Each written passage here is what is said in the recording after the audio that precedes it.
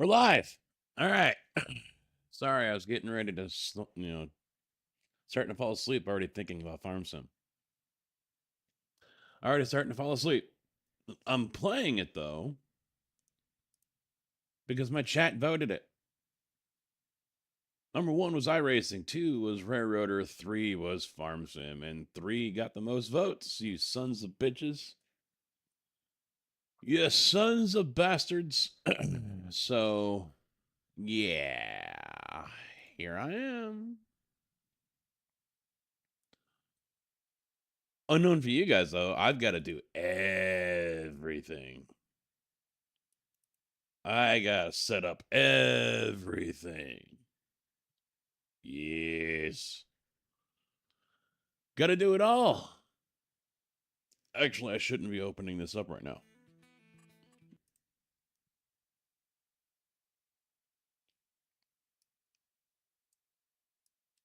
Because I got to do this. So let's scroll all the way down here. We're going to copy these. Do I have a mods folder already set up in here? Yes, I do. Paste. Pasty, pasty.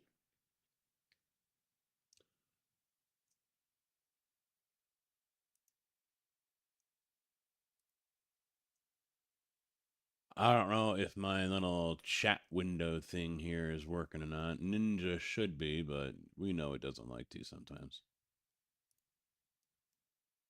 All right, so we got all that done. Let me get back into that folder. What else was there? Got a handful of these. Matt, how you doing, man? Doing all right myself. Took a nice little nap. Not very often I do that, but I know I've missed mods here. I don't know which ones. I can't remember all the mods that were on the other computer. I deleted. So, thank you, sir. Still got a little bit more work to do, but it definitely turned out pretty damn good. Pretty damn nice. I'm very, very pleased with it.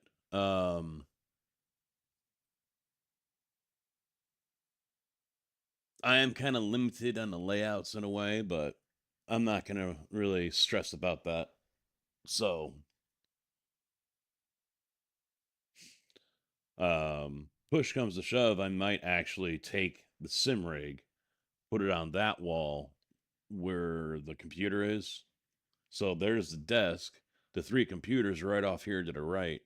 So I might move everything down, put the 3 in the center, put the desk or put the sim rig in the corner over here. That way I've got this whole back wall to, show stuff off. But I don't know. I could go either way with it. So, but yeah, it turned out good. It almost killed me. It fucked me up pretty good. But I'm here. I'm here and still kicking. All right. We're going to work on the Stream Deck as well. Check this shit out. So I had an FS19 icon pack that I had for a while now, and I didn't realize. I thought it was just icons. It's actually profiles. There's different profiles up in here that you can set everything up for. So this one's already set up. So here's a miscellaneous. Miscellaneous has 19 different things in it. So if I click on miscellaneous, here's all this other stuff. I got the enter and exit vehicle. I've got raise, lower, all, switch light, beacon. I don't know what EDC is, but there's global company, switch camera. I mean, some of this stuff isn't uh, in the right places where I would like to have them. So we're going to be working on that a little bit. But yeah, there's different analog clock, cruise control right there, refuel, hire worker, previous vehicle. So yeah, there's all these different tools right here. So we'll be working on some of this and moving stuff around and changing stuff up.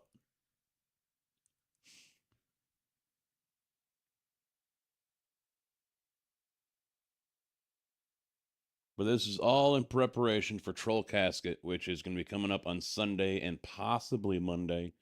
I'm saying possibly Monday because we're having my son's birthday dinner, and he wanted to do it at 3 instead of 1.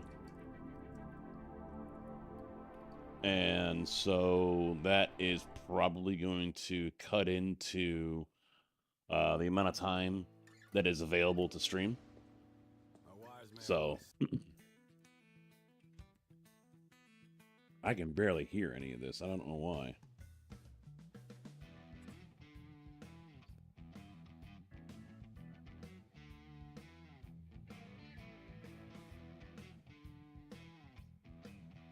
There we go.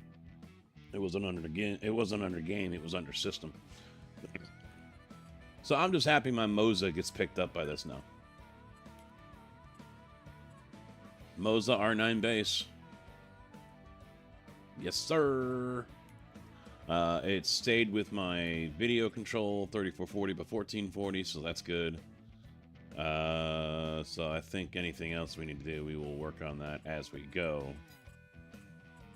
Career. Oh, I already had one.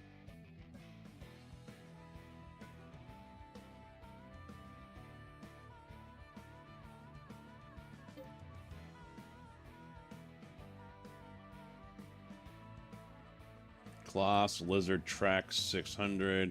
See, I knew there was some stuff I was missing.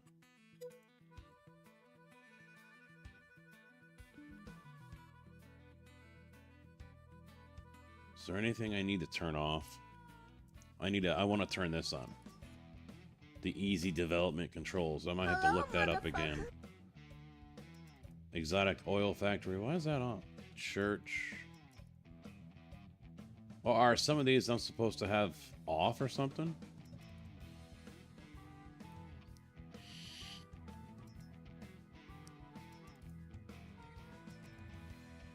You know, fuck it. Deselect.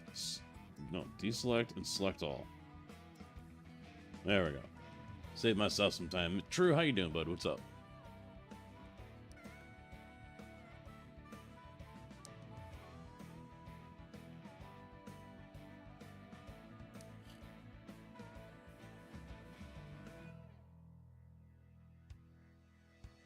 I want to make sure that there isn't something else in here that I need to... there we go. Precision farming. That's what I was looking for. Turn that off.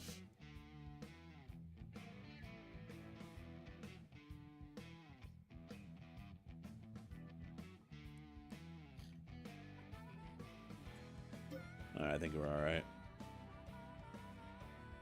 Wait, what? Oh, alright. I guess we're going to Trello. Guess we're going to the Trello. I think I still have that. There it is.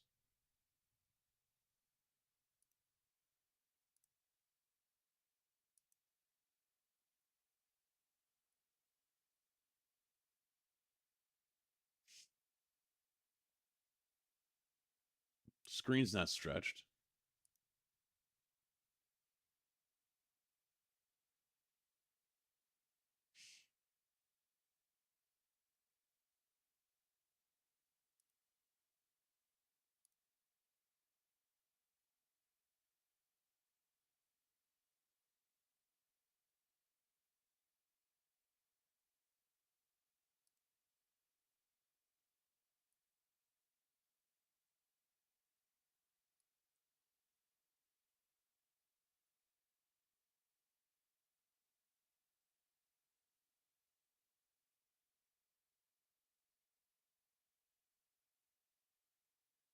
I am on my Discord, yes.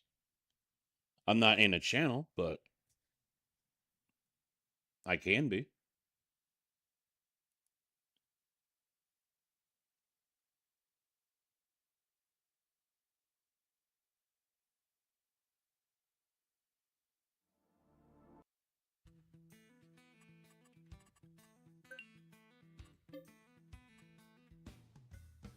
about you let me download that stuff? I mean, is that stuff I can download from the mod hub? I don't care about the 9R. Well, no, fuck it, I don't care about that.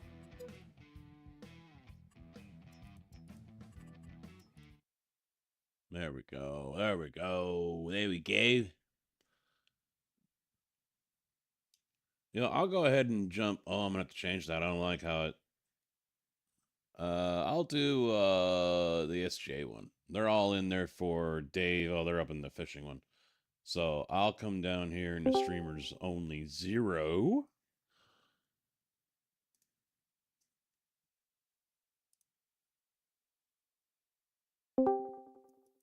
Hello, Oh, please don't. motherfucker. Hey, Please don't tell Gasket. me. How are you doing? All right, I think my game just crashed. Oh no. Oh, You probably didn't know about it. There was a script that was put out in third-party apps that crash games now. well, actually, it might be because it's still loading. I don't know. Or maybe it is crashed. It's at 18%. Oh, it's also the texture issue, probably. Yeah, you probably haven't played. You haven't played this in a while. They Oh, sent an update out where you have to, if you don't have at least 32, is it 32 or I got 64 32. gigabytes? Oh, yeah. It should work, but basically what it did, if it doesn't load, if it freezes at 20 for any time, you have to lower your texture settings because they screwed it up somehow when they did an update in the game. See, and I refuse to play games that make me lower my settings because they fucked them. Gotcha. They fucked themselves. And That just so, that's just I'm sorry, stupid. your friend, I the think guy who yeah, said I'm about the crashed. screen being stressed or something, the game, the window is bigger than the screen is showing. So Yes, okay, you guys have stuff on the sides you don't see. gotcha. Okay, Otherwise, just I gotta play like I used to, or like how NBC has his, I gotcha. and Okay. yeah, and it's just easier for me to not have to go back and forth like that because iRacing and ATS and everything. Oh So yeah. everything is going to stay cropped at a 24 or 2560 by 1440 on the stream, Mhm. and I'll still be playing in the what the aspect is, I forget. All right, I'm gonna have to No Alt problem. F4 this thing or something. I don't know. Yeah, your Alt F4 is probably the task manager, whatever you Task do to get out manager, of it. yeah, because I think me tabbing out probably fucked it up. 16,400 on the memory. Hmm. Yeah, it's a memory issue. They pulled it. Darius or somebody looked into it and said, yeah, it's somewhere. It seems it's in the connection hose for the manure, the pipes and hoses DLC. The i3D has a leak there, and it's not really weird because you can pinpoint it when you watch your log. It shows right there where it just freezes forever. So maybe just remove that hoses one and Yeah, not you use don't. it. I know we don't. I know we don't use it. Dave doesn't require it in the map. I mean, if it's there, it's great. But All right, where is that? What's the full name of it? pumps and hoses. It was a special one you had to pay for and everything. I don't remember if you got it or not. I don't think I did, but I think I had it at one point because I was told to take it out. Okay, yeah, I don't. Yeah, I don't see it here. Okay, good. So yeah, that's. Yeah, turn off precision. Don't want that. Refinery, ranch. All right, we'll try it again. If that don't work, then Troll Casket's kind of SOL for Sunday. Yeah. Hey, what's up, Kojak? How you doing? Mr. Kojak, how you doing? And it's already stopped loading at 17%, unless it's just a hiccup. I'll give it a minute. No problem. Yeah, it's a pain in the butt. They make you have to do that with the game. It's just they're not willing to fix it. Doesn't seem like it's been out for a while now, and it's still. And get this, it's not just PCs. It's also happening on consoles. So, Well, is it happening on their maps or just yep, modded maps? It's happening their on their maps. maps. All right. So that way, yeah, they should be paying attention to that if it's happening even on stock maps.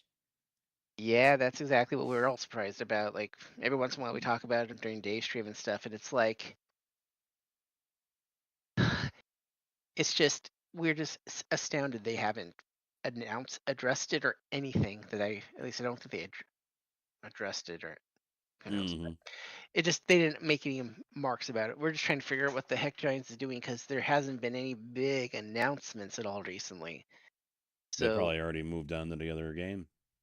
probably it's what a lot of people thinking because FarmCon's coming up here in a little while. They're saying it's probably because they're finishing up the cinema for the for the new one, and it's just like, well, let's hope it's something big. Yeah, it's already crashed on me 17%. Damn. Well, yeah, it's Where's my task manager? There it is. Come on. I can see my task manager. oh, wow. 0 on the CPU, 16,400 on the Yep. memory. Yeah, that's the only thing is, and I get where you're coming from about not liking to change your settings, but yeah, it's just that damn texture crap they're doing with it. Well, I mean, how dumb does it need to get, though? It needs 64 gigabytes of memory to. That's what Dave found. It was Well, now I think it's just completely fucked up my. I don't know. Let me see. Alt F4 again. Yeah, it's not even responding to that. really, Yeah. huh? That's Yeah. interesting to see. All right. Goodbye, game. It was Yeah, nice knowing you. Yeah. There. Oh, come on. they Yeah. I can't. screwed it I up big can't enough for close it you. out, and I can't bring Task Manager to the front. So yeah, That it's it's damn. completely Yeah, fucked.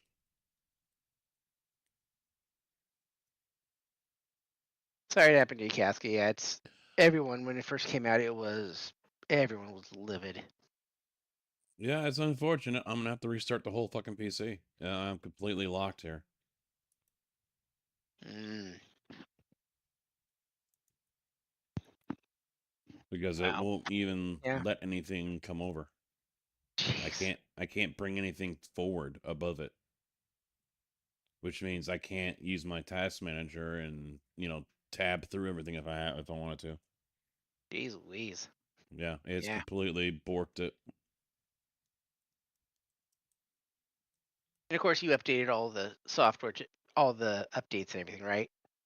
Well, I downloaded it fresh. Okay. Oh, that makes sense. Okay, just want to make sure. Yeah. No, yeah, that's not. It's something. Yeah, it's something on Giants end. Then again, great. That sucks. People love to troll you with this game. Oh yeah. Yeah, that's why I was gonna play it. So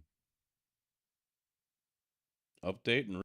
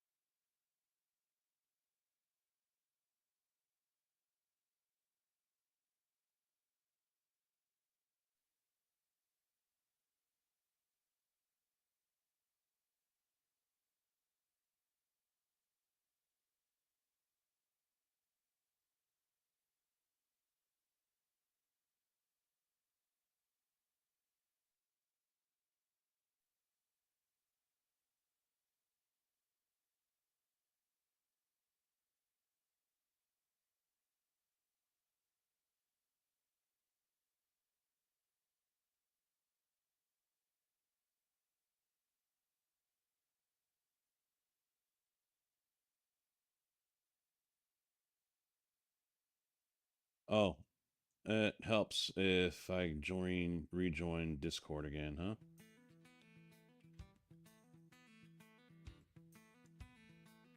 Might help. Oh, no, I'm not. It just took a second for everything to load up. So as I was saying, I've forgotten since I rebooted everything.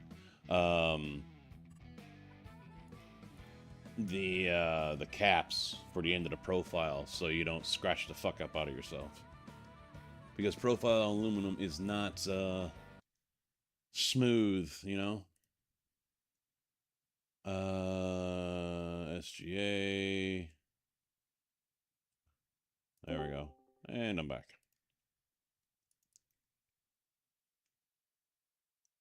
I knew immediately what happened. Damn. Options. VSync on exclusive full screen. Yeah, I don't know why. Yeah, it shouldn't be doing that. Yeah, it sucks. All right, I'll try windowed.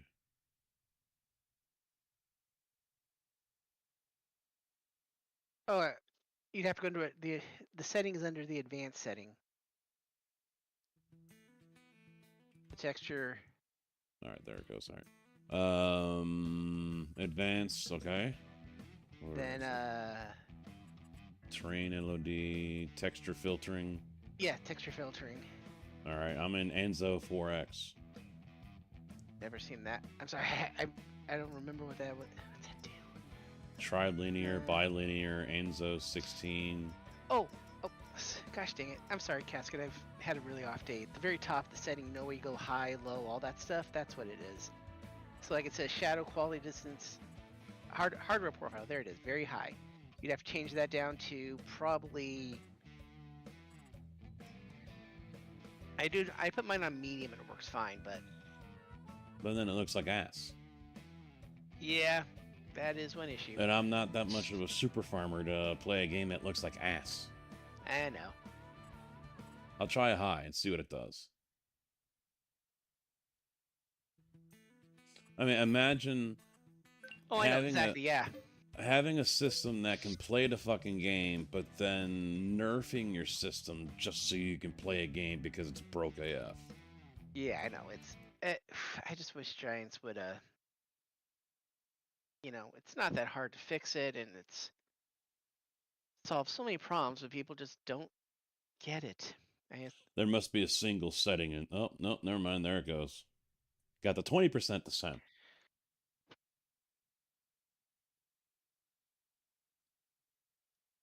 Big Easy, how you doing, my guy? Yep, now it's stuck. 20%, and it's dead.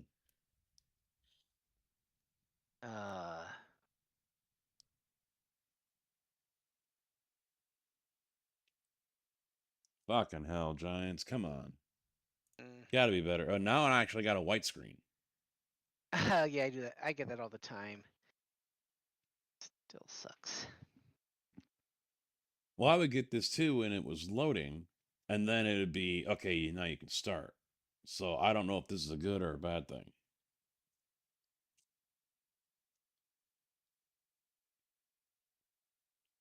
I'm guessing it's a bad thing. I would think so too. Yep, pegged at 16.4. Jeez Louise. Yeah, I remember. Yep. All right, well, here, I've got an idea on what I can do with this.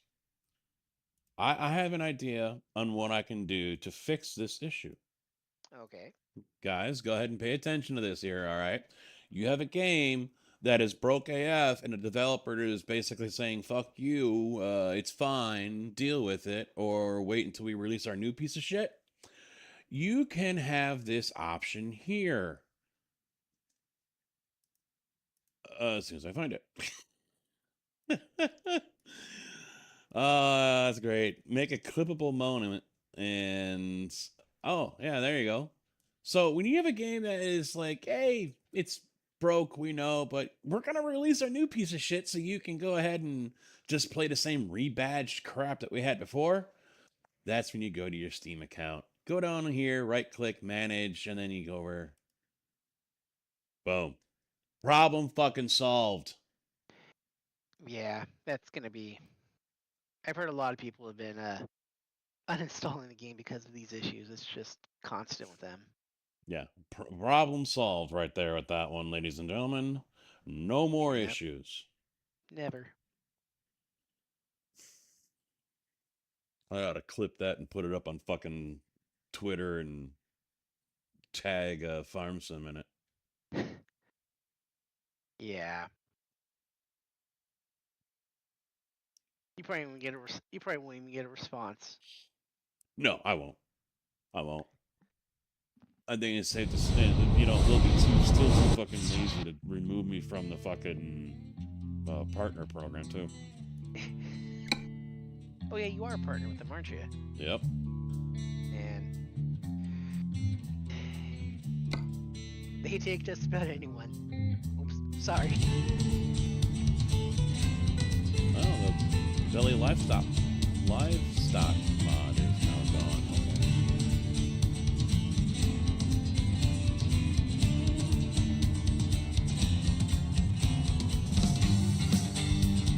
Hi, dear. I didn't notice you. You're just standing right there. But I know you're eating your back. How's your day?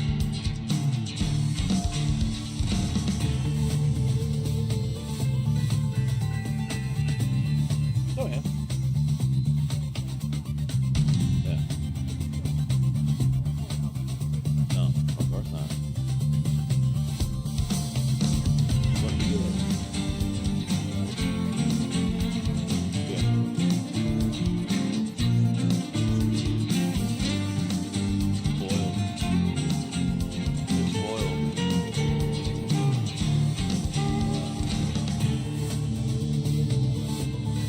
Yeah. Live with it. I'm off tomorrow.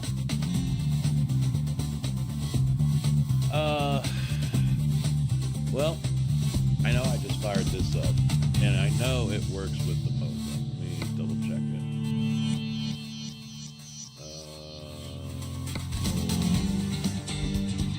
Yeah, Mocha Arnett wheelbase. I'm gonna shut this down because I'm not even hearing anything out of it either.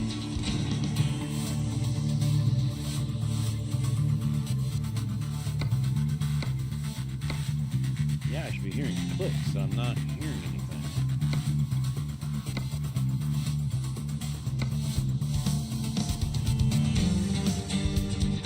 Where is... Turn it off.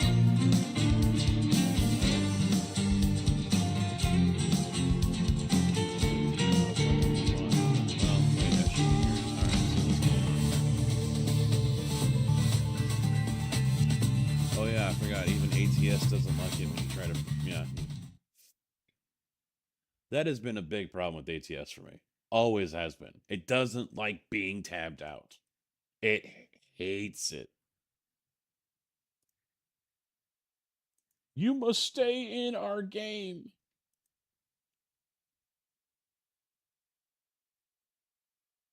It's not even showing up.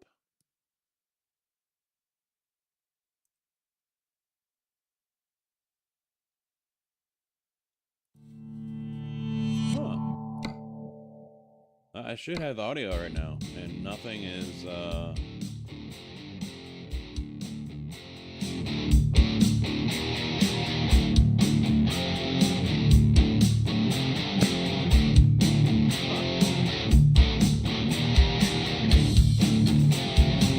That's interesting.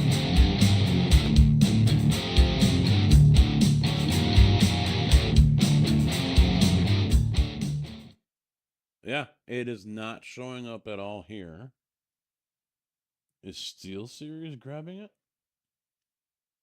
Shouldn't be.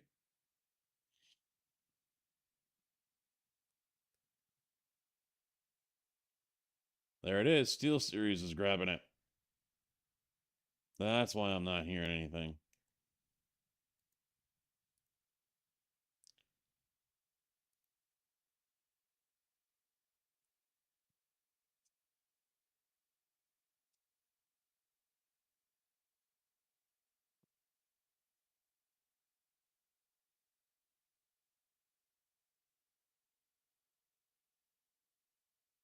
All right, did that work?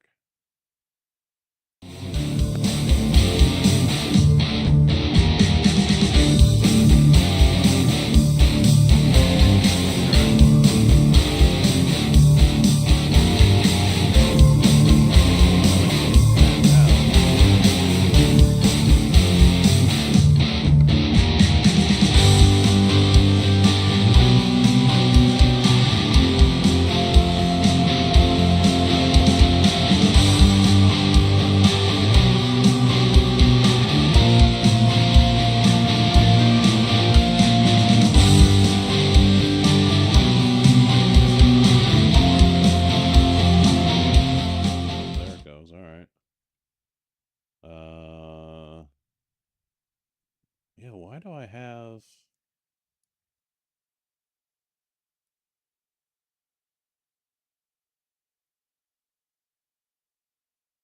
Hmm.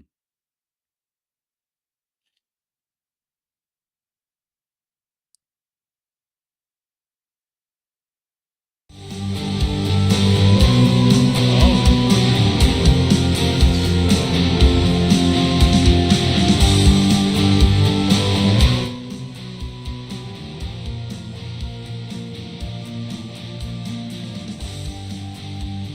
What the hell's going on? Why are you guys getting so much?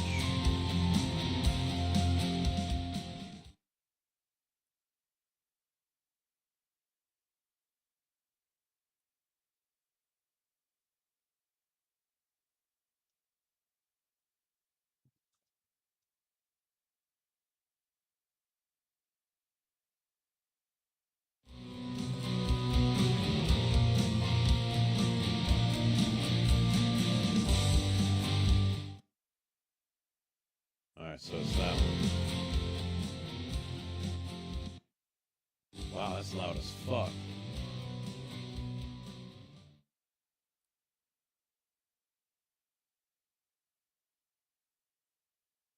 So sonar is completely ignoring, or Windows is anyway,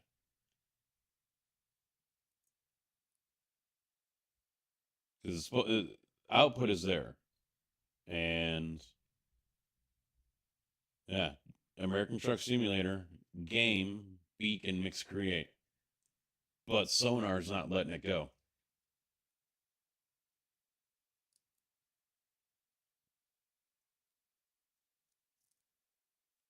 It's what I hate about having to run two different setups here, different programs.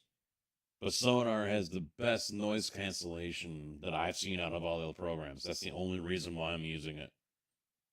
Otherwise, I'm using my beacon because I have my little mount right here that I can control all the volumes. But why Sonar is not.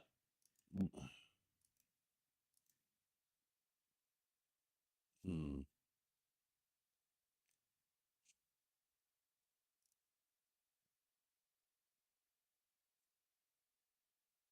And that's the monitor.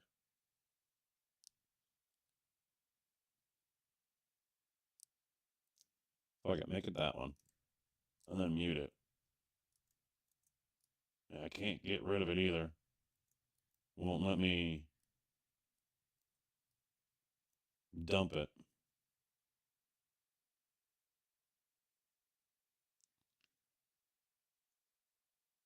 No, I want beacon.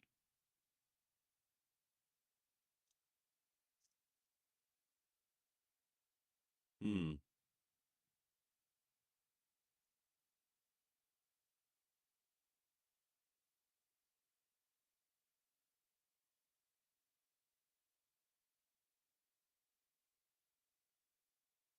Yeah, now nothing's going through.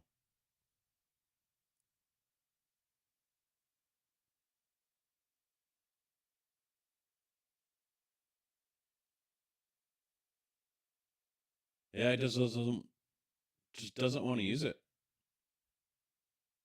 Even though it's been told it needs to use this. It's supposed to be routed through this. It refuses to use it.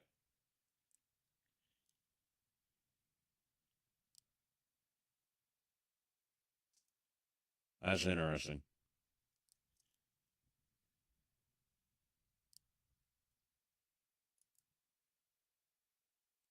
Very odd.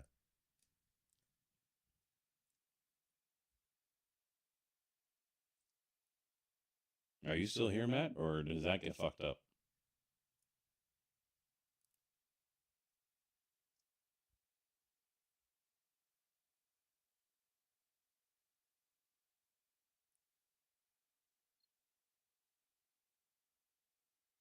Oh, he's muted. Okay. I'm like, I'm like, shit. Discord got fucked up too. I can turn off the monitor output now. That's unfortunate. All right, if I restart it, what is that? Because I'm gonna have to play this eventually.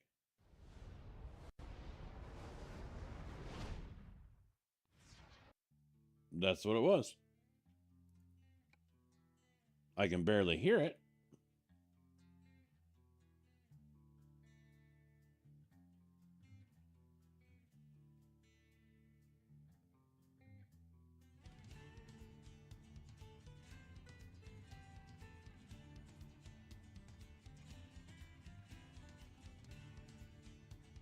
Bernie, doing all right, man. How about you? Now, should I be echoing still or no? I don't see why I am, or I don't see how I could.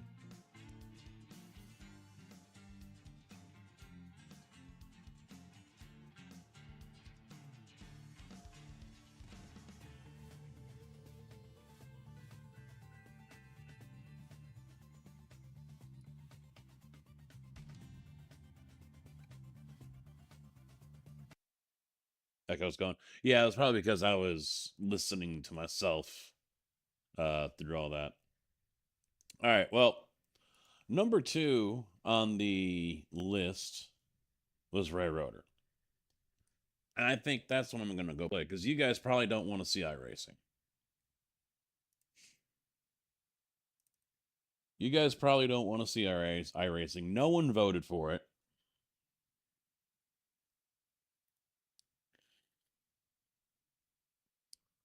Let me see what's up. Just for shits and giggles, eh?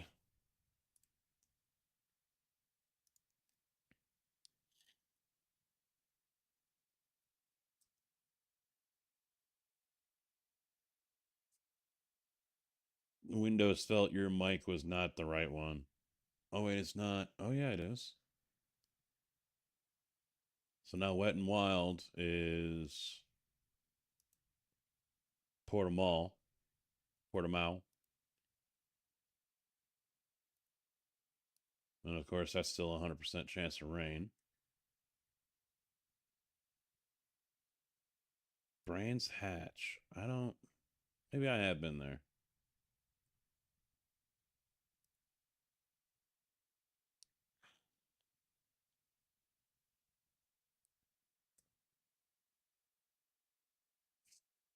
Yeah, I'm not going to fuck with any of this, I think.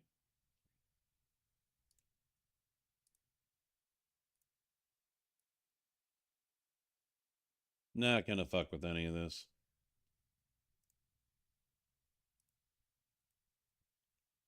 All right.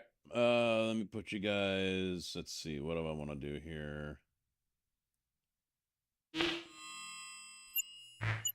Go over here. I am going to drop out of the room and then I'll rejoin over there at the desk. I think that's the play. That's the plan. Oh. Let me grab that and grab this and weasel my fat ass out of this seat.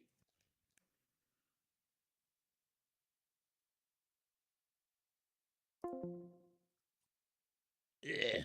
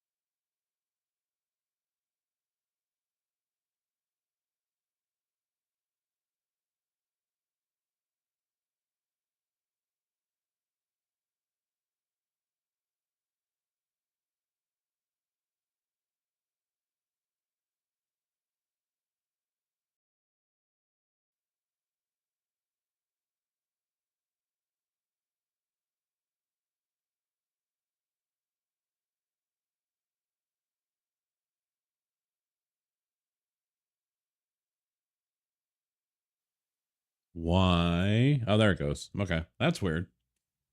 I had cycle it in my stream mix down here, so I had to select something else and then reselect the Omen, and it worked. Go figure. It wouldn't be a casket stream without audio issues, now would it, folks? Now would it? All right, we don't want to watch Bob Does Sports right now. We'll watch Bob Does Sports later. Let me get everything resituated over here.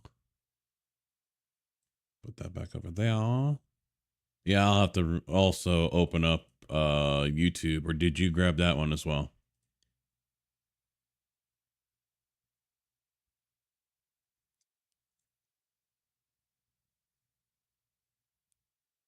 Yeah, I got it right now. I got her. So you got the drive. What is the most what did you drive? The most powerful land moving machine on the planet.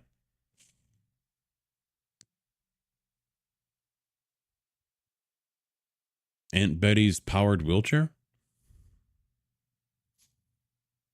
Let's see. All right, you got it. Okay.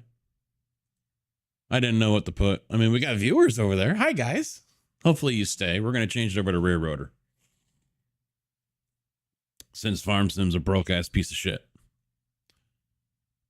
Broke ass. So there's, let me get back into Discord too, because Sim Game Matt's probably sitting over there like, I'm all by myself now. He left me.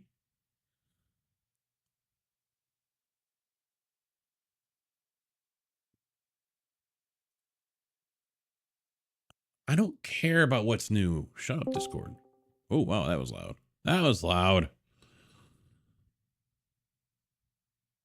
Yes, 44 AC unit. How many people can tell you that? JB? You there?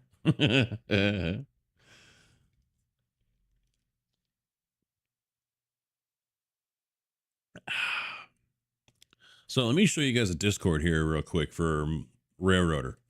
They got new toys.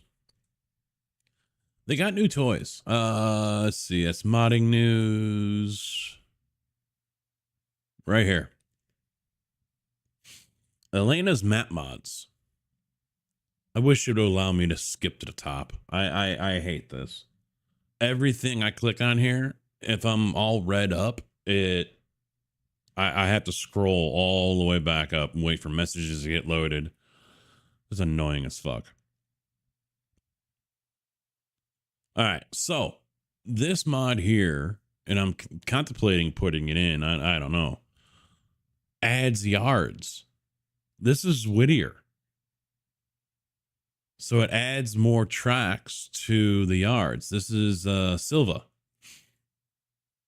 I think. Yeah. Stub yard next to the interchange at Silva. This one adds a Y at the Silva interchange. And then this one is another one for Andrews.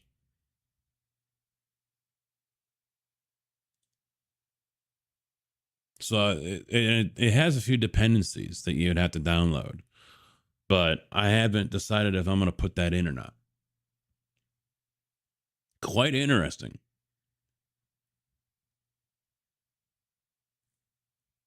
Quite interesting indeed.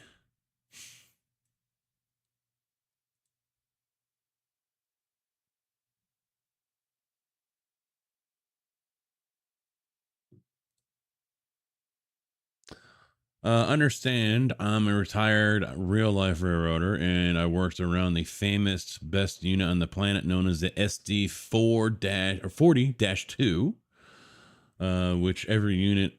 Oh, wait, that's not a. No, that's a GP. That's a Jeep. Isn't the SD one of the more common ones, or which one is it?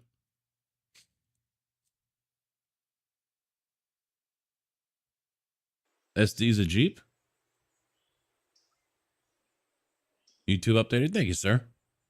I'll have to refresh.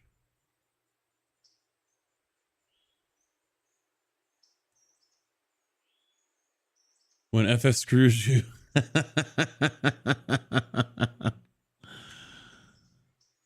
Special duty. Yeah, they're 3 and 3 on the trucks. I have no idea what is where and what's running, what's not. So I've got the map mod on here, and this is a really nice map utility. You can control all the switches from here. You can see the cars that are here. These are parked. They are not empty yet. They turn yellow when they're empty, ready to go back to the interchange. The only thing I wish is you could see what is left on them. Just, mouse over them and see how full they are. That's the only thing I wish you could do. Even if you click on them, you can click on all of them from here, but that doesn't tell you. It doesn't tell you how much is left. So I wish you could do that rather than clicking on it, having to go follow and see how much is left. So I don't know if that's something that they might work on in the future. Who knows? But it's pretty damn nice. I'm really liking this map enhancement tool here. See, we've got 1, 2, 3, 4, 5 ready to go to Andrews because everything is color coded over here. And now I can also look to see up here. Nothing's ready at Copper 1. Copper 2 has 2 ready to go to Andrews. It is 17:38 in the evening. Click on him.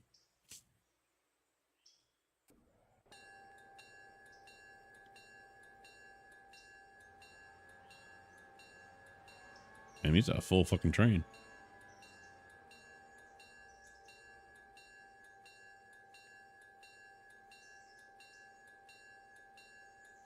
Oh, the 2 and 2.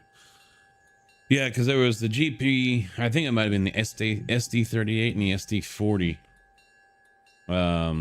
The company I used to work for, they were making new control boxes for them. And I think it was so they could be updated from analog to digital. I didn't play this as single player, did I? I might have. Let me save it and back out. Multiplayer. Yeah, I did that. Okay. Central start server. Okay, there we go. And I don't think this is a mod that TIG and JB have to have. I think they're gooch. I don't think they have to have this. All right, so we got him right there. Where's the other one?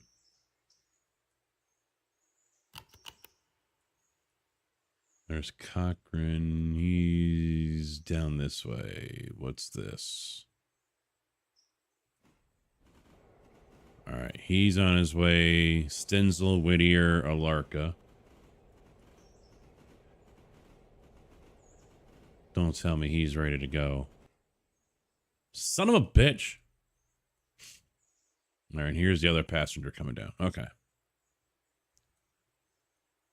Okie dokie.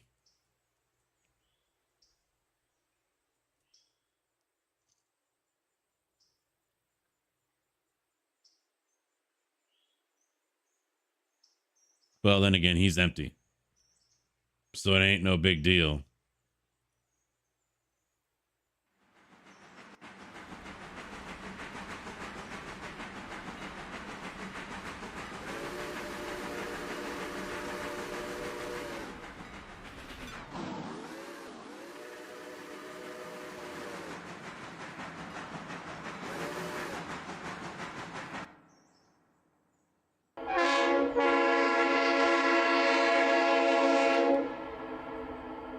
Only 77 months, that be some rookie numbers. You gotta get those numbers up. How you doing, Carfreak? Thank you very much, man.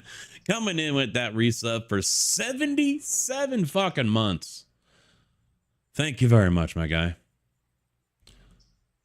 Over the weekend, I got to see CSX newest units, the EWW. I'll say, which are remote freight car motive power, meaning the cars are like RC units, and EU or EWW because that means more real life. Yeah.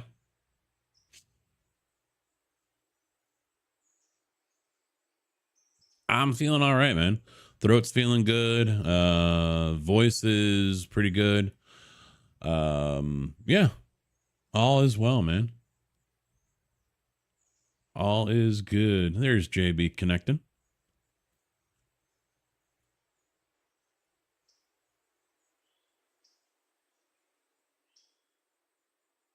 Off tomorrow, so I don't rule out an afternoon stream. We'll see. We'll see.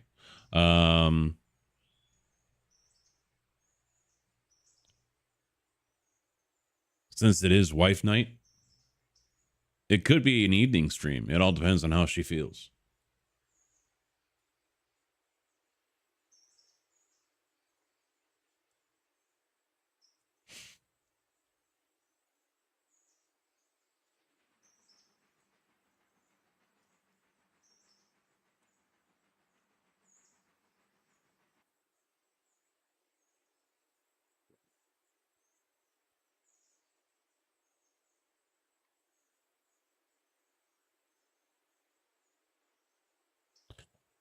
Yeah, but you know what? On one hand, I agree, but on the other hand, it's like, are you surprised? You know, it's just the way things are going. You know, it's the future. It's what's coming. Um, you know, eventually, I mean, it'll probably. I can't say it'll never happen in my time, but I wouldn't be surprised that during my time, I see my job get eliminated because of AI or something like that driving a mixer. You know, it's anything is possible. And given the way technology is going, yeah, we could very well wind up like those fat asses on Wally, you know, sitting there just ordering shit from our floating lounge chair.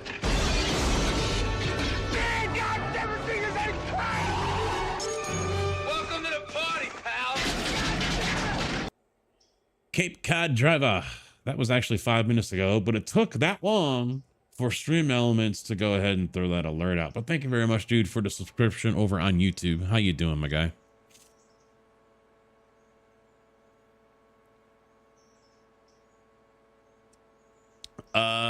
Yeah, that's what I'm trying to get the gist of right now, JB. We've got an inbound coming in from Hala. That's got one for our Larka, and the rest go over to Whittier, I believe. And he's at Wesser out here south of Almond. Looks like we got one over at Hardwood that needs to go to Andrews. We've got 5 up at the coal mine that need to go to Andrews. I think we're short on power though. We got two units sitting over there in East Whittier. And that's the Jeep 9 over there. That's got 2 cars going to Andrews as well. There's 2 more. There's cars over there. So I don't know if you want to hook up, get into that 9169, grab those Andrews cars and bring them over to Bryson.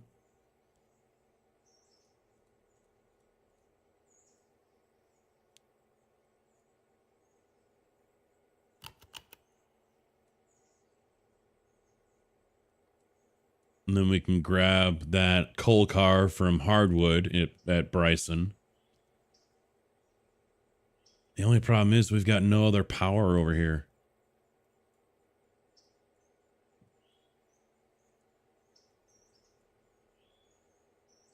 That's another Jeep coming down. So we got 2 Jeeps. Well, actually, you know what? We've got the Pacific right here as well.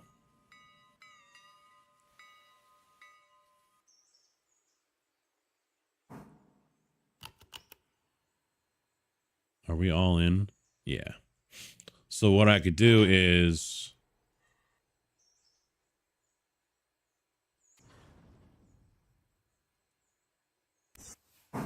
I'll run this down the Hala, grab the car down there, and then send him down to Bryson. And then we can hook up the Jeeps with this one and haul everything back to Andrews, I guess. I don't know. I mean, we got to leave something. Oh, fuck. That's the problem. We've got to leave something down there at Whittier for the inbound. I'm a little stuck here on what to do. And time's running out as well. Let's see. What did you do? Curious. I've seen your videos look like I'm a driver. Only drove tractor trailer for a little bit. Most of my years, 14 was in Chicago, straight truck delivering stuff like that around different customers and whatnot, delivering caskets, and then it was used oil filters. Did a season hauling grain, and now I drive a mixer. But I still have my Class A.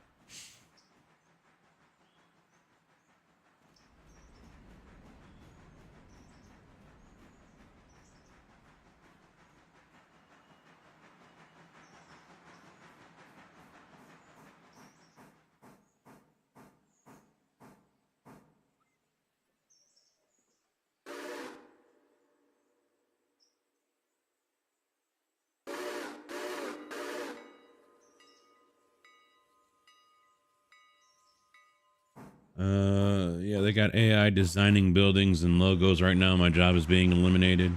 There are 5 major, class 1s. Yep.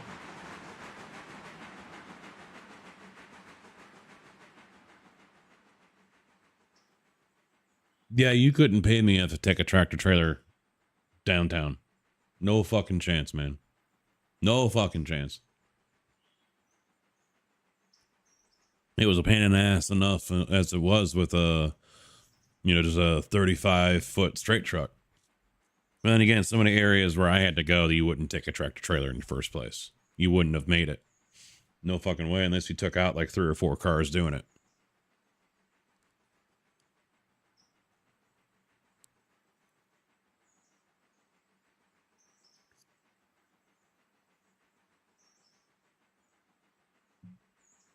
I like hauling grain. I would probably jump on that in a heartbeat, but it doesn't pay. Not like driving a mixer does. It doesn't pay.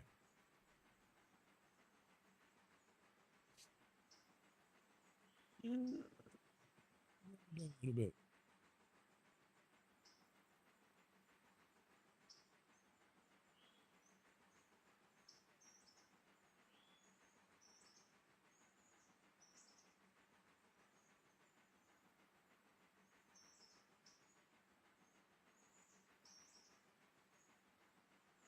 Yeah, I must have been out. I took that nap. I took a nap before I went live. That's why I didn't go live as early as I thought I might. So from like 4:15 to 5:30 is what my app says I slept. 80% of that was like REM sleep. I was out. I only expected to sleep for like 45 minutes or something. And then I wake up just because I had to go to the bathroom and take a leak. You guys are lucky. You guys are lucky my bladder couldn't hold anymore. Otherwise, I might not be streaming right now.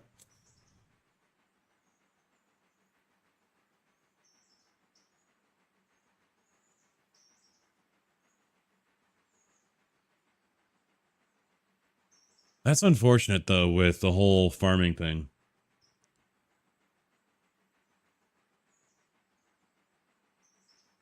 I wanted to do that. But see, I think they had that RAM issue, the memory leak issue, even when we were over on Wolf Creek and everything worked. But I couldn't find Wolf Creek on the Trello board, so I think I've got to get into the mod switcher thing and download it that way. I could try that tomorrow. See if Wolf Creek will load up.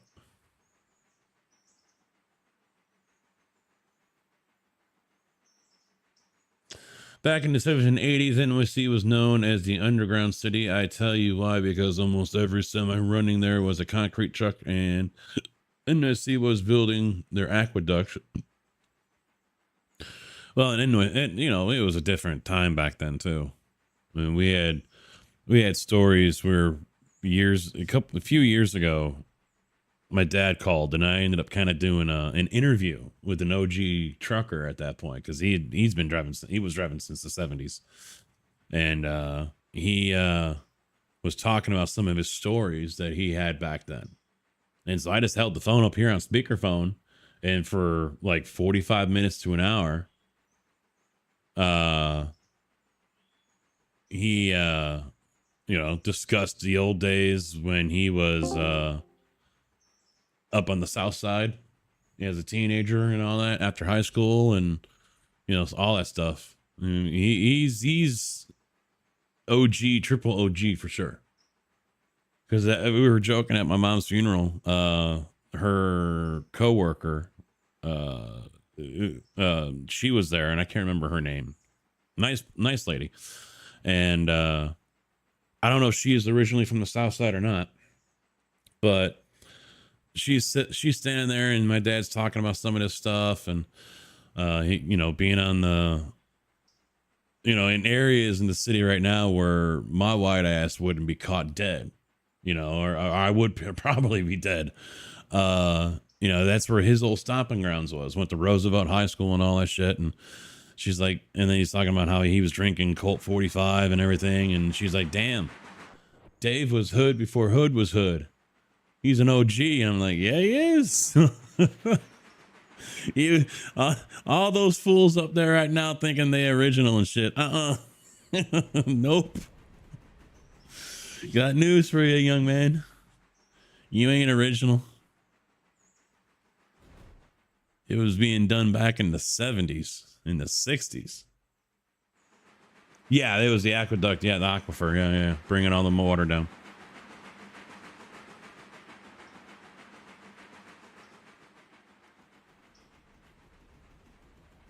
So why do we need to keep power at Whittier? Why? Because we got inbound coming from there, don't we?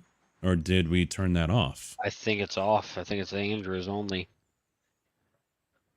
Locations. East Whittier. Oh, it is off. Okay, so everything does need to go to Andrews then. But we still got a few loose ones that have to return to Whittier because that's where they were taking raw from. Let me turn you down a little bit. There we go. 88. See how that does. Yeah, I wish I could. It's probably on YouTube. You know what? No, because I was streaming on Twitch, so that's probably gone. I wish I had that whole segment there talking to my dad. It might be even in a video. I don't know. I think I've seen MTS trucks out this way in the past.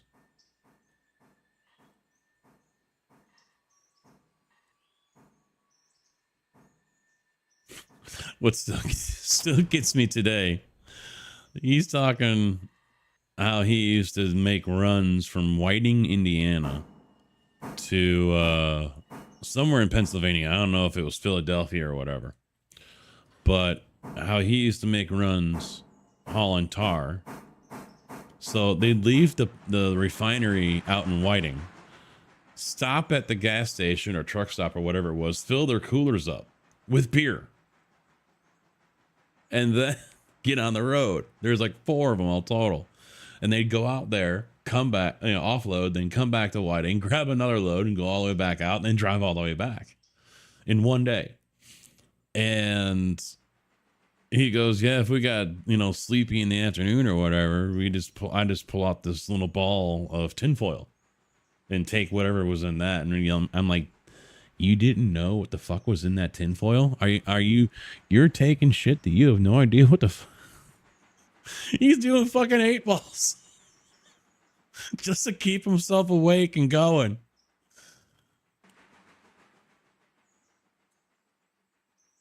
Smoking fucking 8 balls.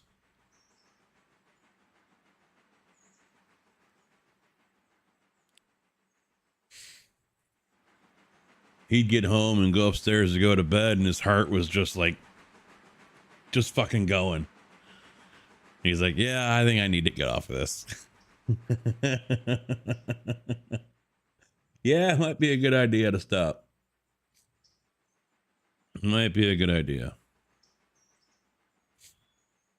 Hey, what train is coming in Bryson from the west? I believe That one was passenger. a passenger coming down the hill right now. Okay, so I'll switch the track going into Bryson. And then already past Almond is the other Jeep that's got 2 for Whittier and 1 for Alarka. So I could probably route him straight up to Alarka to drop off that tanker, and then he's just gonna have to come straight down and go right out to Whittier. Yeah, I'm gonna take this Jeep, pick up that car in the hardwood, and see if I can hook it and book it all the way to the Gap and get going there. But I don't know if I have the power to get up the hill with that.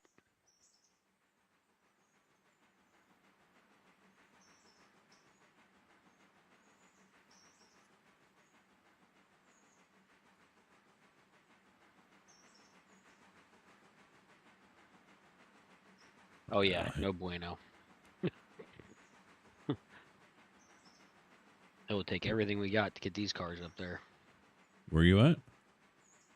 The Gap. I'm just seeing how many cars are up here, and there's already 6 loaded. Oh, Cole? Yeah, I see 6, yeah. Mm-hmm. I was looking for locomotives. I thought you were running them. I'm like, where's he at? No, I got the Jeep that was in Whittier. Yeah, I see that one running over to Ella right now. Yeah, it should. Yeah, that's what I got. Yeah, I saw the switch was thrown. I'll put it back so that way the passenger train waits for him to come through. Yeah, I was hoping to either beat that, or if he leaves before, I'll switch it back, and I was gonna do it at Governor's Island. Hit that one and then hit that one. Yeah. So he'll go to Alarka.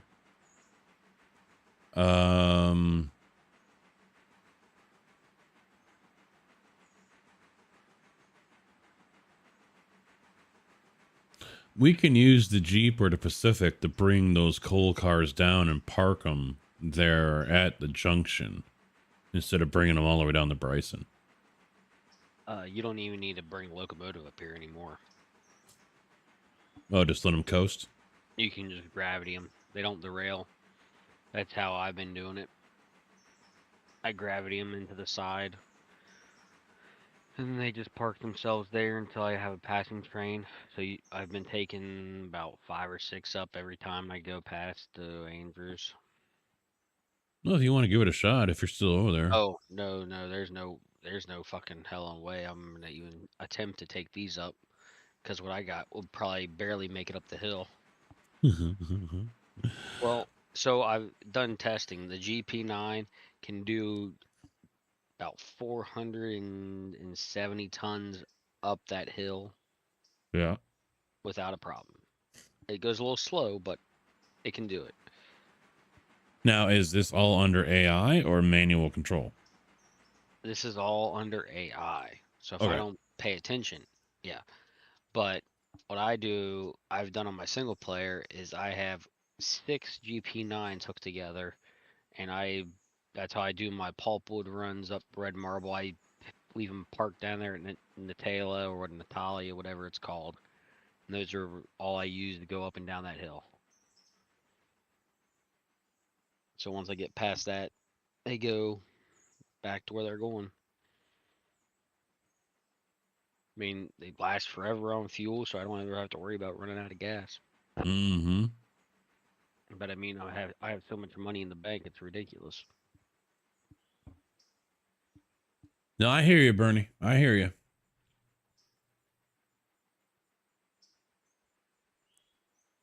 Well, it's been a problem for decades, though, buying the cheap Chinese steel.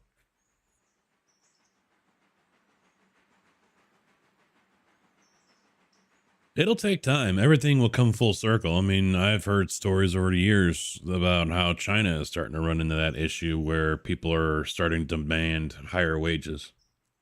They're not wanting to work for, $2-3 an hour anymore.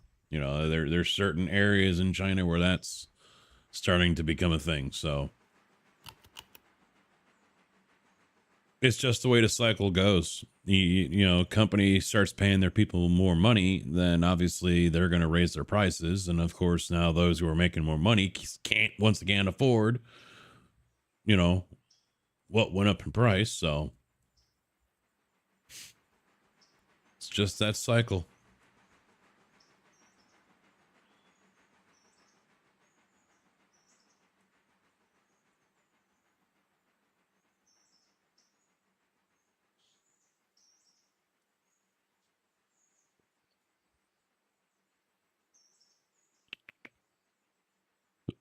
Mm,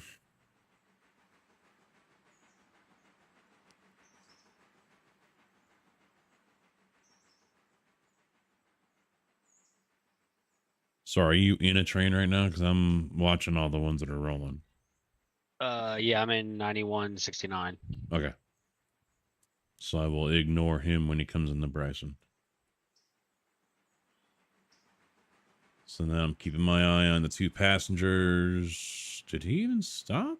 I didn't even notice. Yeah, okay, he did. I wonder if he got everyone, though. That's been a problem I've been having. It doesn't seem like they're waiting their full time. Okay, Alarka, Andrews, that's left all those So guys there. I also did testing on this. So you know how you have it down to like maybe 3 minutes per stop. Mm-hmm. So it waits the 3 minutes, even if it's not done loading or unloading, it leaves. Mm-hmm. So I have mine set to 15 minutes. Jeez. I have to, but I don't have the same cars we have. I have the Palace cars. They're a little lighter. They don't hold as many people, but they are lighter. Yeah, the original Pullmans, yeah. No, not those. It's the Yeah, you get the Pullman open platform coach, the Osgood, and then the Palace car. Okay. yeah, the 893. But 50. I Wow. saw, yeah, it only holds 50, but I'm okay with it because I get the bonus with the observation car. No, you run the car around and all that. Mm-hmm. Well, I'm using diesels. I'm waiting for that mod to come out for the F7s. Yeah, yeah. There's what I've seen 3 locomods, I think. I know there's one on Nexus, and it's just half built at best. So I didn't even bother with it. The F9 or whatever it is. F9. Yeah, I can't remember the name of the damn thing, but I basically, didn't even look. I didn't even notice that one. No, I've only one I've seen good is the F7A and B unit, and then there is a passenger car set coming out. I saw that. It's like 5 or 6 of them to choose from. Mm-hmm. And then there is a 440 older locomotive from like 1860. Can't pull a lot, but it looks pretty damn sweet. I was gonna say that probably ain't gonna be worth using except for early game. So what they're doing is how you have it broken up by um, we have it broken up for like Silva and all that through Mm. here. So they do their interchange to Alarka Junction like we do, and that's how it does fine, and it pulls 6 passenger cars. Hmm. So I mean, it does good. It's just a little. It doesn't gargle the water and coal like all these other locomotives do. Mm-hmm, More mm-hmm. efficient. The other passenger at Bryson is heading out, just so you know. Yeah, I saw that. Okay, I just wanted to let you know I flipped the switch. Yep, saw that too. I was watching. I'm like, I'll just wait a second. And I saw us change.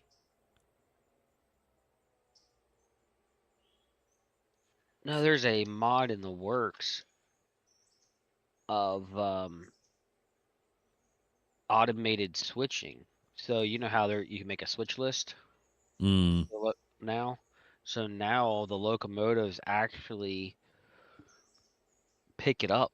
So you put it on the switch list, it will actually go to that point, long as it's in that area, the radius where it senses it, and goes picks it up. Does all the switching by itself and everything. That would be ideal for passengers. Uh, yeah. Well, unless you tell it. The only downside is they haven't figured out the part to where you actually flip it yourself to hold so you can get your train out of the way. It just keeps Mm. going, and then you have to back up one of the trains. That's the only downside I've seen so far of it. Hmm.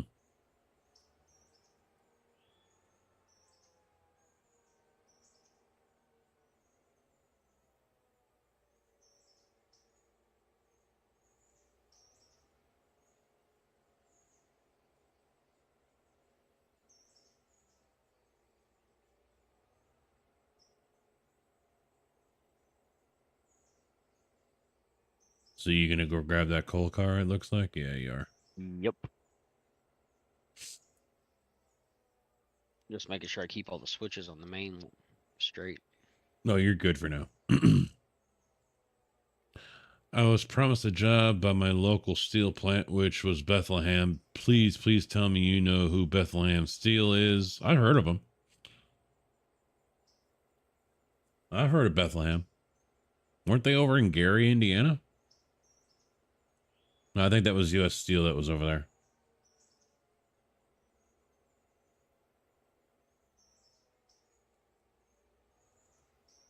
I know Gary used to be a real big mecca for that.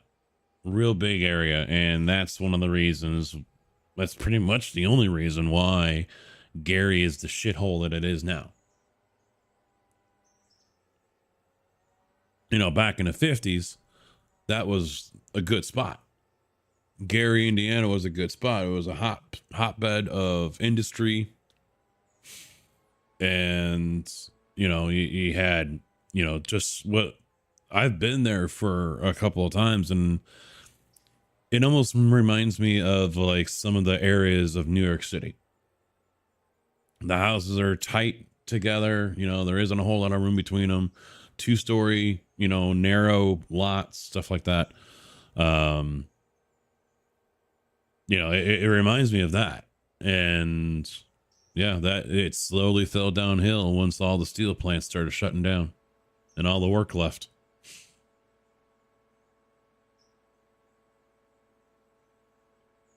But that's the story of many cities throughout the United States. You know, even Danville is another example of it. Danville used to have a GM plant there, and there was something else that was there. You know, that was a good area for industry. So, but over the last 20, 30 years or whatever, all that stuff left. The buildings are long gone, and now the town's turned into a shithole. So the void that is left when industries leave these small towns and the devastation that comes afterwards is, you know, pretty bad.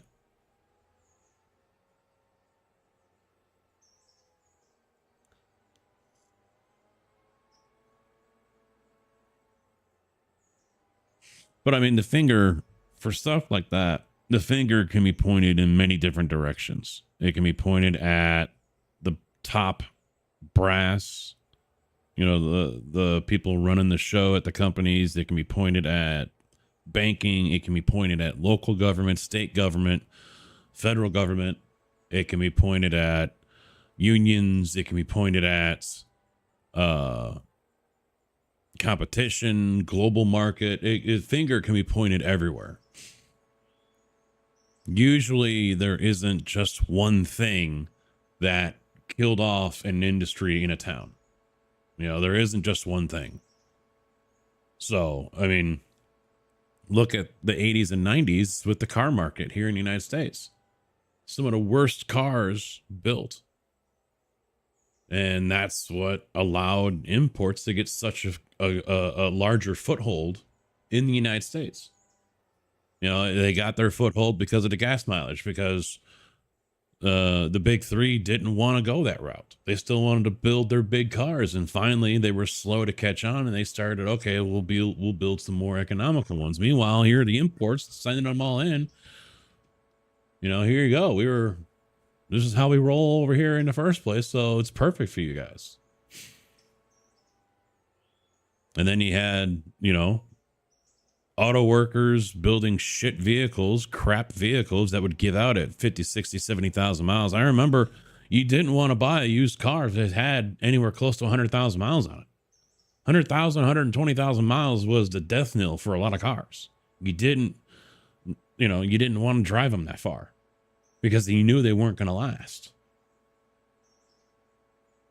Bethlehem owned U.S. Steel, Pittsburgh, and built Golden Gate Bridge, Chrysler. Okay, Hoover Dam. All right. I mean, I've heard of Bethlehem, though. I don't know the whole story and history of them. I thought the two were separate, U.S. Steel and Bethlehem, but I guess I don't know.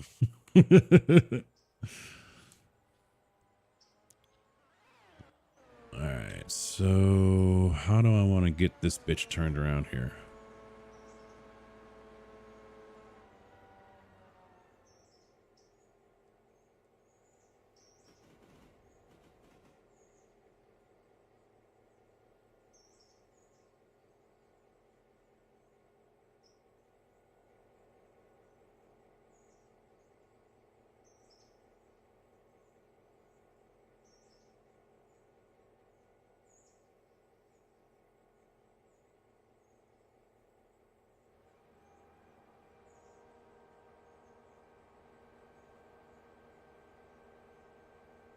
You in Alarka? Yeah. Yeah, the diesel stand's a little low, so I'm dropping off the tanker for it. Okay, I'm leaving the hardwood place.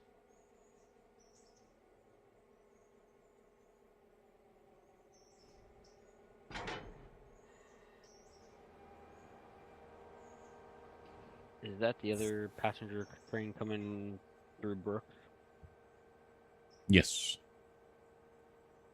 And he is set up to go through the Y to Junction because I'm going to send him down to Alarka.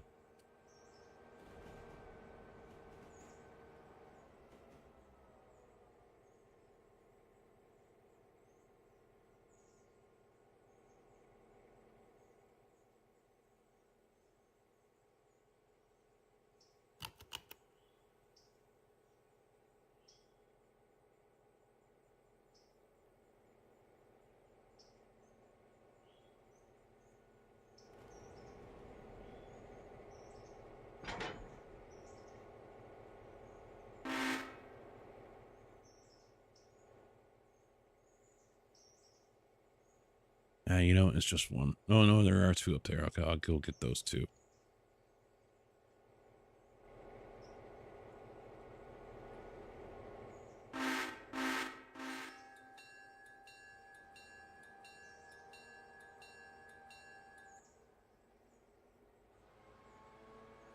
Yeah.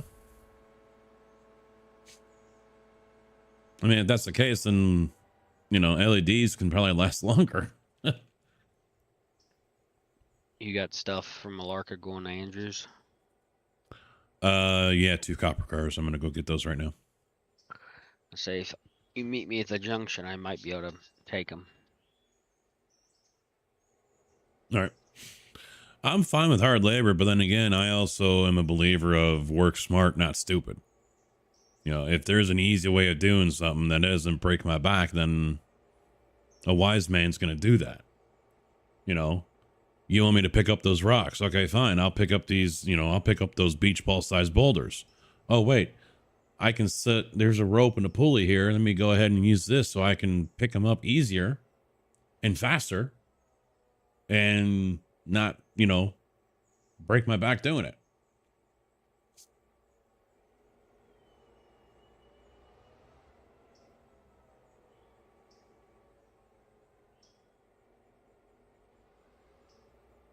Rushed in hard. How? What do you mean?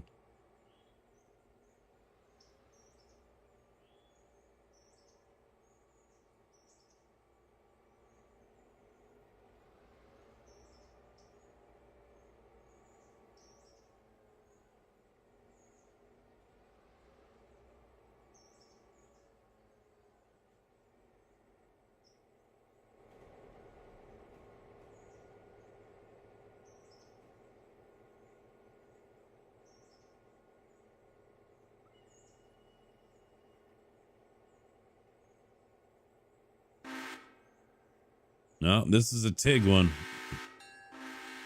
This is Tigger. That's why he's always parking them in the freaking shops, because he keeps on messing them up. Huh? What are you talking about? True saying that I'm hard on my locomotive. That's why it's at 77%. And the green one here was already in the shop down there in Bryson because Tig is hard on them. Oh, yeah, this one's at 94%. And I Yeah. believe the car that I got at Whittier is that 94%. Yeah, Tig's pretty abusive. Job, work, lifestyle, rush in hard on certain things that changed us as Americans. I don't have to blame anyone, Drew. I got a video of it. So you can sit there and try to make a joke and be funny about it all you want, but at the end of the day, chat knows, and I've got video evidence saying otherwise. So hey, you do you.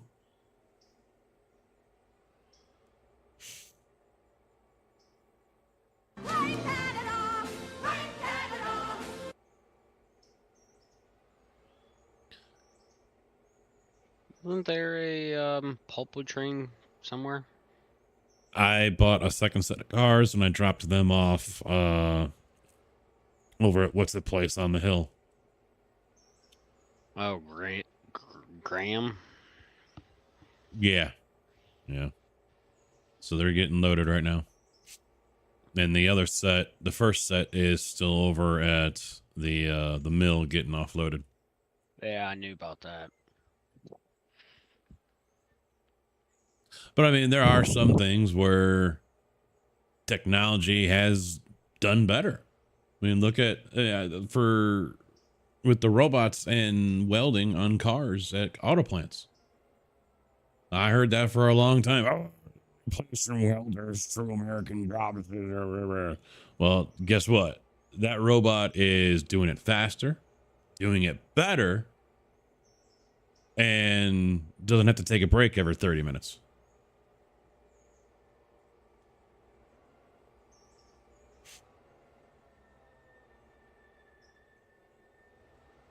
Like Canada. Credit card gets declined, blank Canada. So, I mean, there are some industries and some jobs where tech has improved the quality of work, the pace of work. I've got no problem with that.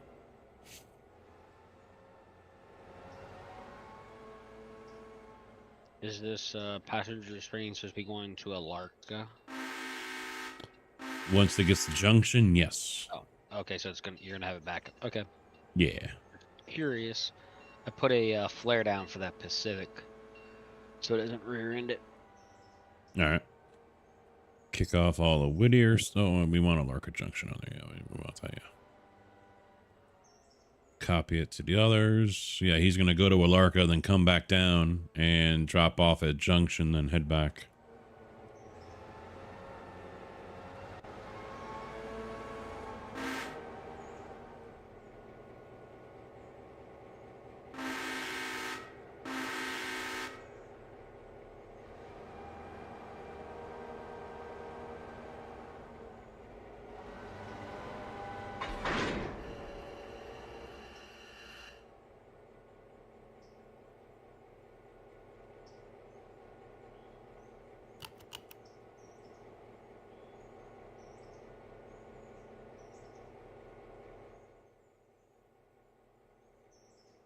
Yeah, robots been in the auto plants for 40 years. My grandmother was telling me about them. Oh, yeah. Yeah, there are certain things where tech has definitely not only improved quality of life, but safety and tech, or not tech. Well, tech has been improved off of them as well, but production and quality of the product, safety, all these things. But I do believe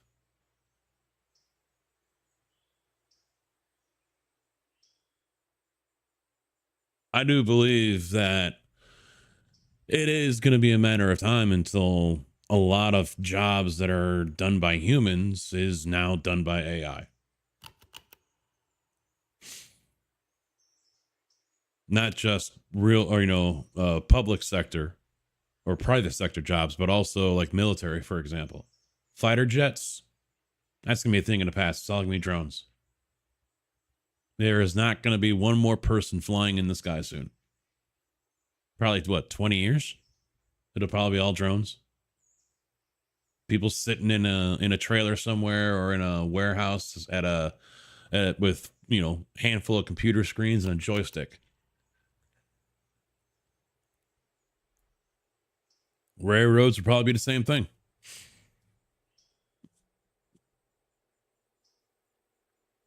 There are certain jobs that I don't think Already you'll ever. started.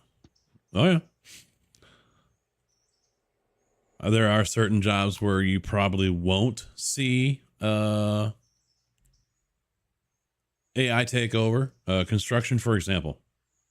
You're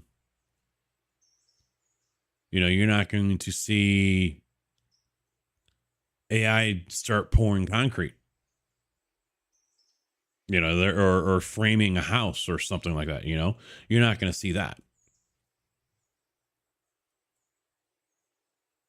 Maybe if it's all ended up being pre-built shit, but still. That's not going to be a thing that anyone has to worry about anytime soon.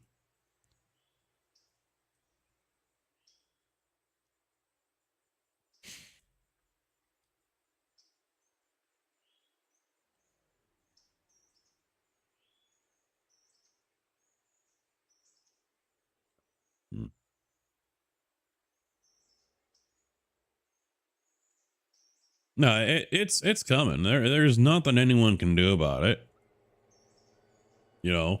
Our children are probably gonna, for many of us, my son or anyone that has younger children like JB, for example, 10 or less, or even they're in their teens or whatever. Mine's 24 now. They're going to be the last ones to see a lot of stuff be manual labor as we've known it.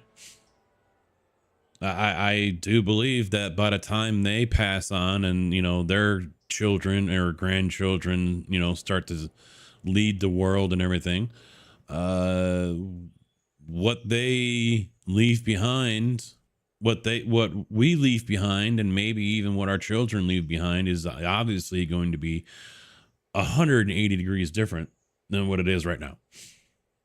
We're seeing leaps and bounds over generations now for the last 100 years, 200 years, well, 120 plus years since the turn of the century when it hit 1900. I mean, look back then, right after the Civil War. Look at how fast things have gone. If we just rounded up to 1900. All right. Look how fast things have progressed over the last 120 years. I wish, even though I know I wasn't, and my family wasn't high on my grandmother's favorite list, I wish I had, her and my grandfather. I had sat down and talked to them when, because they were born during the Depression or before the Depression. When cars weren't so common. I wish I had talked to them about how all that was. Our grandchildren will soon talk to us when, in the next 20, 30, 40 years about what was it like having to drive your own car? What was it like having to push physical buttons to talk to someone on a phone? What was it like when the first smartphone came out? We're going to be getting those questions. And then our children are going to be getting those questions of what was it like actually talking to someone face to face instead of through your glasses? Whatever technology is going to lead us to. But the amount of advancements that we've made over the last 120 years, even the last 50 years alone since World War II, more than that 50 years, it's leaps and bounds how fast we have progressed. Railroads don't blow their horns in and around a yard because yard safety, a bell is more effective than a horn. I can't speak to that. JB can, but I can't. It's because the bell's fucking annoying as hell. You're The gonna horn, notice that. The horn just blows your eardrums out.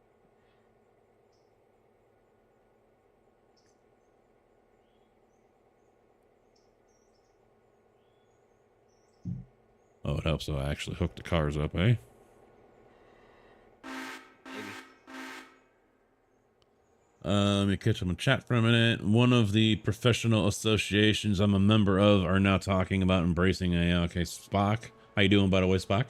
I was kind of surprised when we had an issue at work. They did not use something like the spot robot to check the area for safety. Spot robot. Playing God with others, you know what happened when everyone was playing God? Yeah. AI is going to do that eventually, so. It's not a question of if, it's a question of when. Skynet is real, okay? It's coming. Find a Sarah Connor on Facebook and befriend her. Now.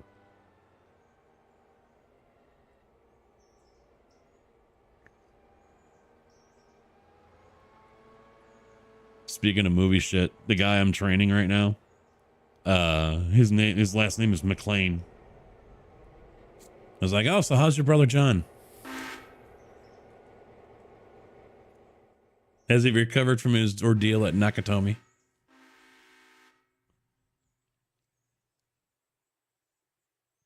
Oh yeah, those guys with the robot dogs, the AI dogs and shit. True, but not horn doesn't blow your eardrums out. It's just hard to tell where in the yard the horn is being blown. Yard Crew 1988. JB, current locomotive engineer for the CSX.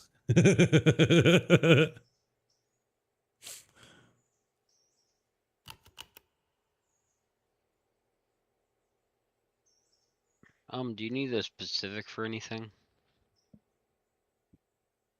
No, I figured we were going to tie him in with the Jeeps and take everything back up to Andrews. We're going to need the power. I was gonna say, I think I got everything except for your 2 cars. Well, and he's coming in right now to He's Junction. already at Alarka. I'm coming down from the Gap. Yeah, I see you. So I think we'll meet right here at Alarka Junction with you. Oh, a few more cars got tacked down. Wow, they really kicked them all out. Where? Oh, no, I'm sorry. I'm looking at all the cars. I forgot you already had some in tow. Oh, yeah. I already had, Yeah. I think 6. I only picked up 6 from up there. And we've got the Burke, and he's sitting over in the shop right now. Bryson? Andrews. Oh. I think it's the Burke, right? Or it's not another Pacific, is it? No, we only have one Burke, one Pacific. Yeah, it's a Burke, yeah.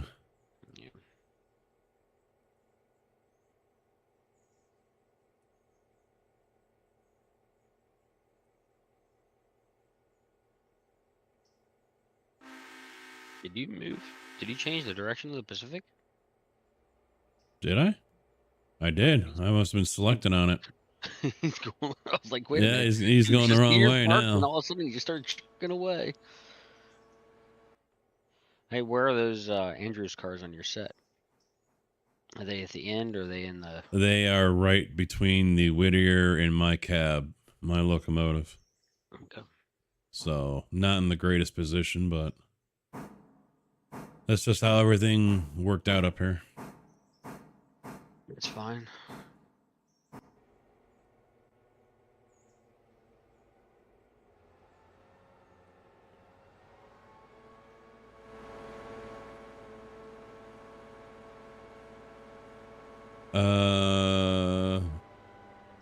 No, he works in the yard as well. Right? I mainly work the yard and short line. Yeah. So you know a lot of what he's talking about. Yeah, all but like some of the safety stuff we use. I don't know the technical name. I just know what it looks like. Unfortunately. Let's see. They were testing one the other day, I guess mapping out the building. I was not aware that the robot would respond to its name, so when I asked if it was Spot, it turned and looked at that was... It turned and looked at you and is identifying you as friend or foe. Eliminate. Spot, no, he's nice.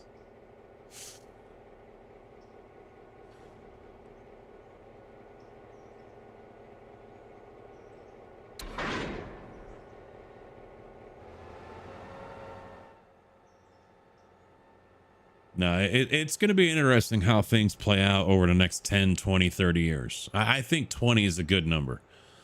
I think if I were to set the over-under to where we see a massive shift in, what am I thinking of here? AI use or personnel use, things like that. Where's the tipping point? I think 20 years. I think 20 years is a good over-under.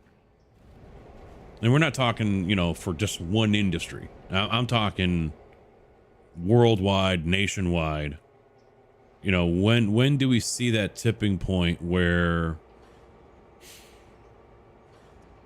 you know, AI is calling the shots more than humans? Where robots and AI are doing the work more than humans. I mean, I know in some instances, even though AI might be doing the work, it's still going to be a human that is behind the controls. But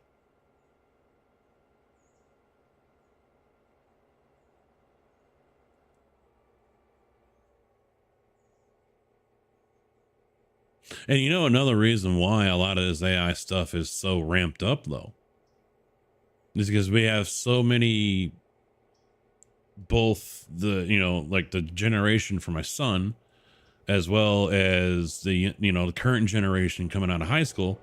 They don't want to do anything. They don't want to work.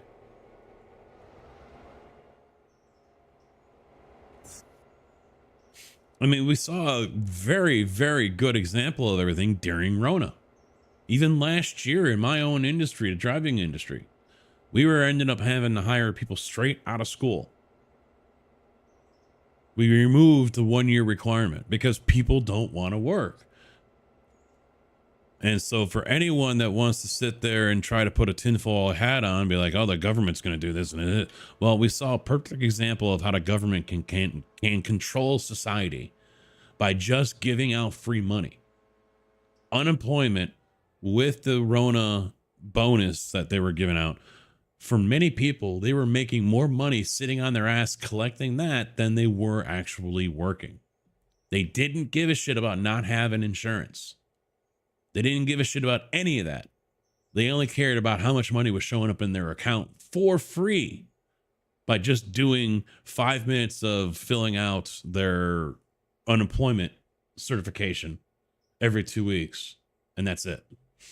Oh, you're about to have a head-on collision. Yeah, he just stopped. Oh, yeah. All right, passenger train. Yep. So I'll kick him in the reverse. I didn't check it.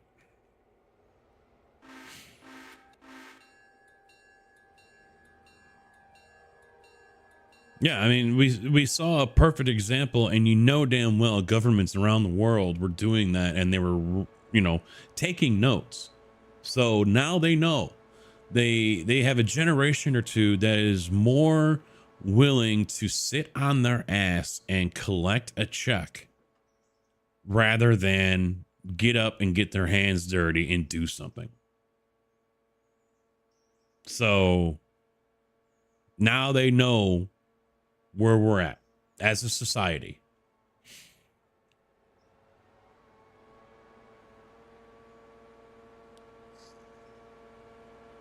All they got to do is wait another 20 years. And then guys like us are going to be too old to do anything. Or too broken to do anything. Another generation, just like the ones that we currently have. And oh shit, what the hell? He connected to me. Yeah, I saw that, so I deconnected so you guys can split somewhere. I'm surprised it didn't stop, because usually it does.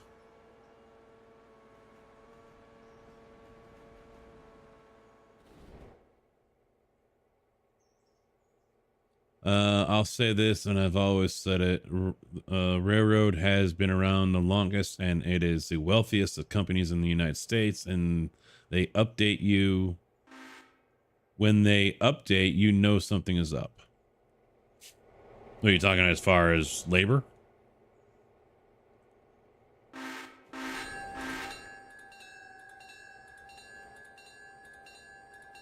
And how they're doing things?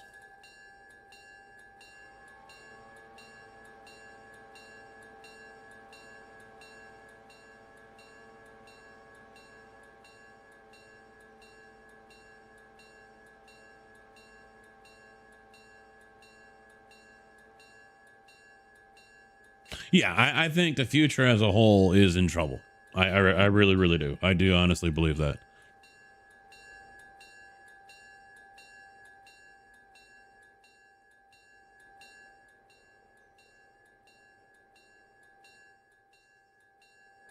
I mean, I posted it in Discord a few days ago, and I said, you know, Ready Player One, anyone? And because this chick was showing off body tracking VR, and she's sitting there walking around, and she's on a walk pad. Granted, she still had to hit the speed and everything on it. It wasn't automatic or whatever, but she's walking around, and it is walking just like her in VR. And it must have had a camera on her face. She was talking and the mouth was moving the exact same. Any facial expression that she had was the exact same in the game. It wasn't just that fake mimic moving a mouth when you're talking. It was no tongue, smile, everything. It was a carbon copy of her face in the game. Ready Player One is here in like 5 years. And if you haven't seen that movie, check it out. It's fun. I like it. But that movie right there, how everyone was living in VR, that's here in like 5 or 10 years. With that kind of tech, and all she was doing is wearing some little vest. That was it. She had gloves on and the remote control or whatever, but she was able to move around and do everything, and everything just mimicked, almost perfectly whatever she was doing. It was fucking nuts. And I know that tech has been around for a while.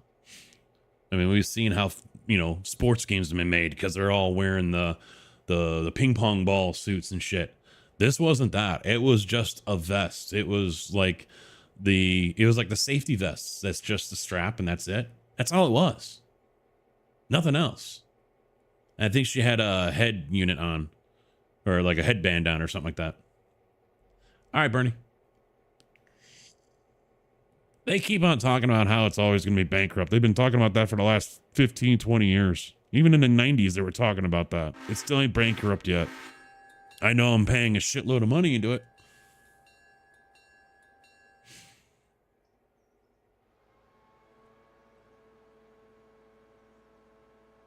Yeah, you want me to lose weight? That'll be the only way that's probably going to happen, being so active. It's a good workout. It's you want gamers being fat and overweight will be a thing of the past with that shit. That'll be a thing of the past, man. You can have some fit motherfuckers out there.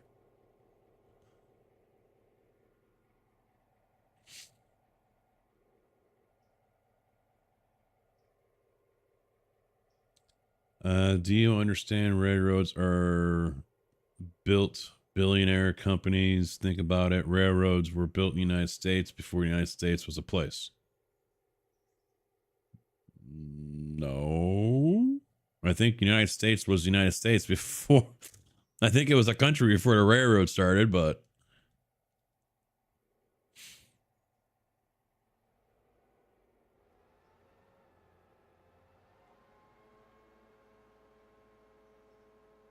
I mean, George Washington didn't move troops via railroad.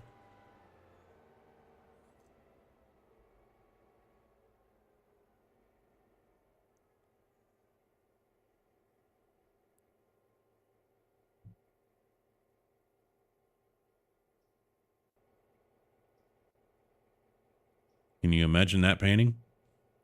No more George Washington in a paddle boat and a rowboat going across the Delaware or whatever. Now he's in a John Bull going over the bridge.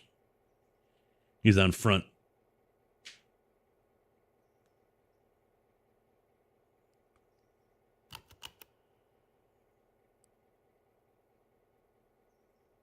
I need to get like a Swiffer wet jet for down here. Using a broom doesn't cut it, because what we ended up getting, we went cheap on the floor, and we just got that vinyl stuff. So the guy that did our floor upstairs came and did this, and he glued it down. He had a 3-gallon bucket of glue, and he would spread it all out, and then he had to sit and wait because it looks white like Elmer's glue.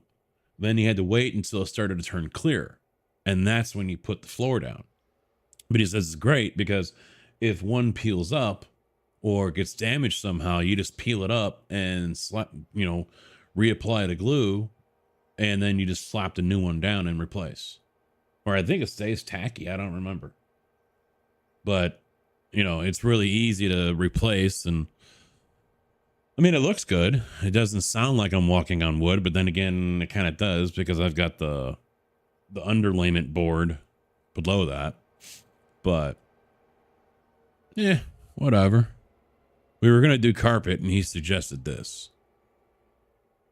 Because it's mold and mildew resistant and everything, just in case, something, the repair on the wall doesn't hold, or the sump pump goes out, or whatever.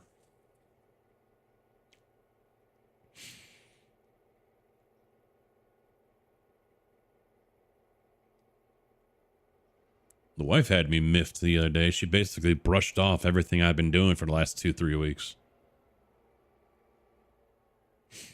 Because I was like, oh, it's back to work, off layoff. And then she's like about how she's been working. And I said, what, you just think I've been sitting around my ass? You haven't worked the kind of hours I have. I said, yeah, but that doesn't mean I haven't been working. I did all that work down there. Did all the work out in the front to divert the rainwater and everything. I wasn't just sitting around my ass. In the middle of winter too. And I was like, I was a little annoyed by that. She just basically dismissed everything I'd been doing.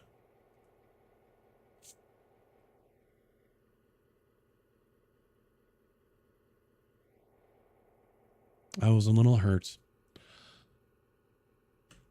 All right, so I've got time. I'm guessing since you got that one sitting there, I'm going to move up a little bit, kick off these Whittier cars, come back, take these coal cars and hook them up to the back of 6591. Correct. Tenfold. And then I'm going to put the hammer down. Try to get up the damn hill. With a Jeep and a Pacific? Yep. Yeah, good luck on that one. If I don't, they'll be at the bottom of the hill for tomorrow.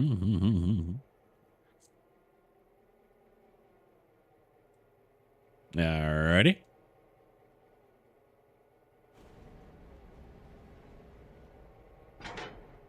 Oh, you already got it.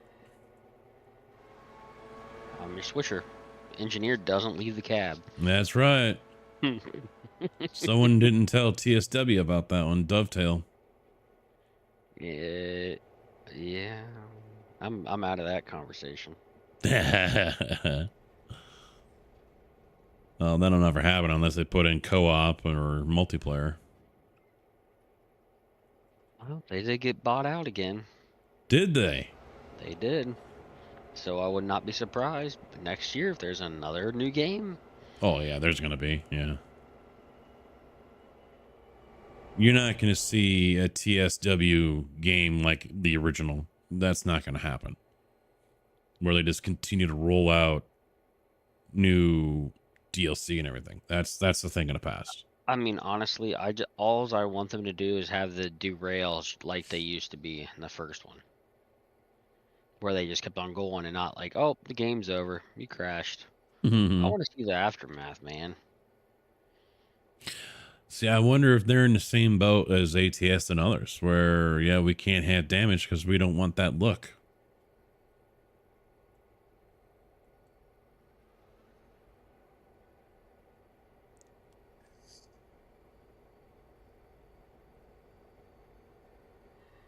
I'm just surprised that they're doing mixed cargo now, or mixed trains with different companies on them. I saw a photo on Twitter the other day, and they had different like CSX, and then I forget what the other one was. It was not all just CSX cars. Yep. I mean, did you see there was an update the other day. They took down every locomotive that had Norfolk and Southern on it. Really? Yes, because of all the scrutiny they're under. I don't think that's something Dovetail would do on their own unless Norfolk either A, requested it, or B, You got to canceled the remember, license. the game's more than 50% publicly owned. It was voted on. Really? It was voted on. A bunch of Sallys. Yep.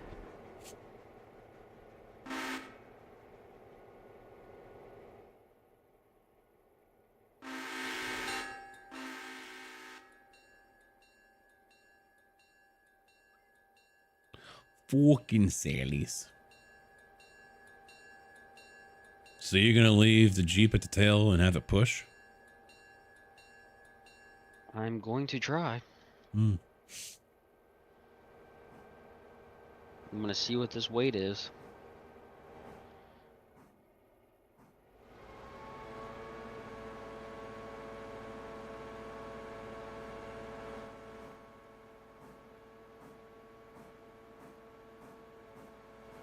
Why do I have a handbrake on? I set it to stop the car.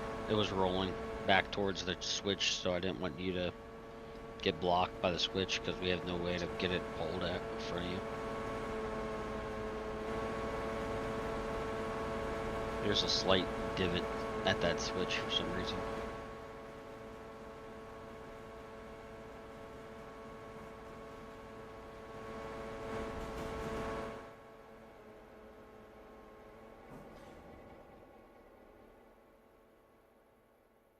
$13.19,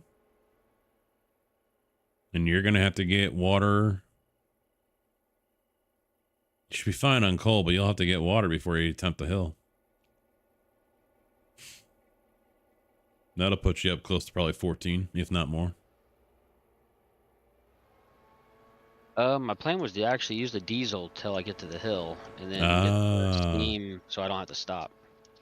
I don't think you're gonna make it up with just 5,000 gallons of water, though. You don't? No. No, she'll be chugging. She'll drink it.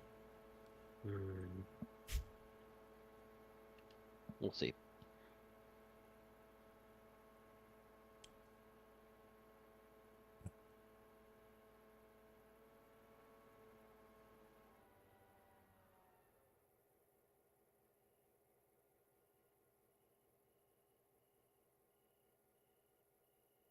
And here comes the other passenger train coming up the hill.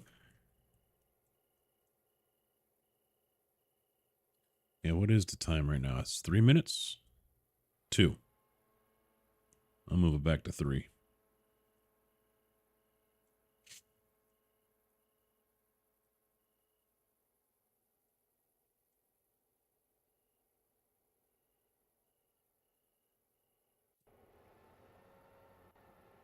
We might need another passenger car because this one is 84, 84, 84, completely full. How many did we leave down here in Bryson? 60? Andrews, Hala, and Rodo.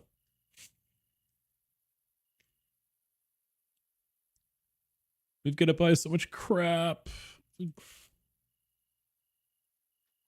Yeah, I was like $200,000 in debt before I finally was like, I'm at a good spot. And then I started paying it back. Well, we are 153,000. We can go to 203 when we've got 12.7 sitting in the bank.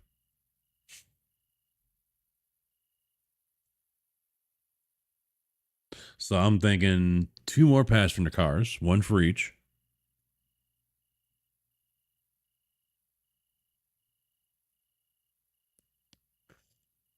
Yeah, I figured out a lot to use the console for now.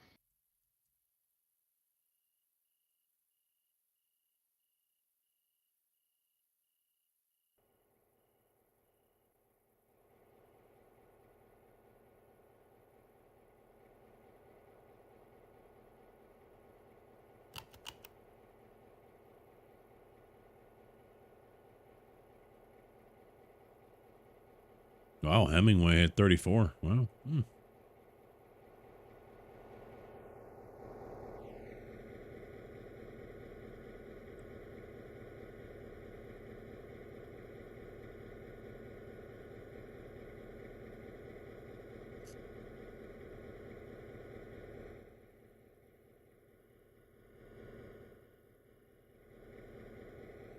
All right, I'm going to have this guy sit here for a minute. So that other one's going to come in and we can swap passengers over.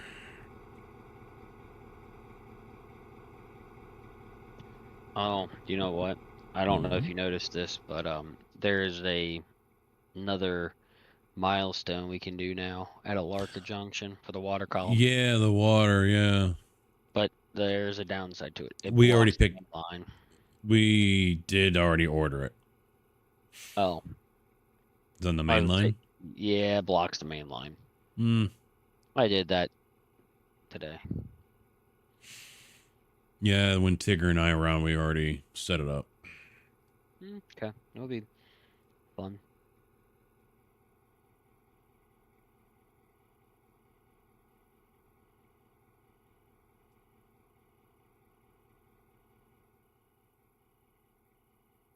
Okay, maybe by the end of the stream, I'll make it to Andrews.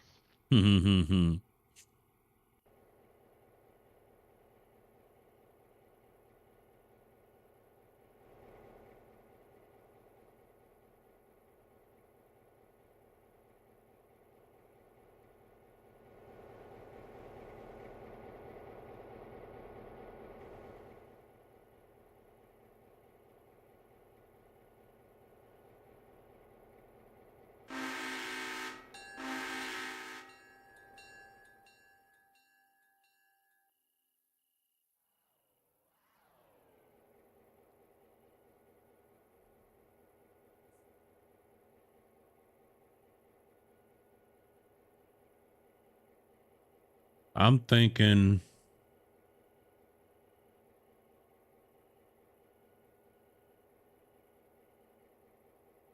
two more coaches and another Burke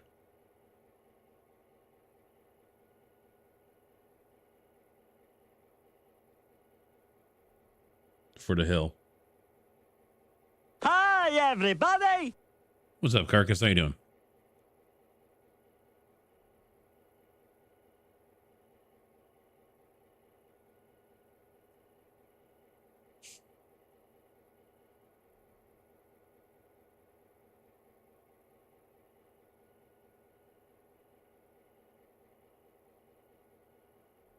Eh.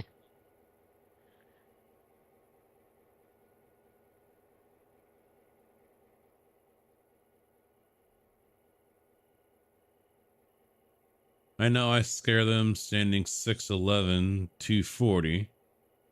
You would run as well. Let them start and...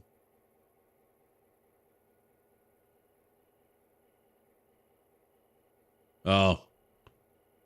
Had to remember what we were talking about. Well, he said 6'11", and I started thinking about the locomotive 6'11".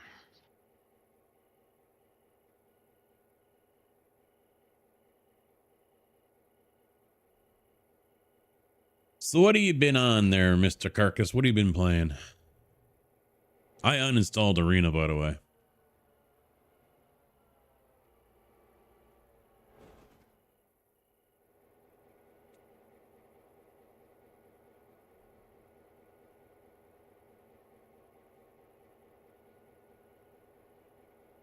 Arena won't update. I keep getting an error. Really?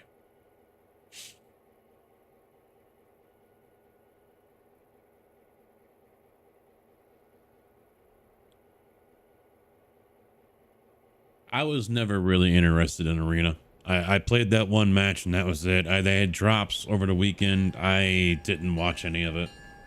I've been watching a lot of Jesse Kazam, and he was on it over the weekend, and I was like, nope, I'll go watch someone else.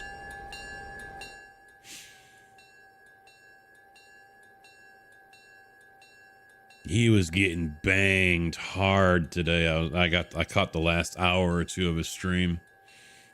Tarkov just being Tarkov.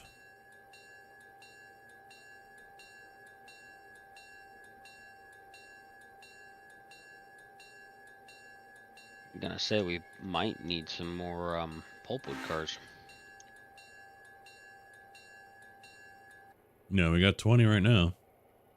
Oh, do we really? Oh yeah, you bought the. They're down at Graham or wherever the. Yep, Graham County. All right, let's see. It's Kickoff, Almond, Hala, Topton, Roto, and Andrews. And we'll take Whittier, Ella, Bryson, and Hemingway. Let's let everyone transfer. Wow, they're almost all loaded.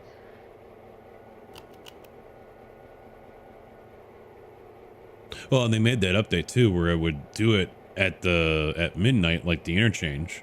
And then recently they changed it to where it's just hourly or whatever, just like everything else.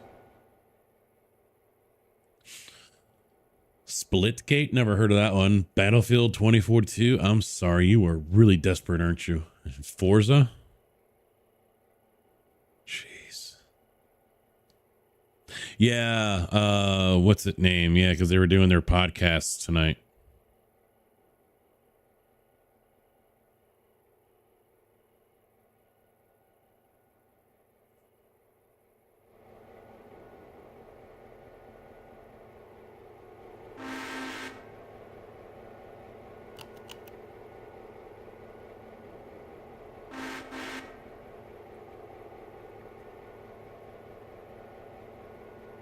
Hold on, we still got people here.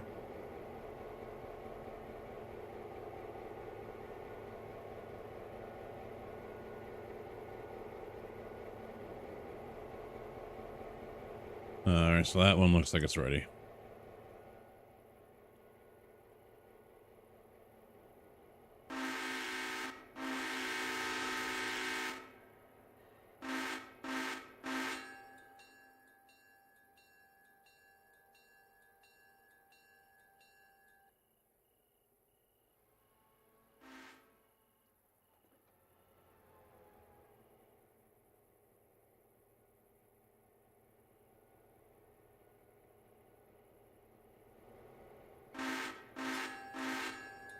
Here's a question: do we actually honestly need another Burke power? For the hill? Yeah, why not? Didn't that train just come from that way? No, he's going through the Y. He's coming up behind you now. Oh, okay. Yeah, that's the Hala train.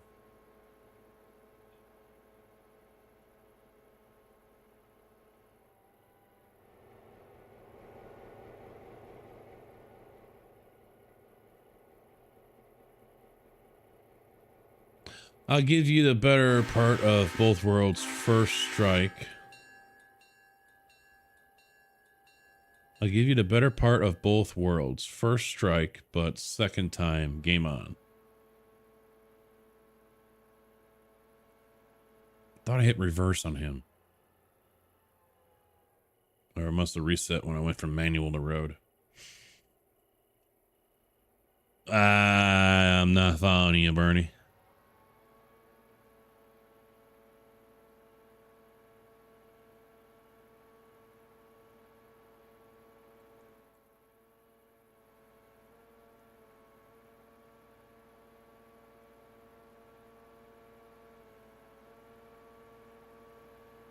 Nope.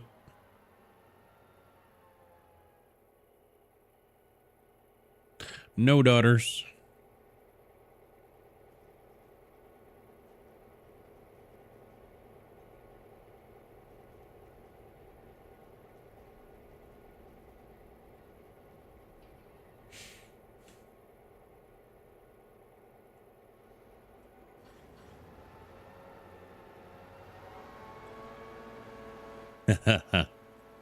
Yep, just the son.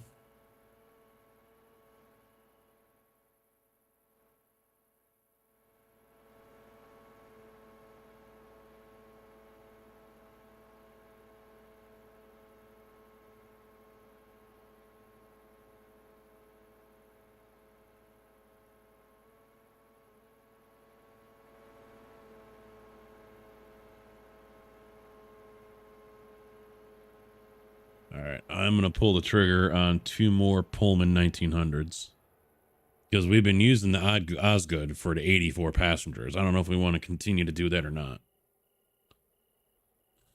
because there's some heavy bitches.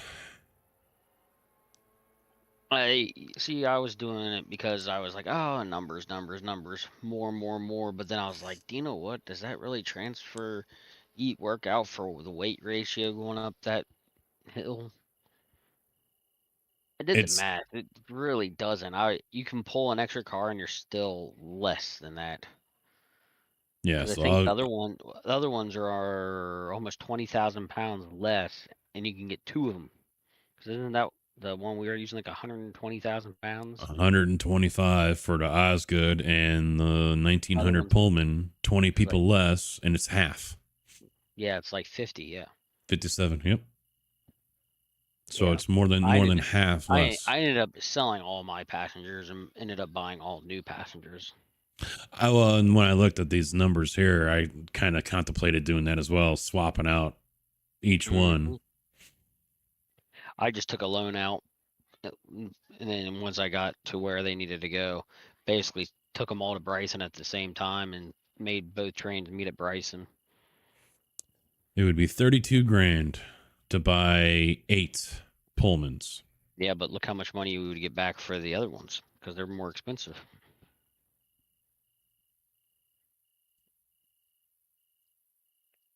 $48, $48, $48, $48, $48 each. And yeah, that covers the whole cost and we still make money. Maybe next game day we'll do that. Well, we've got $8,800 going out in 4 hours and 55 minutes for the loan. Oh yeah, we'll be fine. So I'll let that go through. And then make the purchases tomorrow. Next game day, we'll probably just max out the loan, make the purchases, and then do everything else. Yep.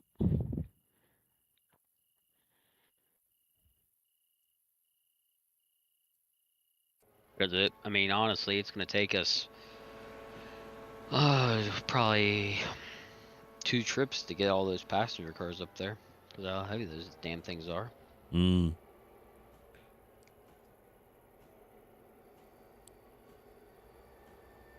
Pullman passenger cars were used more where? Please, you can ask your friend. Pullman passenger cars were used more where? What ended up happening with Farm Sim? The game kept on crashing. It would go like 16,500 on the RAM and then lock up at like 18%, 20% load. So I was like, okay, yep, here I found and I should have made a clip of it. I probably still can make a highlight, but I found a way to fix that. I went to Steam and uninstalled it.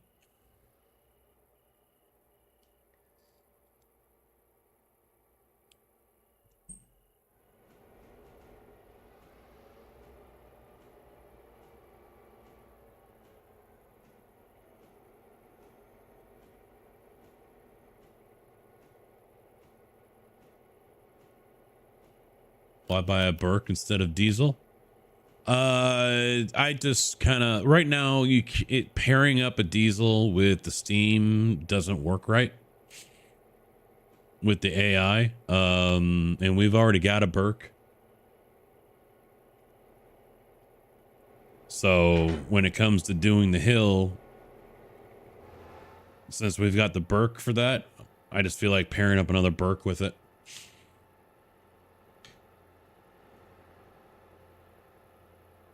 Had the same problem, had to force it to run DX11 instead of DX12.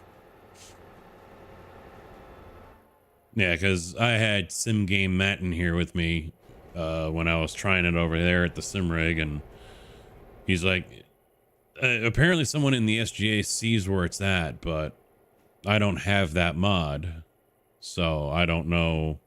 But obviously there's a memory leak. There's something going on there, and I was like, well, does it also affect stock maps? Because usually a game isn't going to give a flying fuck if it's just modded stuff.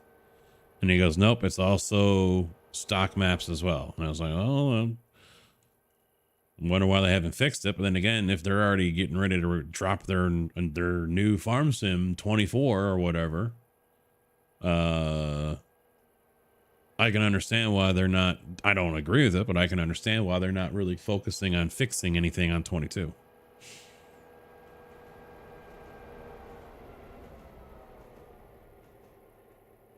Sad, but is what it is. I mean, I can try to force it into DX11. I can try that. Maybe save Troll Casket on Sunday, because now I got to scramble to get something else ready. You going to get 24? Probably. Hey, shit, my cars are rolling away. Stop. Stop.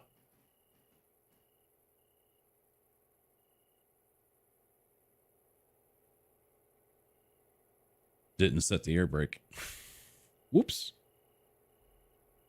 Because I've never done that before in a truck.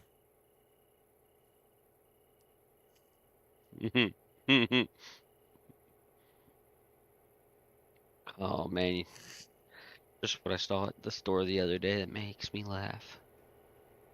Uh-oh. The picture I posted on Discord.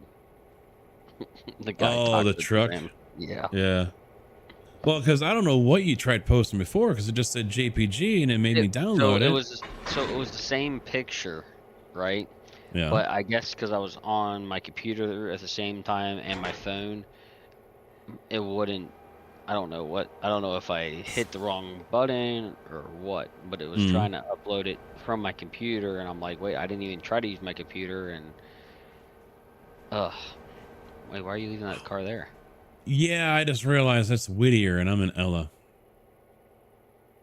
What do I want to do here? I want it on the front, so I need to, It don't matter. Yeah.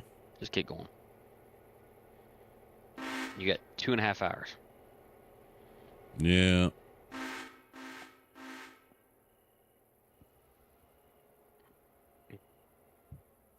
I'll say this, Cash Command, if you don't know a railroad question, don't try to answer it. As long as you know I'm here, let me answer it. As I did it, and they would have to argue with a real lifer. Well, I don't know. Pullman cars and everything. I know they were made on the south side, the Pullman district. Another area where if it didn't get run into shit into the ground, you'd be looking at $500,000 homes on the south side of Chicago right off the lake. Yeah, I know diddly squat about Pullman cars.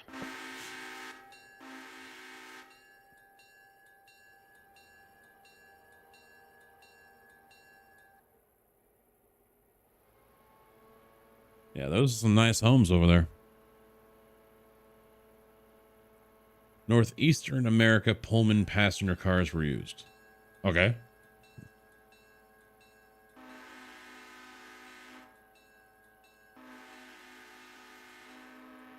Yeah, I know they were the epitome of luxury. I remember hearing about that.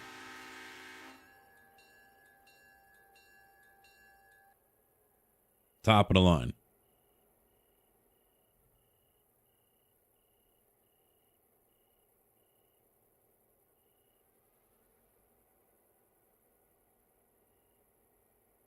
I see it often though, going through Decatur, Danville, south side of Chicago, all these homes that if the neighborhoods were cleaned up, if the houses and the yards were cleaned up and fixed up and taken care of, they're sitting on a fucking gold mine.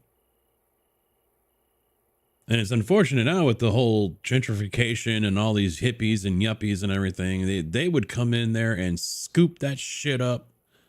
They'd probably end up paying at least over market value. I can promise you that. Over market value, maybe 20% over market value. If the Pullman district on the south side got their act together and said, hey, look, we're sitting on a gold mine here. Let's try to do what we can to kick the riffraff out. Let's clean up our yards. Let's clean up the houses. Let's clean up the neighborhood.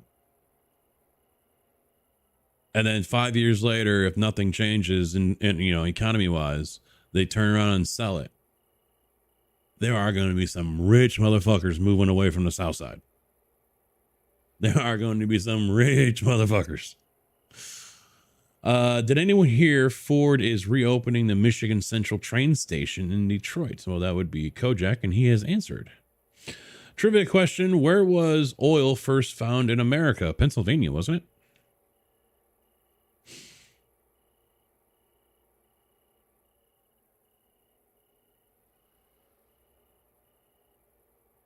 Somewhere out that area, Pennsylvania or Ohio or something like that. You can't make this shit up. There are reports of multiple federal websites going down right now during the State of the Union address. Well, Anonymous doing their thing.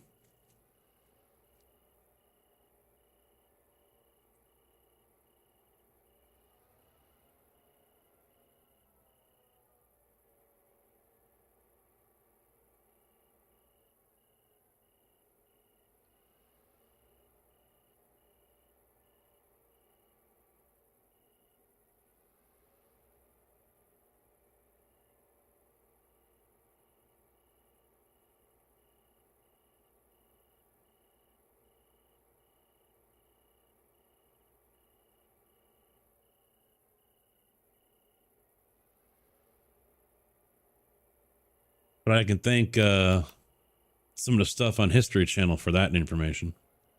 Because that's where Standard Oil also got to start. And it was Standard Oil that laid the first pipeline because he got in a little tiff with the railroads for transporting his oil. So he said, fuck you. And started burying pipeline. And then oil was used to make kerosene. And gas was a byproduct that they stored and burned off.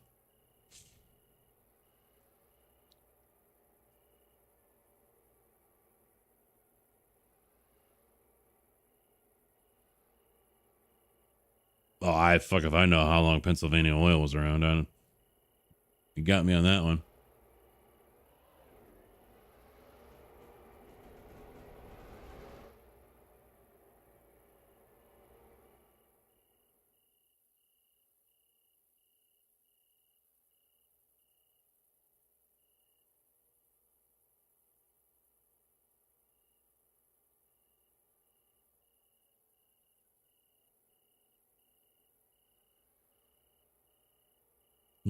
I don't want to cycle these around.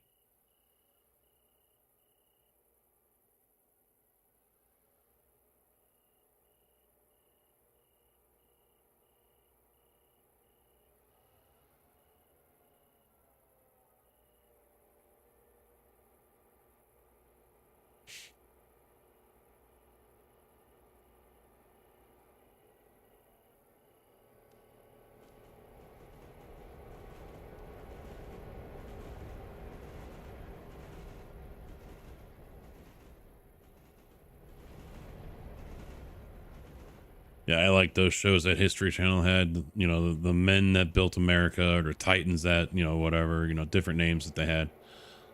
I love watching those shows. I'll even rewatch them. I like them so much.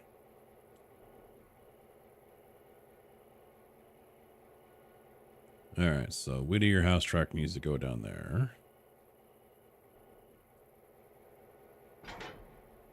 So we need to get him cycled around to be on.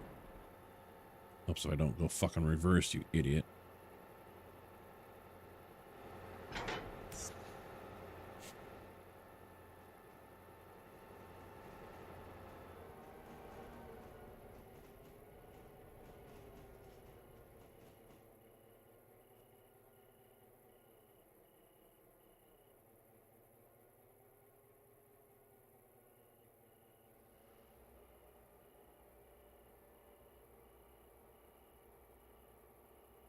Actually, no, let's just go through the Y. Fuck it.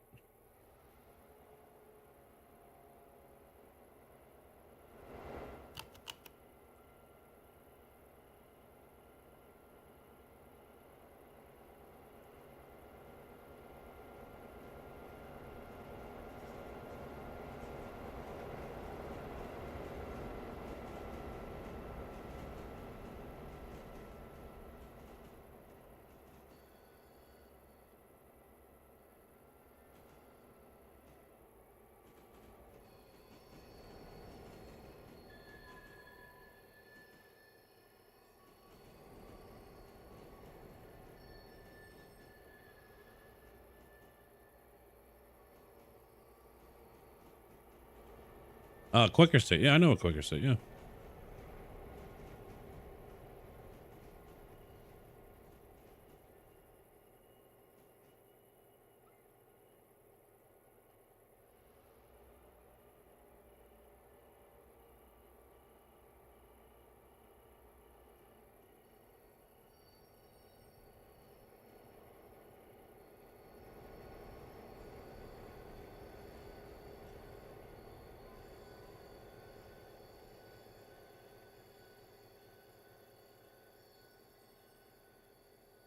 Yeah, I was mentioning earlier, I need a Swiffer wet jet down here because the dust's on the floor. Broom just doesn't get it. And there was so much dust kicked up into the trusses from the sanding of the drywall and everything. It's still... I still get dust all over the desk and everything for now. So I'm still fucking leaning.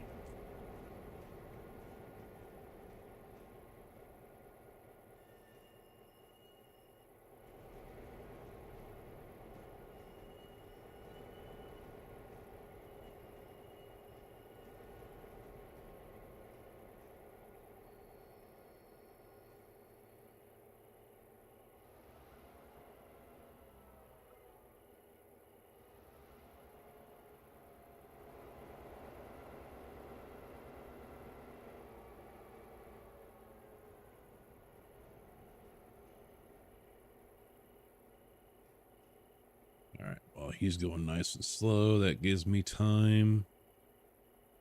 Jump up here, make sure everyone's on. They should be. Yep, okay, we're good. Reverse 40, go.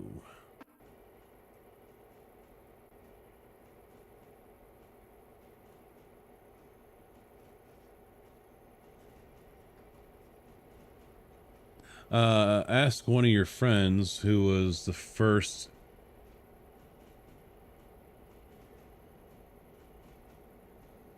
Ask one of your friends who was the first, and it's a different story. I don't know. That stuff doesn't really come up in my conversation with people I know.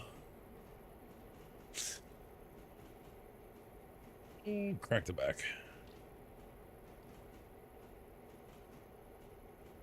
I would imagine most people would probably say Texas.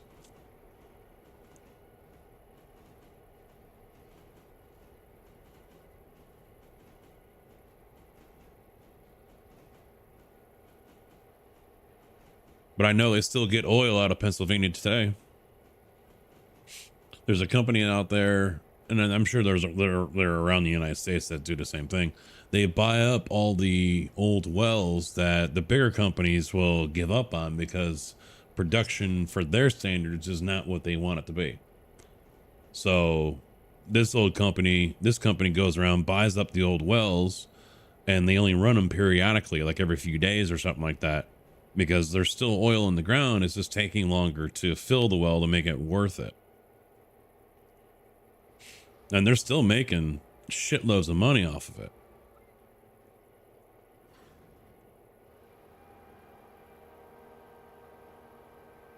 There's even oil that comes out of central Illinois. You go down by Decatur and you'll see the pump jacks down there in the fields. I'm told it ain't anything that great, but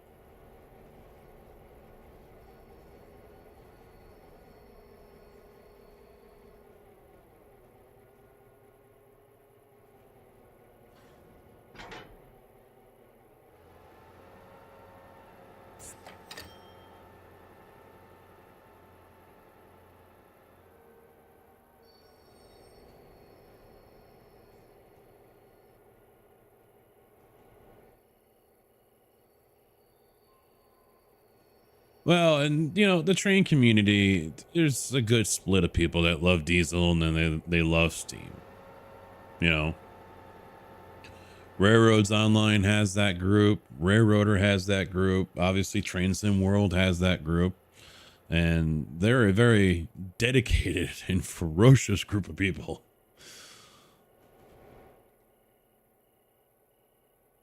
Which is why I'm not really wanting to go head first into the game. You know, I've already done that with ATS, did that with Farm Sim. I don't want to go head first into a game that puts me back into that group of people who are super duper animate about, you know, making sure everything is done specifically for the period and this and that and blah blah blah. And you know, for me, I just want to play the fucking game and enjoy myself. You know, I don't give a fuck if I'm not hitting the horn correctly or for as long as it's supposed. Kasky, you didn't hit that horn. It was 0.25 seconds shorter than it should have been. No, I don't give a fuck.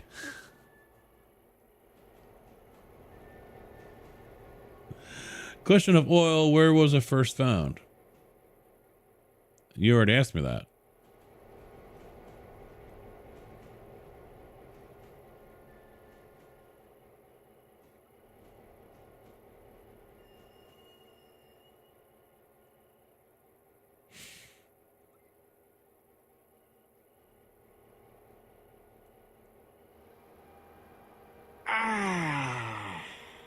And as for drugs, well, drugs are bad. You shouldn't do drugs. Okay.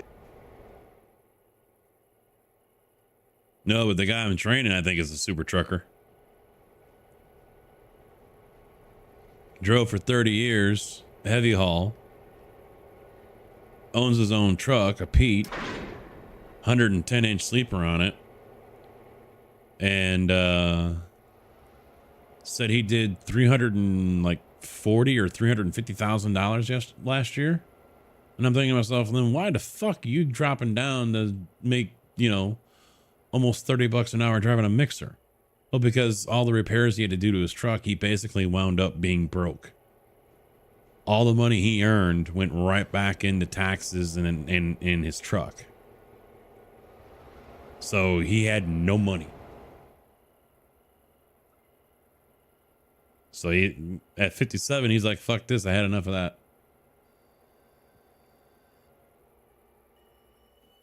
$18.59.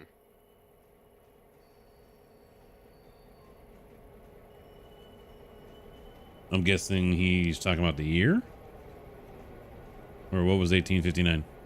That was the year. It was discovered in the U.S. in Pennsylvania. Oh. It was actually discovered in China in 600 BC. Thank you, Google. Thank you, Google.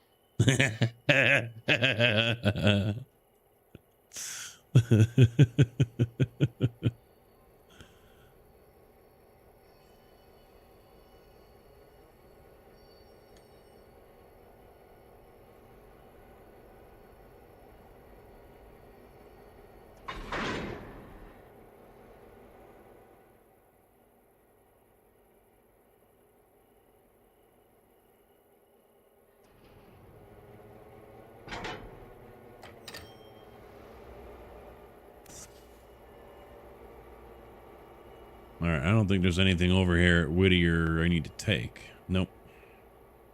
No, I grabbed that all already.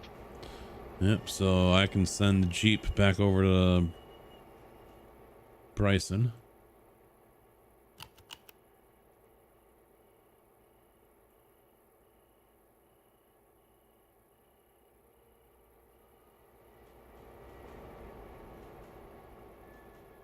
I was about to get irritated. It wasn't filling the tender with water. I've noticed on the single player that there's a couple of them where you line it dead straight. And I think I've got the 10-wheeler and the base mogul, and it didn't want to load. And I ended up having to go a little further back to the edge. And then it finally started to load. Yep. I've actually stayed away from mods on this game, shockingly.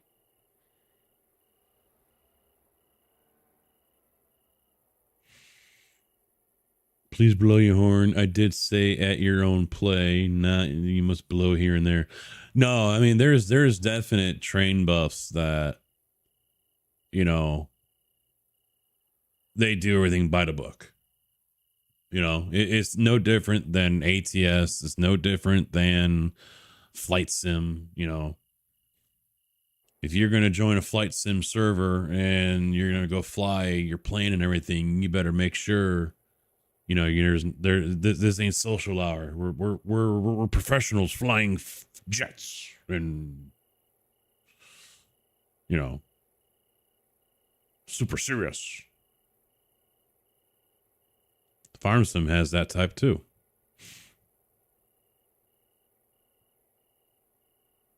Although Farm Sim's main Achilles is just the brand favoritism that people have. And we've seen that firsthand here as well. If I'm not using John Deere, then they won't watch. Doesn't matter what I'm doing, how good or bad the stream is, anything like that. The content, nothing. I'm not using John Deere, I'm not watching you. Or bailing. Yeah. Bailing the other one. Yep. That comes and goes. All right. Trivia question. Sorry to ask you, but the first wide cab unit in the United States was on what unit? I don't fucking know. I don't know. I don't even know what a wide cab is. Is this GP9 a wide cab?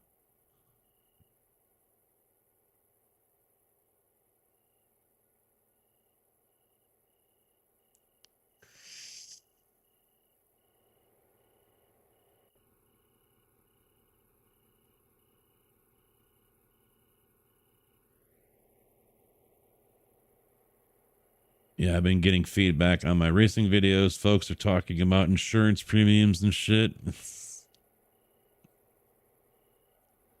Well, with your driving, yeah, I can understand the premiums are going to go up for everyone, man. They got to keep up with your.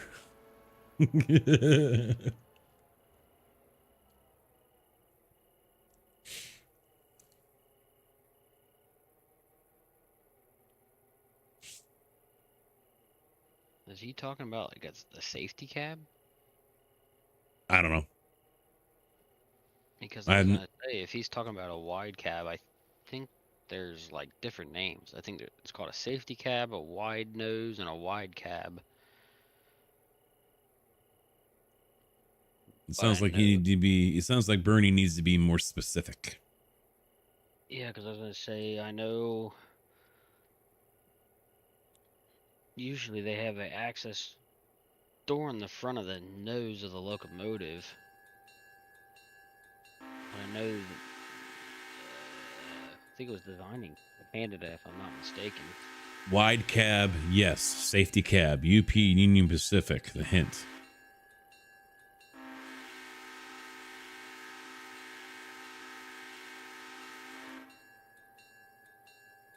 So he's asking for what locomotive, I guess. But first wide cab unit in the United States was what? Oh, in the United States? In the United States. It was in the UP.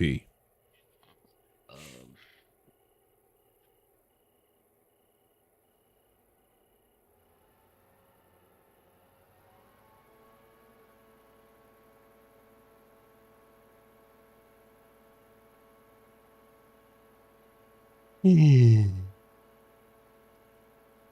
the hell am I still yawning after an hour and a half nap? And I hate taking naps. I usually wake up feeling like shit, and I kind of was.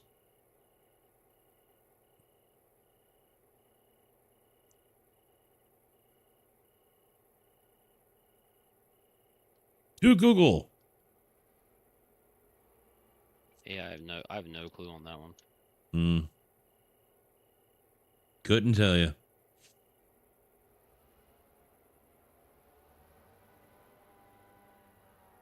I'm like the jack of all trades. I know a little bit about everything, and that's about it. You know, not a lot about anything.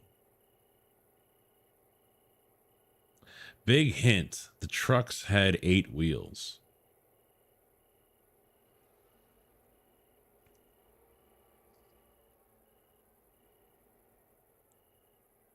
There's Car Freak. Yep. DDA 40X. Car Freak's the train buff. I mean, fuck, his resub sound is a train horn.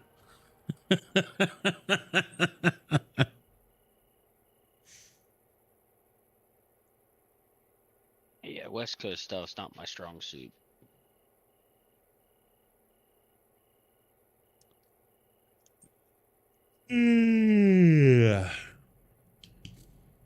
I've thought about playing. I see Carcass, and right away I think Tarkov. I've thought about playing Tarkov again, but I just can't bring myself to do it.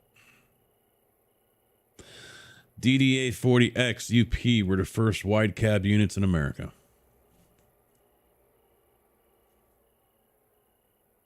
How fast do you think I need to be going up this hill? Well, the first half mile or whatever until you get around the S bend there, at least 35.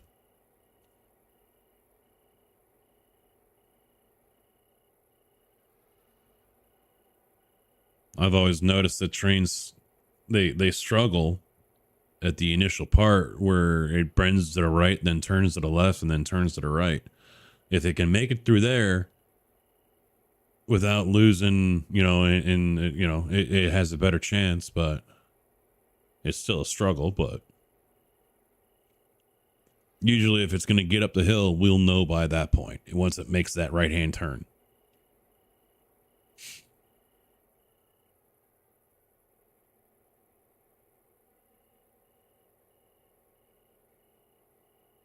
I don't know. Bernie's putting on a history lesson here for trains.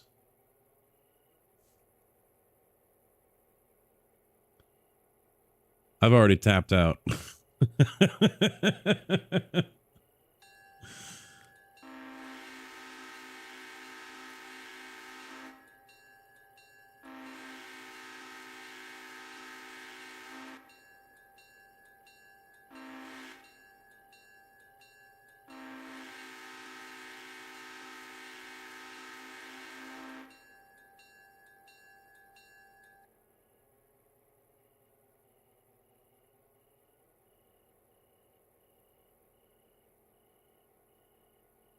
Now I can't ask because nobody got that question right, and maybe hard looking it up. What railroad company ran the wide cab before America? Oh, you can't read chat. You can't read Twitch chat. That's right. Unless you're, I mean, I don't know how well it's showing up for you. But Carcass guessed it, the DDA 40X.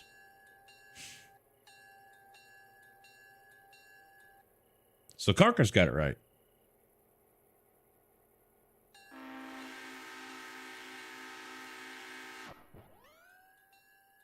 Yeah, he's on YouTube. And the only way for you guys to see is looking at the stream.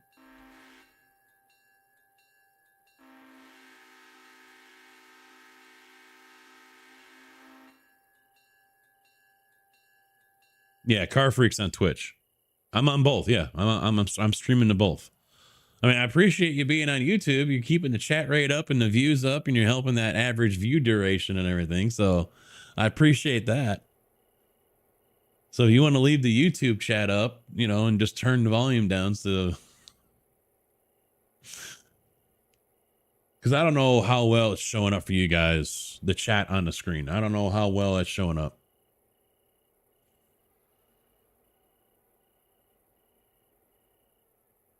Now, I know if you're mobile or whatever, you're kind of SOL in that area, but.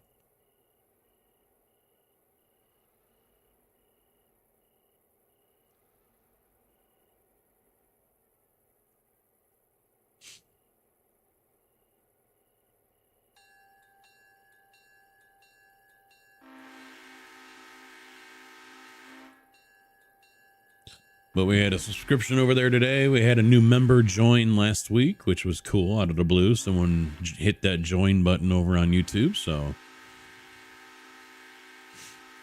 Canada.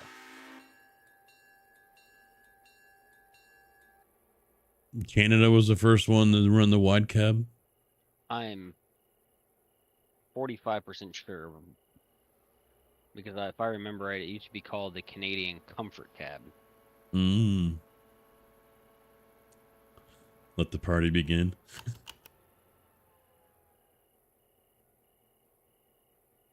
There he is.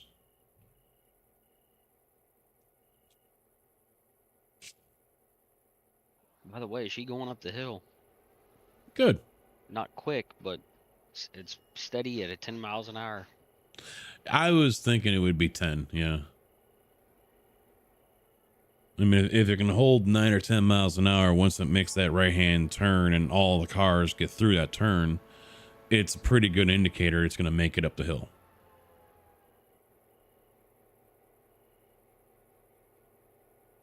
If anything, I'm worried about running out of water again.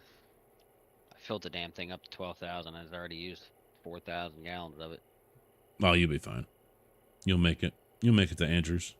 Oh, yeah. I'm not worried about that. I'm more worried about this passenger train coming and giving me the boot up the hill. You just give you a little love tap, a little push.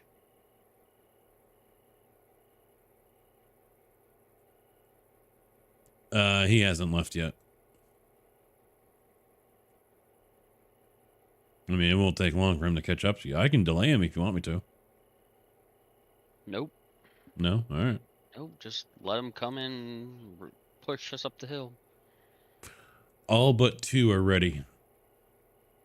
Graham.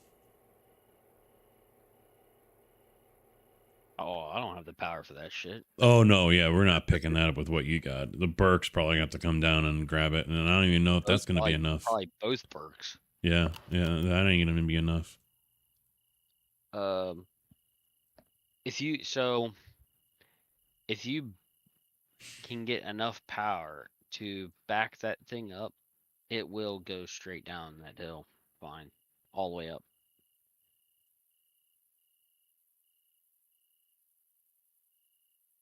From Graham? Mm-hmm. If you back it all the way to the end of the track. Oh, kind of like a running start. Mm-hmm. It gets you over that hump at milepost like 89.5 or something. I know once it gets to 90, it levels out, but. Well, I might as well jump into 10 and go grab the cars that are ready over at The Paper Mill. Yeah. 2 coal cars. One of the ones. What is that one? Probably a box car. Yeah, on PL1. And then another one that probably had that dropped off. So we got probably 3 empties and 1 full. So I'll go and get that all sorted out.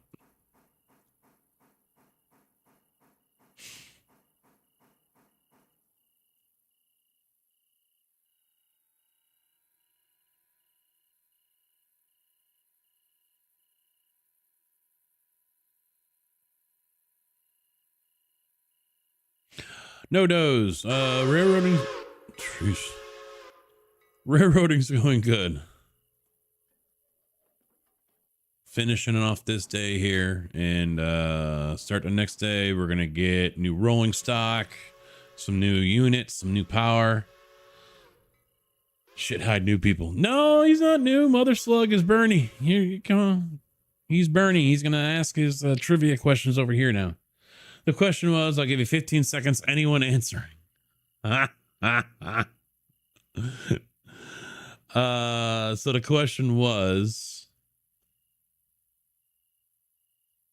oh, JB answered it. He said Canada. You might have been transferring over. He said Canada. First country to use the wide cab.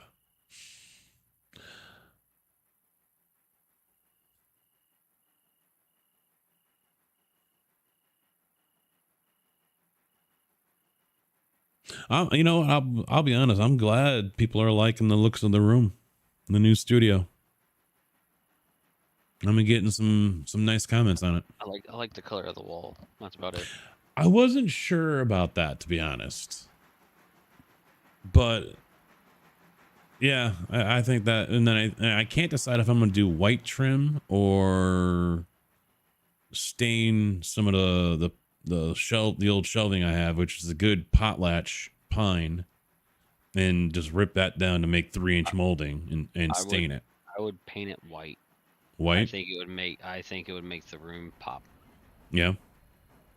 White was the original idea. Paint it white. My son said to get the PVC vinyl or whatever stuff. And I'm like, no. Because he's like, why use, that's good lumber. And I was like, yeah, it's not your cheap pine board. And I've got their, I think they're like 1x10s or 1x12s. And I've got a crap load of them. Yeah. And they're all like 16 foot long or something. Good. Car Freak has the same answer as me. Okay. Yep, Car Freak CN, I believe. Let's see. I had to take a break from it. Been on it all day, hopping on Insurgency Sandstorm. That's another one that Drift was wanting me to play. Never bought it. Didn't really get into it.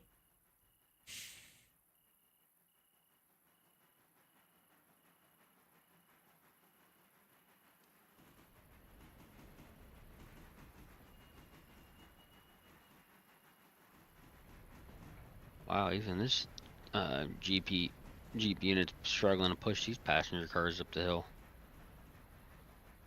Jesus.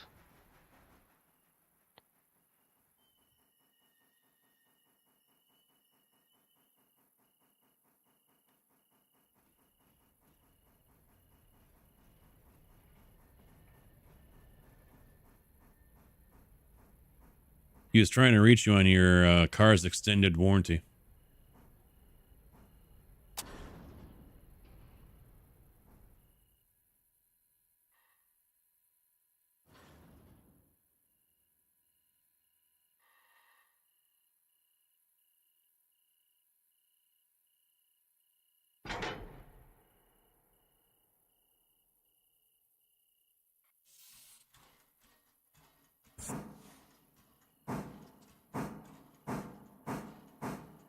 We all know each other.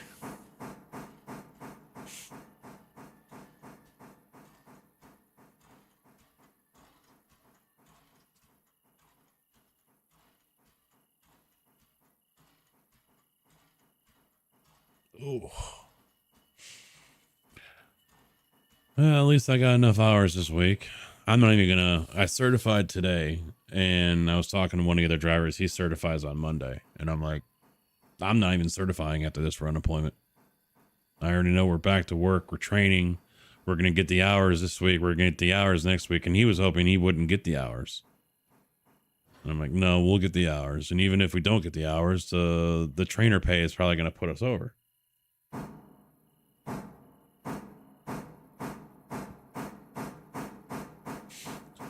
So no more unemployment for Casket. Not for at least 10 months. Yeah, not until January next year. Well, I guess it depends on weather. No, I I don't know if won't. anybody else has noticed. Usually, after a leap year, usually we get a bad winter. Right now, the long-term forecasts aren't showing any of that. It's like 50s Well, and 60s. no, I'm saying next year. Oh, End of this year and the beginning of next year, we'll get a bad winter because it's after a leap year.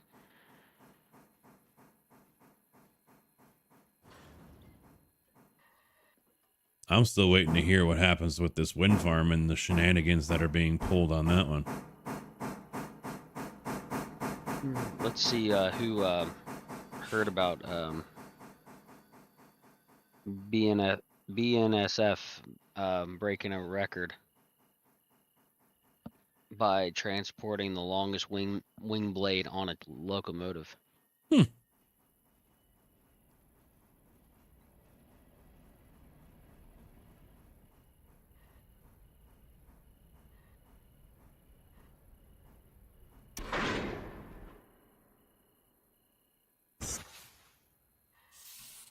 Hello, I said disconnect.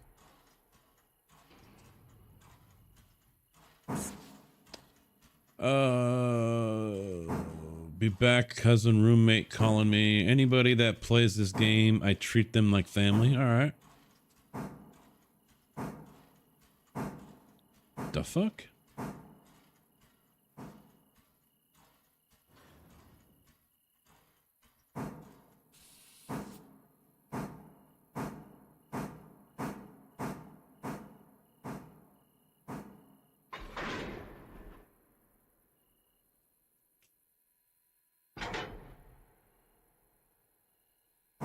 Rebel.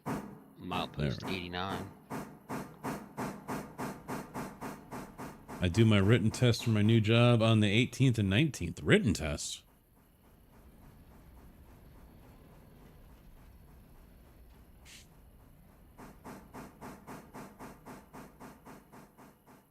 Yeah, I don't think I mentioned it. I think because I think I talked about the whole wind farm thing the other night, but I don't think I mentioned that apparently that same company has an ad that they're looking for part-time drivers and they're going to pay them $35 an hour, which is far and beyond above scale of any of the other companies in town.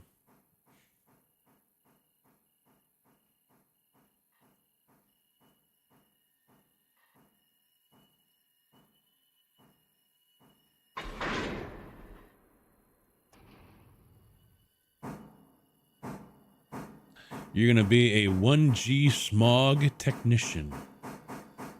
Like the car testing stuff? Emissions and all that, or no, something else?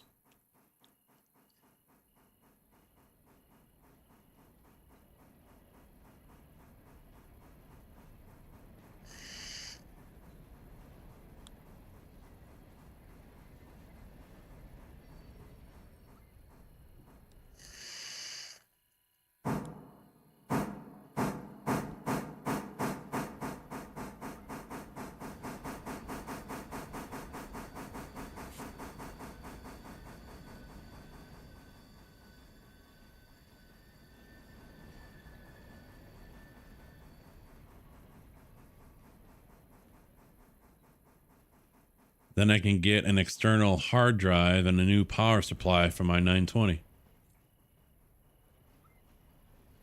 Get Asetek.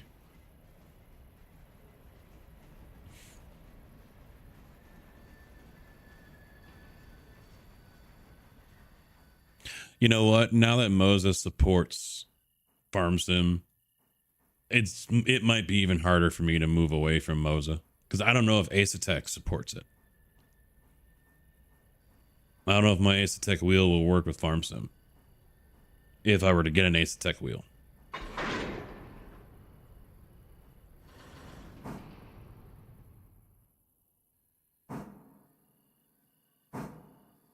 Yeah, I'm glad I don't have to deal with any emissions testing.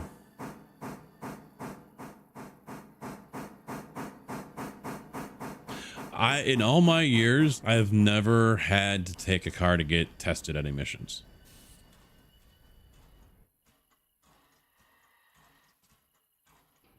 Yeah, you guys do it up there. And there was a testing station in Joliet. But yeah, ever since I started driving back in the late 90s, I never had to take a car to get tested. You know, my first car was an 86 Camaro, and then I went to a 94 Dakota.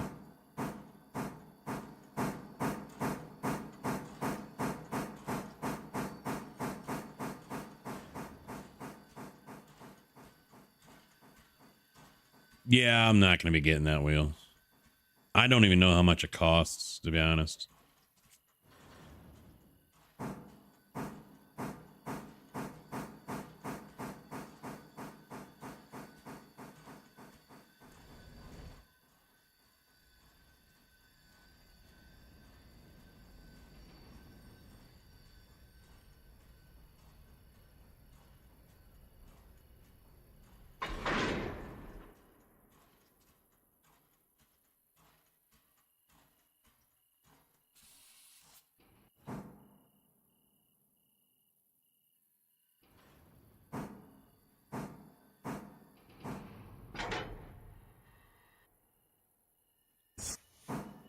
I was hired as a walk-on by family friend in 72.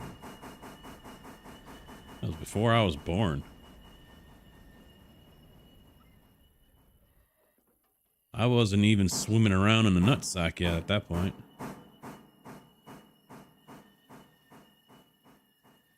Yeah, I remember being out with my dad, I think.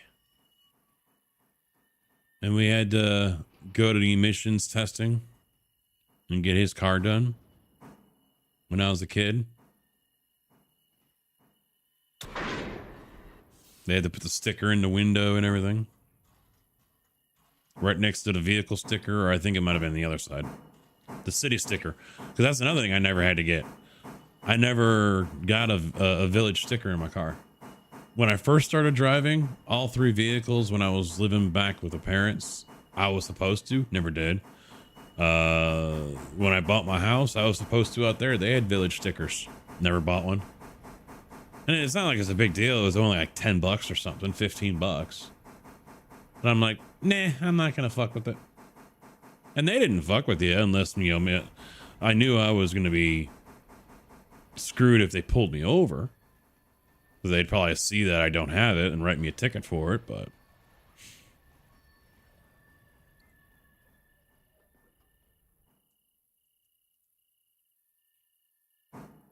never got a village sticker.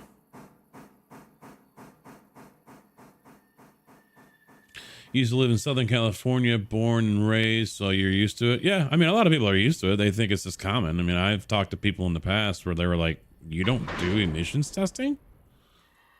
You know, because they're from the suburbs or whatever. And I'd be like, no, never have. They don't care what us fucking rednecks do out here. We can run fucking straight pipes right out of the manifold. They don't give a shit.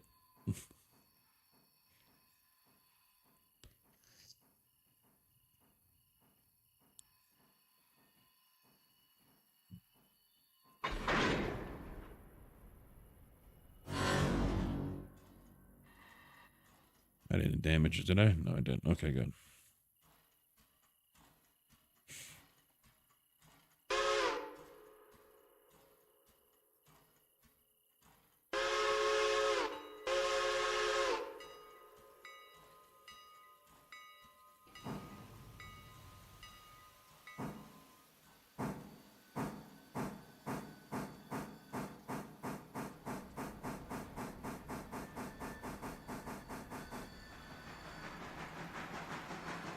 They stopped doing it in the early 90s. Used to go with the grandmother to get a car tested, and if you had some shit wrong with your car, the testers used to hold that over your head even if you passed the smog test.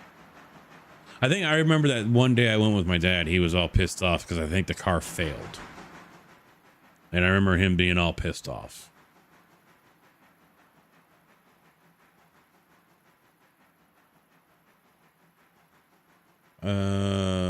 Worked HSC as helper hand PC, then later just evolved into working for Conrail when they became something in 75.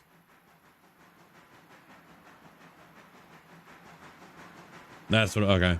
You had to renew it before you could renew it. 75 to 76 when Conrail was a legit company. I would say Conrail workers, we knew our jobs great.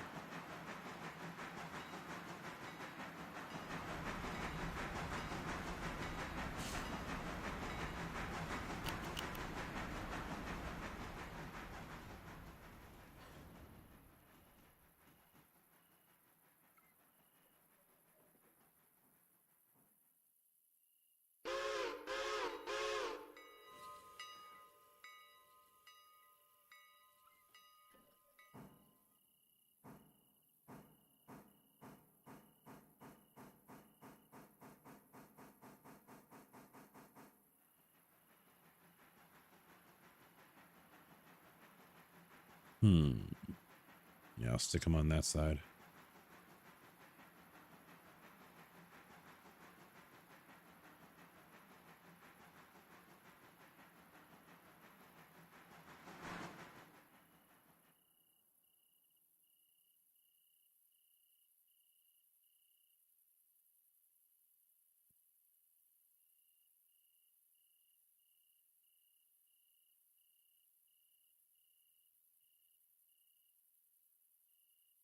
You made it up past Topton.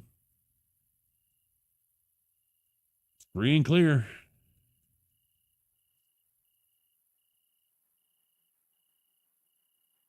Now, only if I can go hammer down without the rail. Yeah. 84, 76, 84. Jesus. Yeah, definitely at least one more car in all these.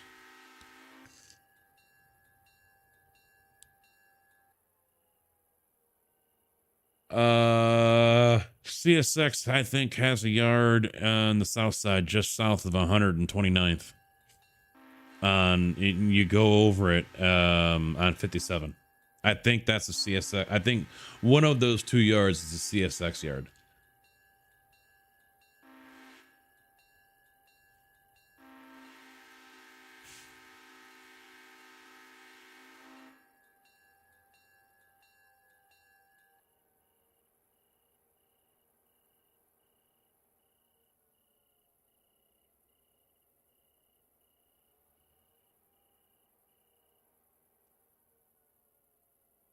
Yep. CSX. The north one is just south of the Calumet River of 134th. And then there's another yard to the south of there. Mega yard. Indiana Harbor Belt is over there. I don't think that's their yard, though. I don't see a name on anything. Let me try this. See if I can see a locomotive floating around.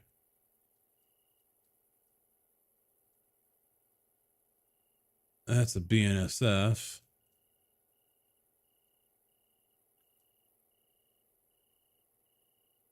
That looks like Norfolk. What are you talking about? I'm trying to figure out what yards are, because Carcass said he doesn't know if there's a CSX yard around the Chicago area. And it's like, yeah, I think there is. I know there is one,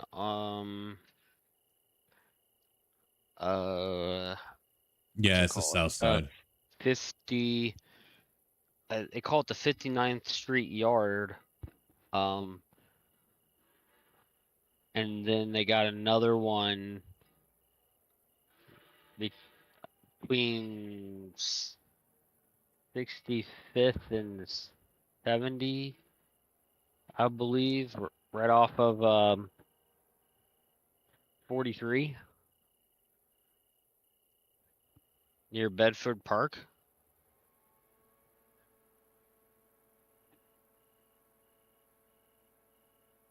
All right, here's that's an intermodal yard. I think that's the UP.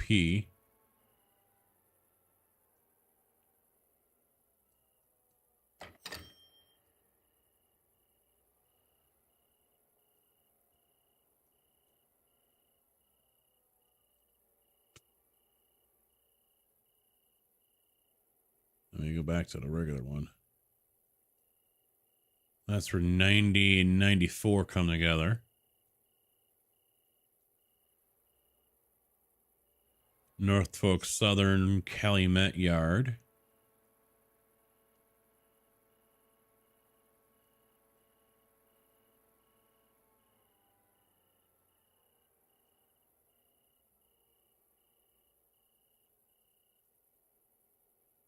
Union Pacific Yard.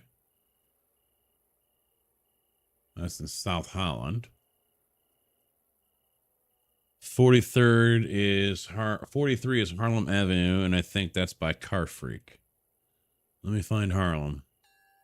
Halstead. Pulaski, Cicero, that's the wrong way. Western. Maybe it's not.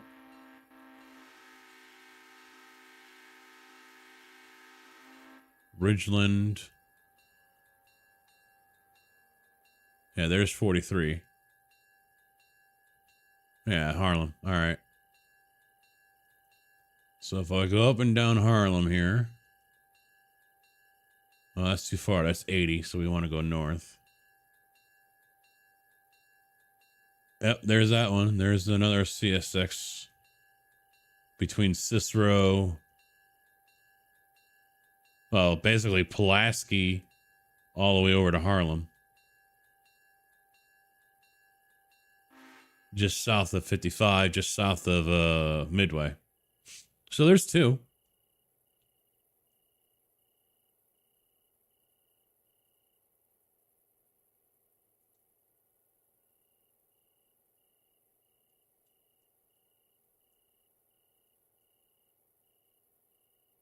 That's a lot of grain cars. Why? Oh, Mondelez. That's why. Okay. That's why there's a lot of grain cars sitting in that yard. I'm going to bring this down so the game might pause. So this is the one between Pulaski all the way over to Halstead. It is a good sized yard.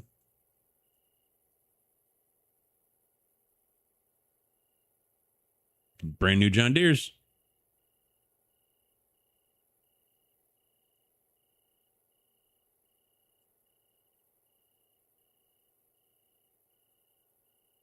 Intermodal down there.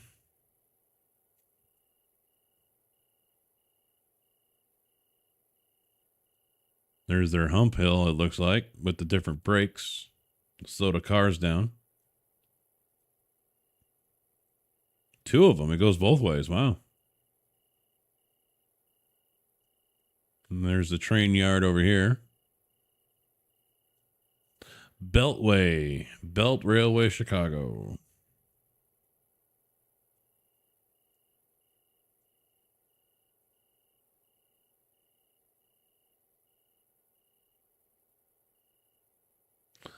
When is the picture from lower left side?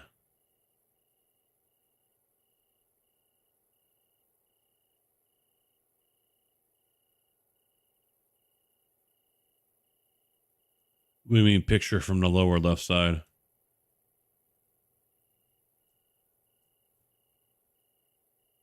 And then the other one.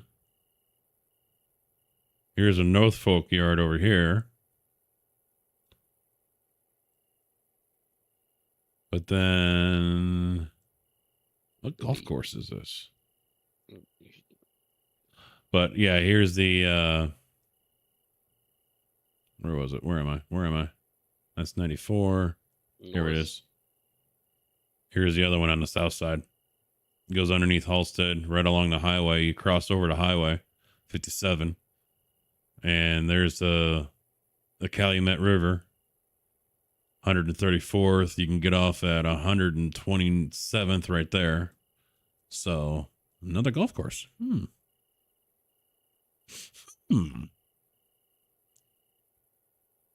Joe, right rail yards. Yeah, these two have two rail yards almost right next to each other. But I can't get a good look at this one. It looks like it's Norfolk that's down here. Because I'm looking at the locomotives. And there was another one over here I saw. Yeah. Well, so I've always had a problem with when I look at aerial photos because of the blue and black look so much alike. Mm-hmm. And once they start fading, it's almost impossible unless they're newly painted. Yeah, the only thing that shows up over here is Indiana Harbor Belt, and they're orange and black. Mm-hmm. But they wouldn't have a big ass yard for this, I think. No, they're probably Street View. I don't know if I can do Street View here. I might be able to. Because You'll be able to do the street view from the street, but you won't be able to do it from the rail yard, I don't think. Yeah, there's their harbor belt trains over there, locomotives.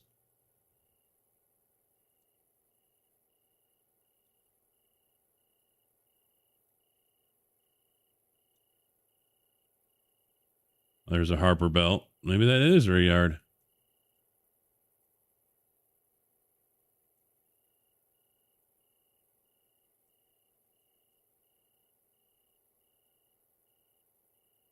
Yeah, it doesn't look like we're going to get much of a view here. Best one is going to be over here on Halstead.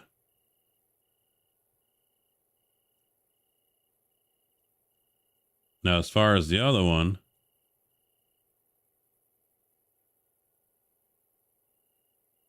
oh, it's underneath. I got to go on the interstate.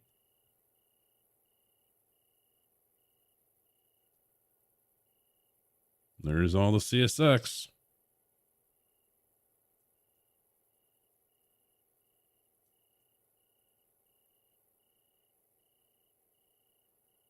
Wonder how that yard compares to the Queensgate. I mean, it's a good sized yard just looking at it from here, and it even continues past Halstead all the way over here where all the locomotives get worked on. Wonder what that yard's called.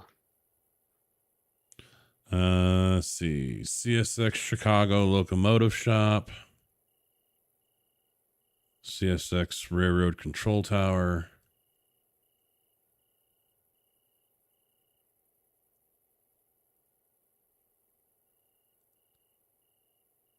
Bar Yard. CSX Bar Yard. BARR.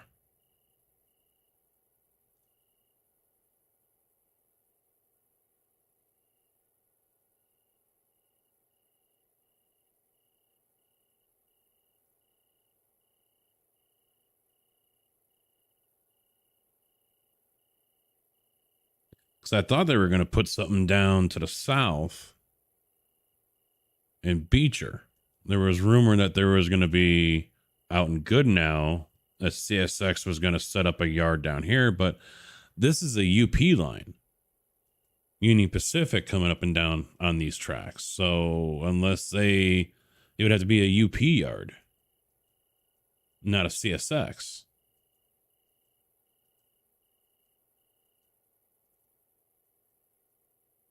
Because I don't think anyone else, that's a long fucking train too, the UP runs. Although those are not UP locomotives. They look like Norfolk.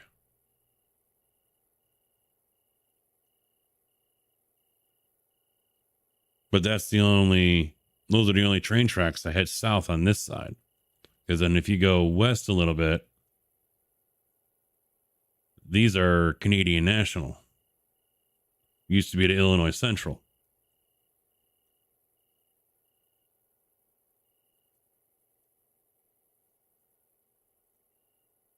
So, yeah, Chicago's got some big yards and around it, but that's why they also, years ago, the UP, it was the UP. They bought the EJ&E to Elgin, Joliet, and Eastern.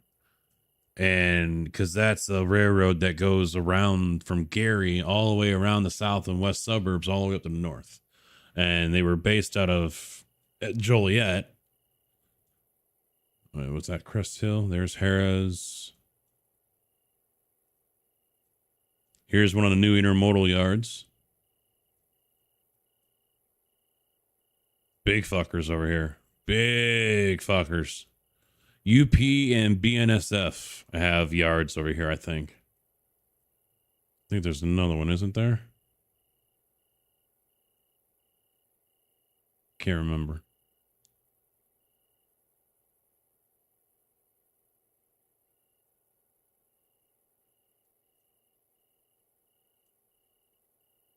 Is the RC track still over here? No, it's finally gone.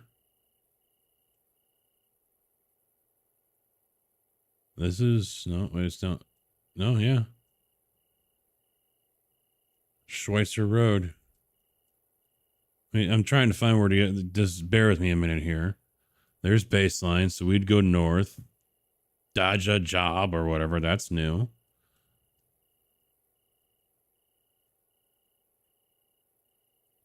Let's see. What would we do here? We would come down Laraway, hang a right or hang a left, and then turn left down Schweitzer. Yeah. Our old RC track was in around here somewhere. This was Challenge Park Extreme, Paintball Park. And then right across the street was our RC track, and that's long gone. Now it's Legacy Express Trucking.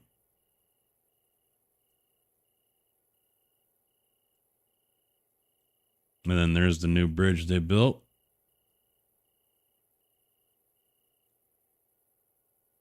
Yeah, they have built up so much over here on the south side or south of Joliet. Yeah, I thought there was another intermodal yard down here. Here it is. Center Point Intermodal. Two huge fucking places.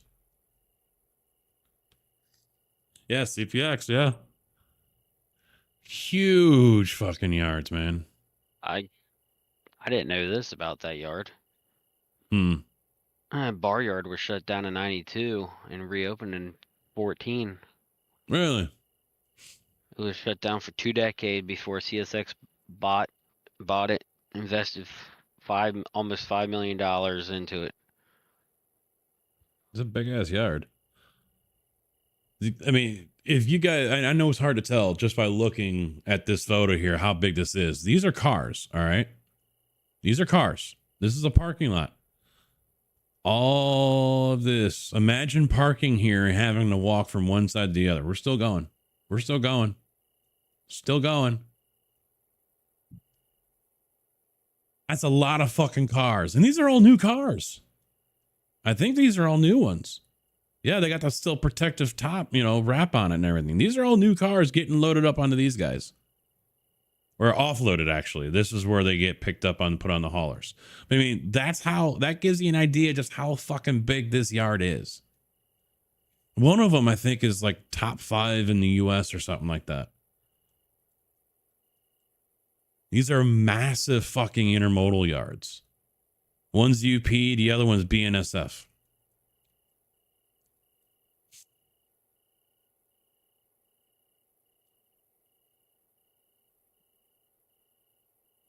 And they just loop around this way, and then they catch onto the main line right here. Well, I found my answer.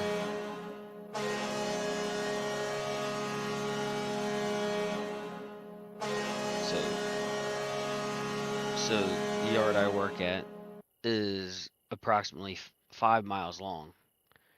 Bar yard is just under 4 miles. Oh, yeah? But bar yard has more track than we have here. Okay. They have about 90 miles. We only have 70 miles. So here's Canadian Pacific. And they got a big one, too. This is a big yard here.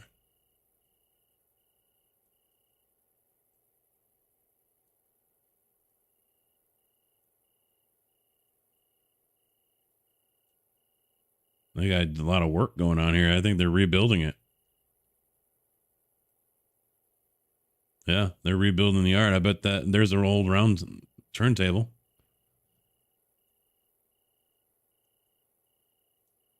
So they're rebuilding part of that yard too.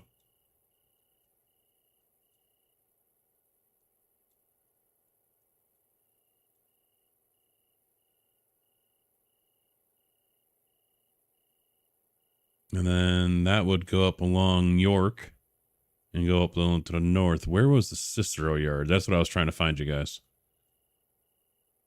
Oh, there's another yard. Don't know what this one is. Mannheim.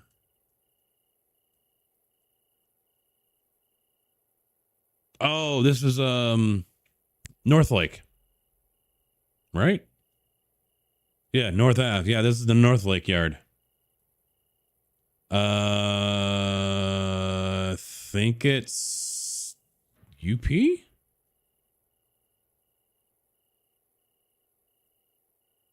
Yeah, UP Proviso. The UP Proviso yard.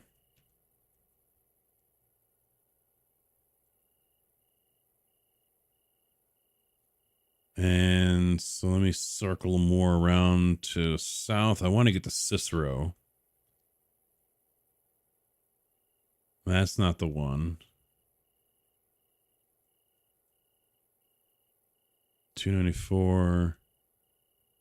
Where is it? So here's another intermodal. Tight little area. BNSF Mo building or whatever it is right there. Where's the one? Is it north of? I'm trying to remember another one I used to service. And it was right off. Here's another yard, BNSF. No, this is it. Okay, this is. All right. It's not as big as I thought it was.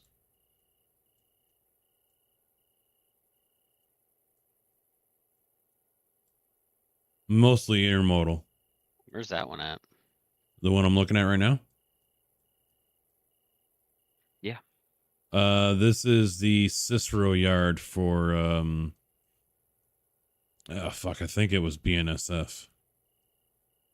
So it's off of Cicero Ave, north of 55 on the west side of the city. On Ogden, old Route 66. Yeah, so when I came to this one, I would pull in right here, drive down, and have to go through the gates. And then I would cut across the tracks and drive down all the way here so I could get over to, I didn't service this one. I didn't service that my jack. Someone else did that one, but I had to come over here to this shop because these were the guys that worked on the yard trucks. And then I could go ahead and just pull out and leave. Then sometimes I had to drive all the way down. Yeah, it's a BNSF yard. There's all the locomotives. I had to drive all the way down here and then cut across and then drive. This is all new. This was all buildings over here. Drive all the way back. All the way down here. So I could get to my jack yard right here and service them. And then I could go ahead and pull out onto 26th Street. You drive all the way back down here, come through, and then come so I could leave. Fucking maze, some of these places. I mean, the one on the south side off of Western Avenue was that way too. I would enter in off of Western Avenue. And no, I don't think this is it. Where's Western? All right, there's what. Okay.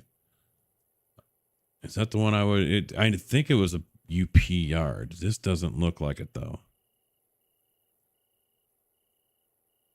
No, that's too far south. Never mind. I think it was that's 90, so we're too far north. It was just south of. Yeah, here it is. This is it. The hell's putting off all that smoke? Something's putting off a lot of smoke right there. So I would come in down Western, pull in here, and come up to the gate, put my two fingers on there and have me scan in. Because when they changed that system, I had to come up here and go into the tower and get fingerprinted. So after that, all I had to do is drive over here, put my two fingers on to get scanned, and I could drive in. And then I would drive up and around. No, I would drive up this way, cut across, come all the way down here. And that looks all different now. That's empty. Because they were down here. You can see where they were working on everything. This is where I would service my jack. This actually looks like it's been put out of service.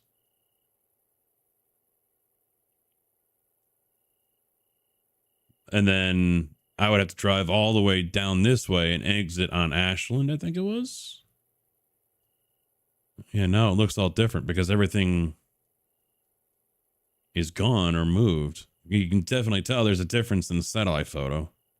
But I would exit out this way. But then other times I'd just say, fuck it. And I'd just come back out this way and exit this way. And just pull back out on the Western. So. Yeah, there's a A lot of rail yards, and it's been so congested in the Chicagoland area for years that they've been buying up, like the EJ&E, like I mentioned. They bought up that one so they could go ahead and use that as a bypass to get around Chicago. Otherwise, the trains are sitting for ages waiting to get through. Where am I? Stager, Chicago Heights. So there's Lincoln. Is that it? Yeah, it looks like the EJ&E.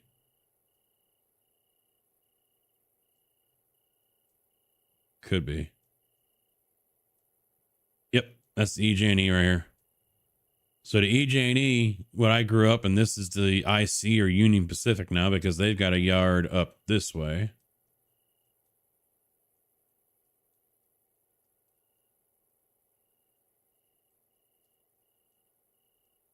It's a long one. Not huge, but yeah, that's a good sized yard up there at Homewood.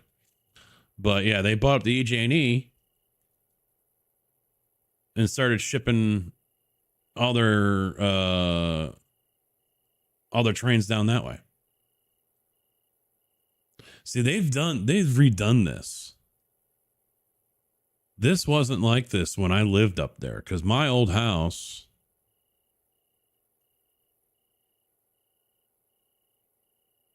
right here, that's the house I grew up on.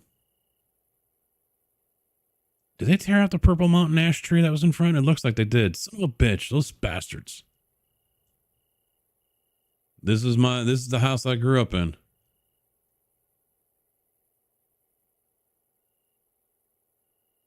So I had the EJ&E tracks right here. And before it was just this. This was like Matson Lumber. Oh, the old plant's still there. That was a concrete company right here. The old plant's still right there. But this wasn't here. This loop, that's new.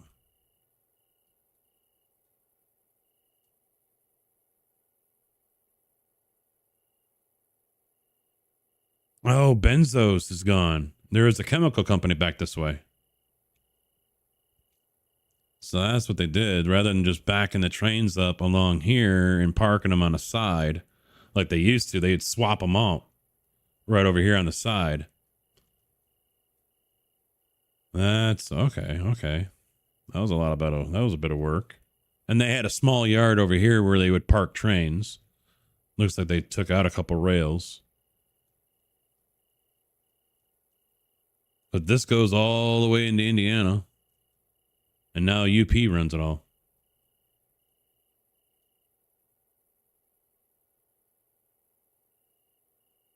Well, they haven't updated the photo.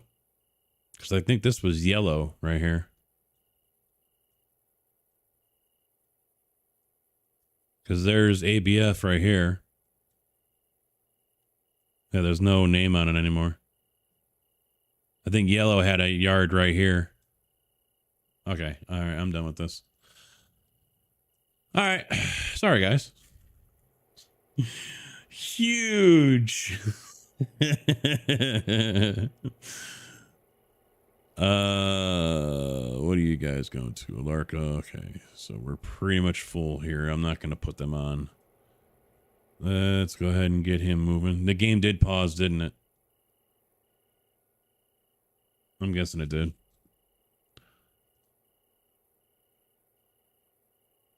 All right, let me catch up on chat here real quick. Look for office towers.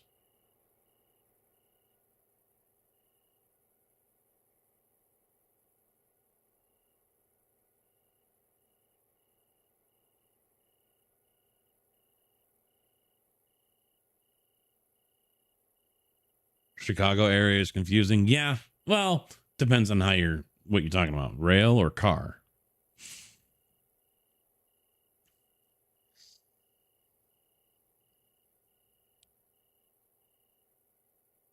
Latest Norfolk Southern derailment is only 3 miles from you at Bethlehem Steel.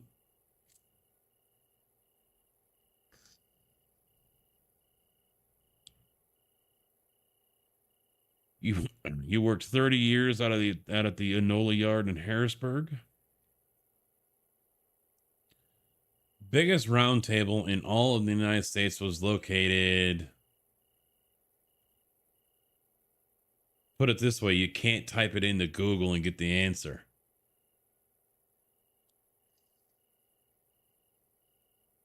Yeah, Yellow's gone. Yellow couldn't come to an agreement with their contract, so they shut the doors. They were hemorrhaging money. They were skating on the edge. There was no way they could give everyone raises or do everything else. You know, that wasn't gonna happen. If I had to guess, I'm gonna guess New York, but I don't know the answer to that. No, I don't either. I've only used one once. I found a round table by satellite just looking around at towns around here. There's one down in Clinton. There's one in the Bar Yard they restored. Yeah, this one in Clinton's all like, you know, forgotten about, it looks like. That's all overgrown. I'm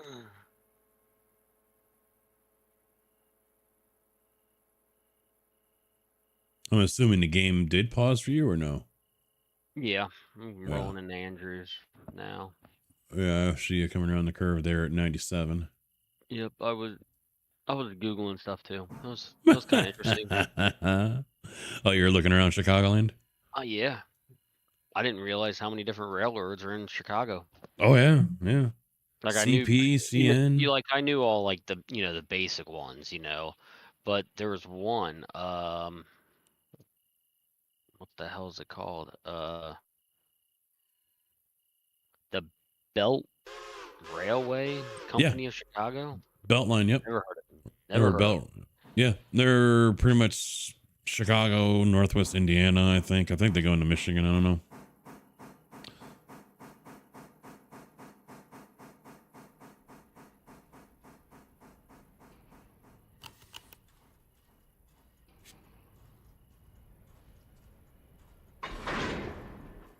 All right, he's hooked up. Time to kick him out of here.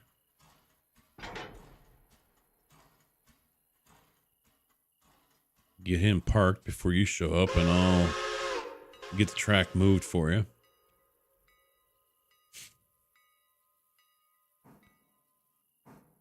Oh, we'll leave that straight and kick that one over. Put a fusee right there. Oh, look up my old house, 5471 Main Street in Whitehall, Pennsylvania, which was a concrete town that ran the old air raid sirens when quarry blasting, which they do this. Oh, I've heard of places like that too. If the quarry is close to the town and they're really setting them off. Yeah. I mean, a lot of people also know about the Thornton Quarry.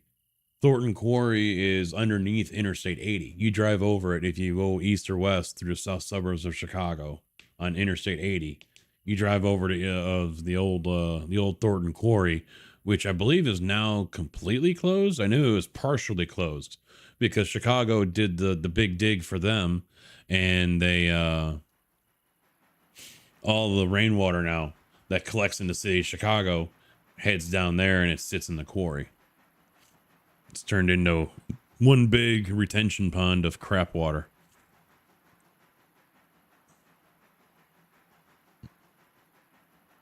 Ew. Yeah. Not a swimming hole by any means.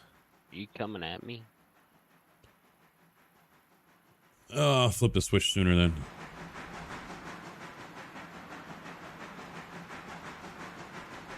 I say when you get that off the rails, if you want to take this GP9 off my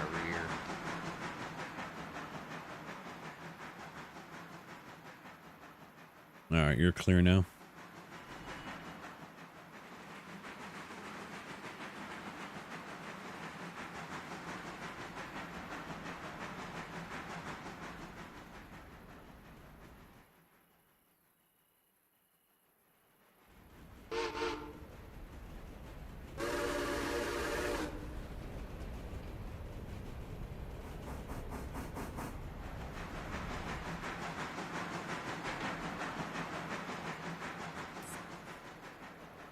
Why'd you pull the handbrake?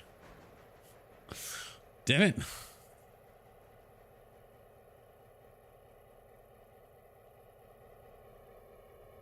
I didn't want to forget about it to go flying in the rear when I stopped this train up here.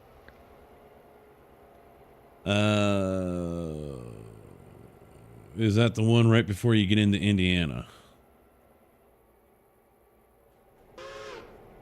I gotta remember what we were just talking about here a minute ago. I don't remember already. Oh, yes. Yeah, off of Halstead? Club O. I dropped my tier from 5 to 4. It was complete insanity for one person. Oh yeah, I get that. Yeah. Yeah.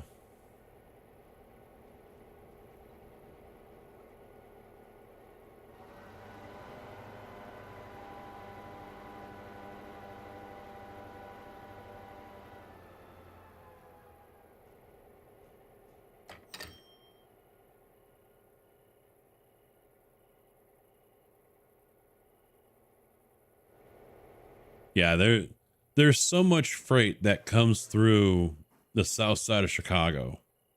It's crazy. That's why they were buying up all these short line.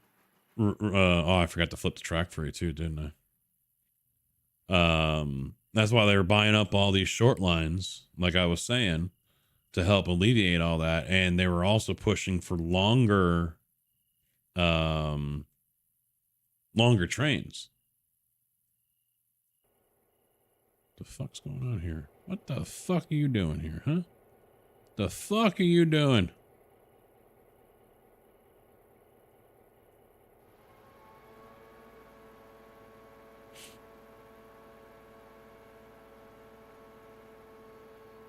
Am I clear to the water tower and stuff?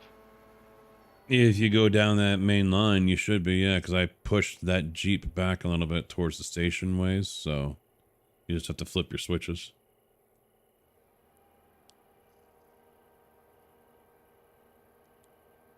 I'm over here rescuing the passenger train.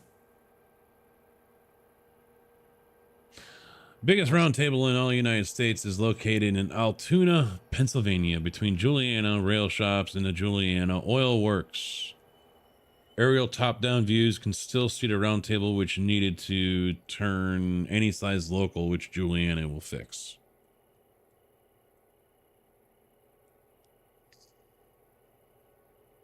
Yeah, I didn't know if it was going to be Pennsylvania or New York.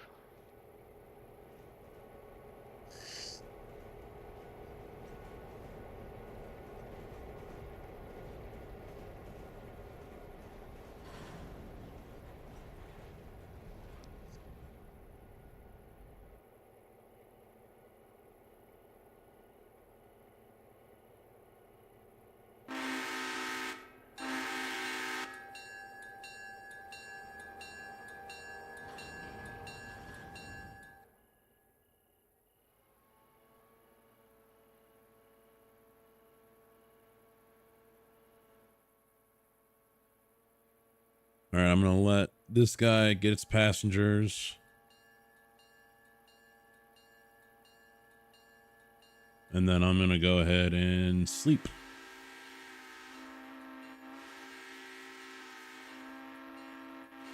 Yep, see, I'm going to deal with tomorrow. Yeah, PA is and was home to railroading, and to this day has over 9,000 hours of railroading history, unlike any other state. Well, I can understand that. I mean, oil was discovered there. Coal probably came from there for the longest time as well, until, you know, rest of the Appalachians took over. Pennsylvania was pretty much the hub, the highway going east to west for a while, until they got around everything and got out towards the Mississippi and everything. It still kind of is if you want to go to the Northeast. Yep.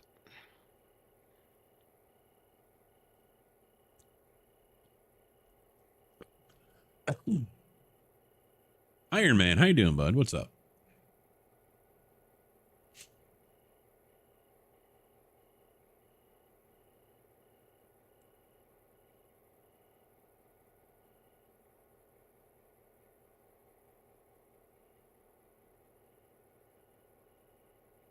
Good. Nice to catch a stream.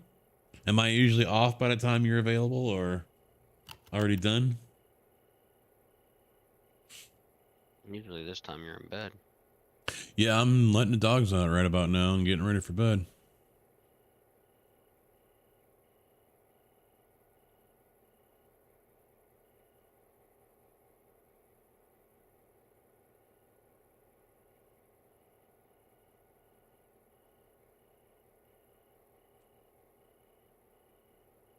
We're gonna have to get a hopper up here of coal. I think we got one available.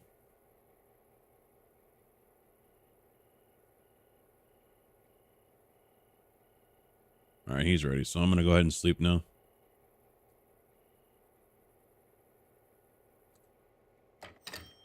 Oh, ready? All right. What do we got here? So we had 54 cars delivered. And it looks like it's not full, so that looks like all the cars we're gonna get.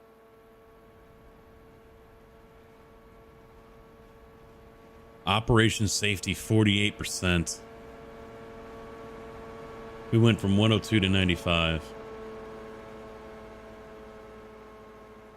Balance is now $11,000. So, okay, that was a lot of money we picked up overnight. $3,000 for Whittier Sawmill. Wow. 55.1 logs. Pulpwood was 437.5 ton for $2,100. Alarka Fuel, Smith Machining, and MG Chemical are now tier 5. It didn't take all the fucking cars.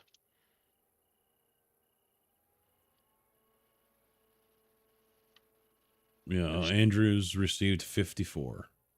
Yeah, there's still 3 over here that they didn't take out. The Andrews Interchange, these are the ones I brought back. We did get 2 coal cars. Paid $248 each. Yeah, I see the one. It says Andrews. I was trying to see where the other one was. So that's the only one I see.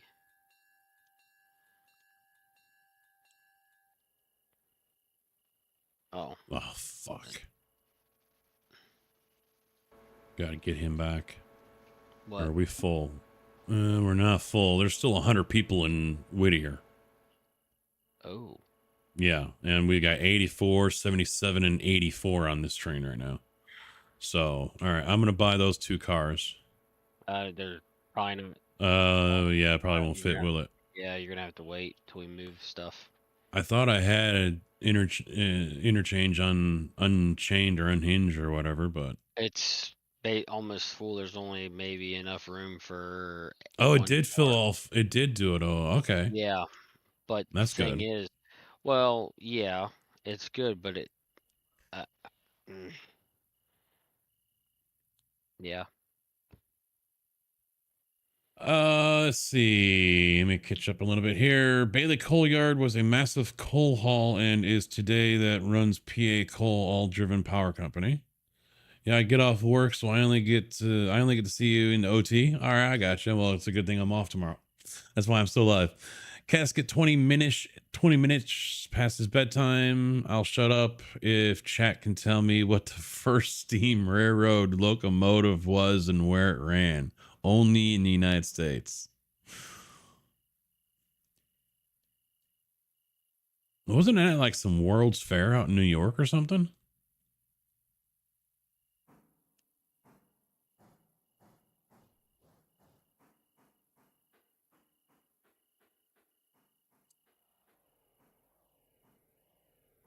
All right, you know what? I think we got enough room. I can at least probably purchase the Burke.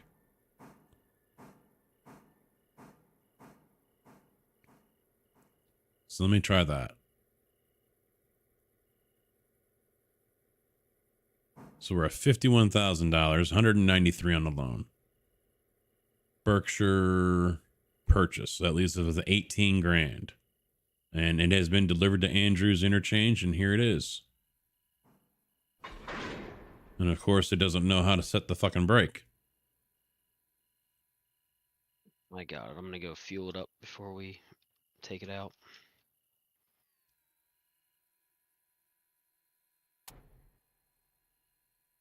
All right, I'm just gonna set it to AI, coming at you at 20 miles an hour.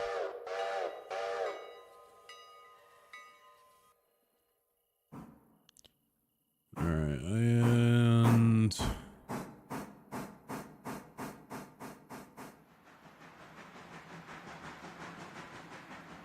yeah, there's the Andrews coaling tower. That's the only one I saw, unless it's mixed in with something else. Yeah, I'm kind of scanning right now.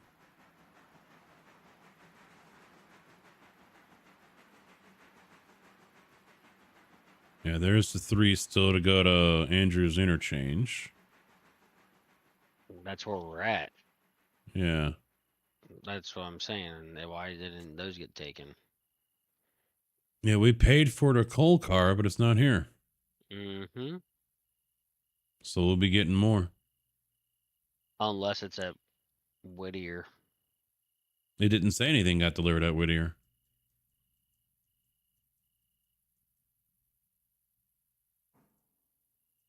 It did. A Larka sitting over here by itself.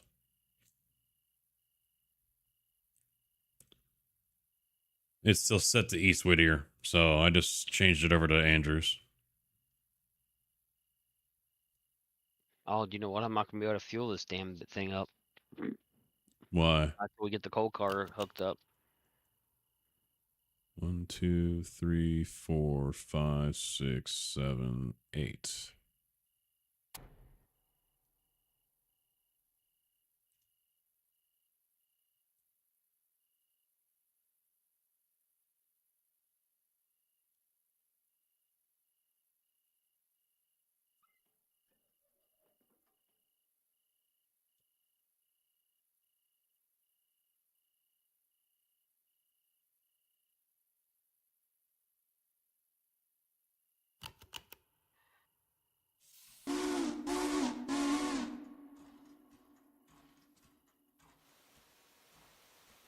We got 5 at the Whittier sawmill ready to go.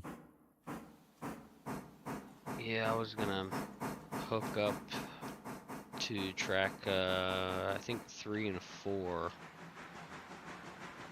I'm gonna take all those all the way to Bryson, or at least to Larko.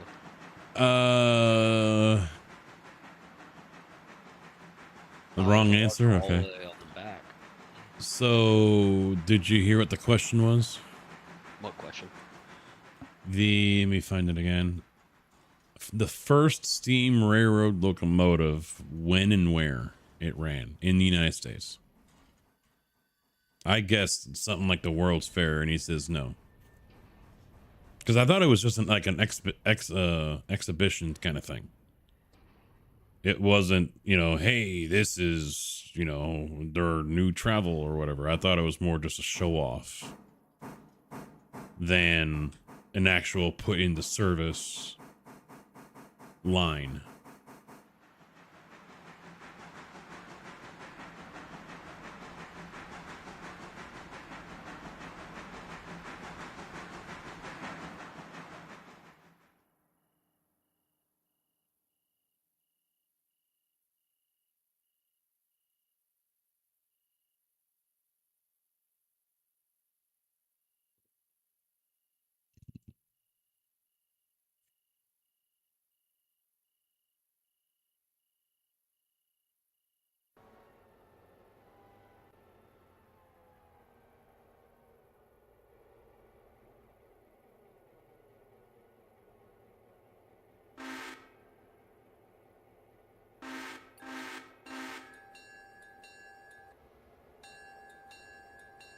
Think PA. That's the hint.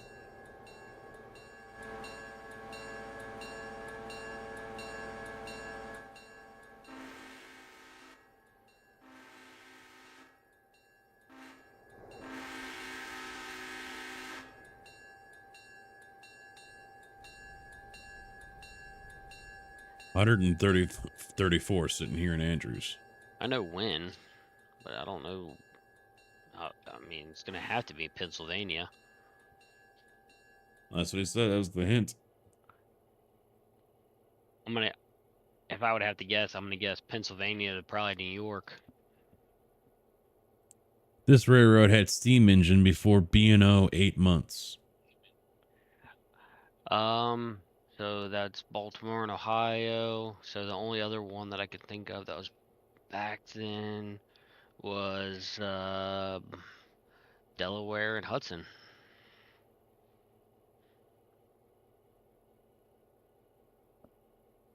Where the fuck is Car Freak for this? Car Freak should know this shit. Fucking Car Freak. He's probably Yes. asleep. Yeah, he's probably already asleep.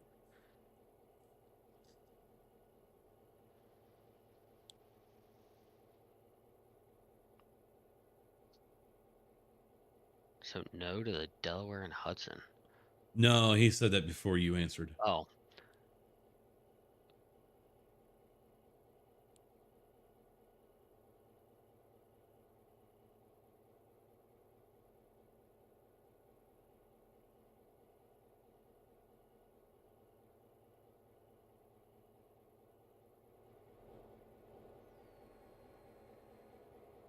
$67 active freight waybills.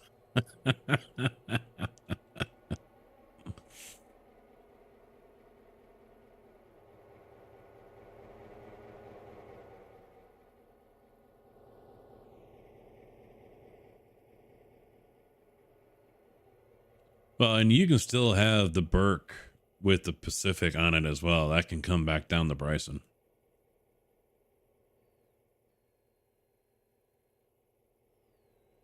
I mean, I think the Burke's got enough on it to make it down to Bryson to get refueled down there. So if you just move the Pacific and put that behind the second Burke,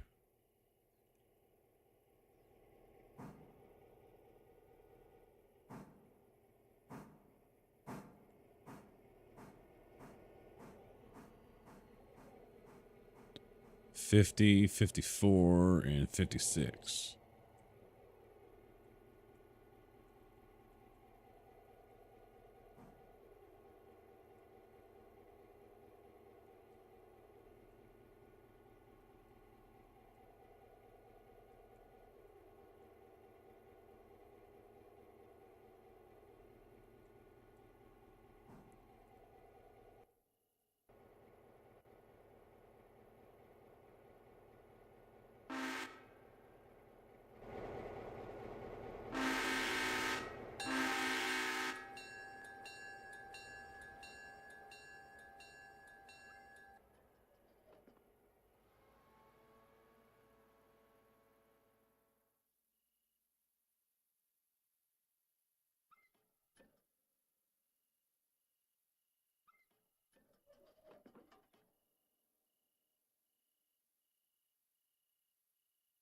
No, Honesdale, PA was the first steam engine in all the United States. Way before Beano. Look it up, prove me wrong. See, I think he needs to be a little more specific with the question, to be honest. I'm guessing you're thinking first one that was put into surface as freight or passenger.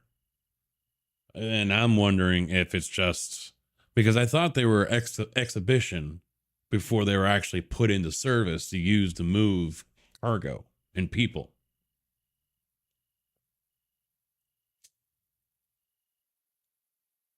Kind of like the car was, the car was just a toy, something to show off. And I thought the steam locomotive was the same way.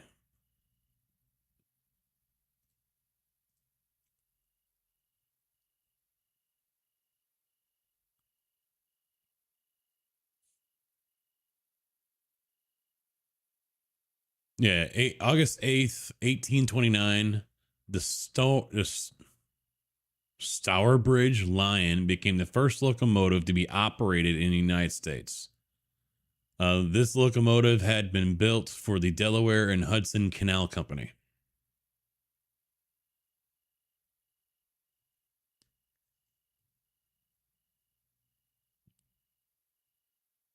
This is according to Mystic Stamp Company.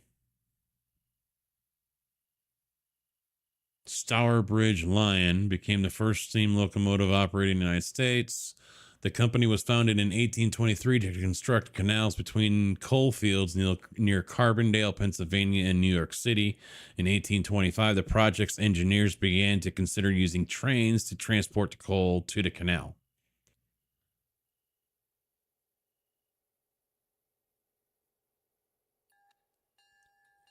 US 2362. Oh, that's the Jarvis. Okay. They're talking stamps still.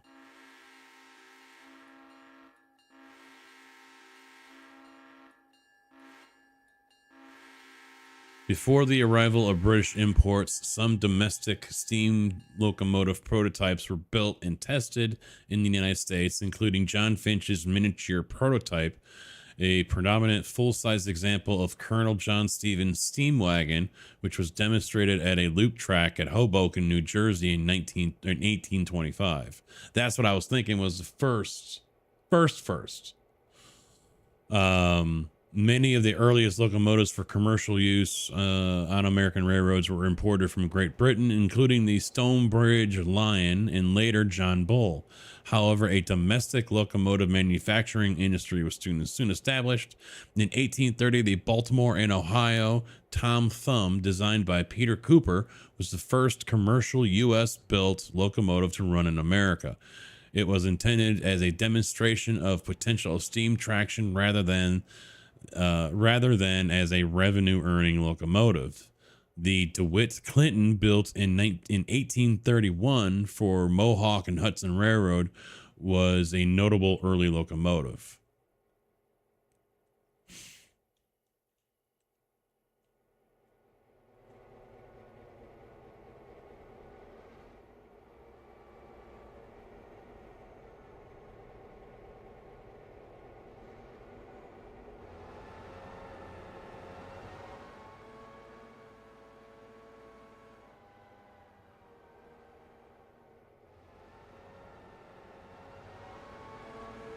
Yeah, that's what I was pretty sure of, was that what Wikipedia here says and what that stamp site said as well, that the first locomotives that showed up in the United States here were not for work, but more for show off.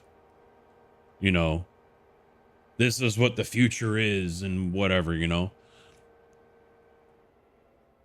It wasn't something that was put right into service and started hauling passengers and cargo. That's what I remember hearing about it.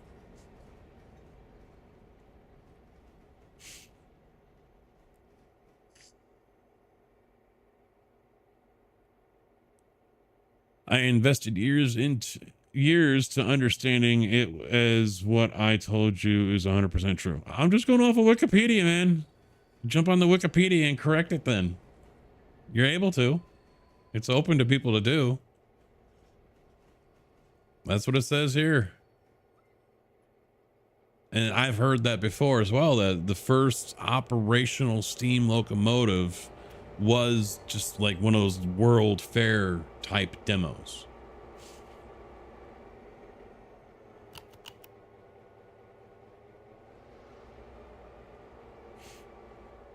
I've heard that multiple times. For years, that's what it was. Oh, yeah.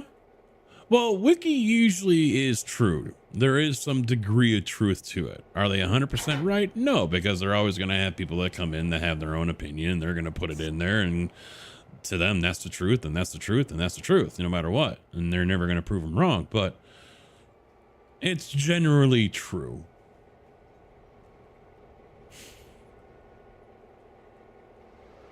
Not as detailed as it probably should be in some things. We get the abbreviated version, if you will, but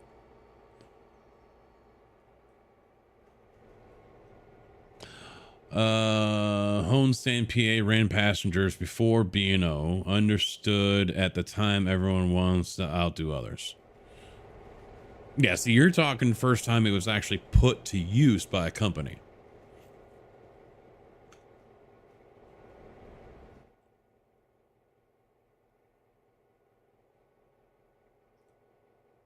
I want to call it Stonebridge, but that's not it. It's Stour. Storebridge?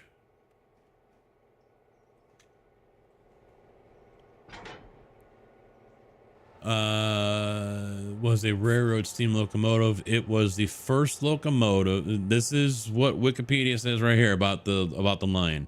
It was the first locomotive and the first foreign built locomotive to be operated in the United States. And one of the first locomotives to operate outside Britain.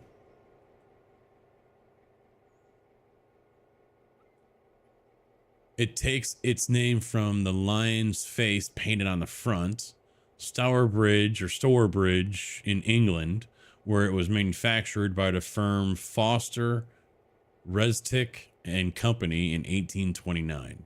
The locomotive, obtained by the Delaware and Hudson Canal Company (D&H), was shipped to New York in May of 1829, where it was tested raised on blocks. It was then taken to Honesdale, Pennsylvania for testing on the company's newly built track.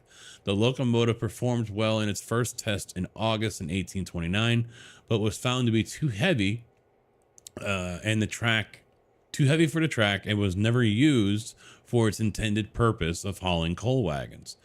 During the next few decades, a number of parts were removed from the abandoned locomotive until only the boiler and a few other components remained. Those were acquired by the Smithsonian in 1890 and are currently on display at the B&O Railroad Museum in Baltimore.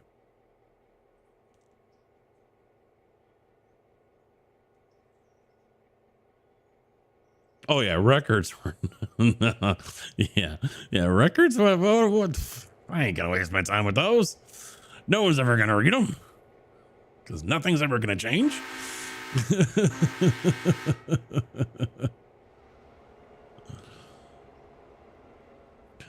So this thing the gauge was 4 feet 3 inches. Driver diameter was 48 inches. The weight of it was 14,000 pounds. Tender weight was 5,800. Total weight 19,800 pounds.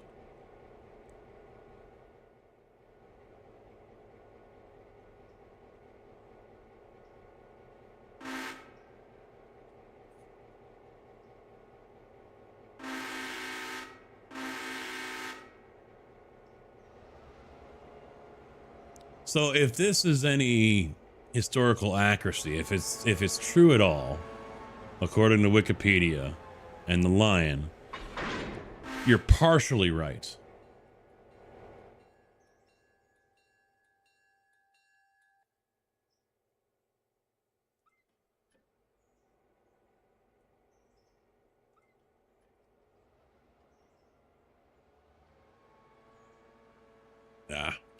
Hate doing that.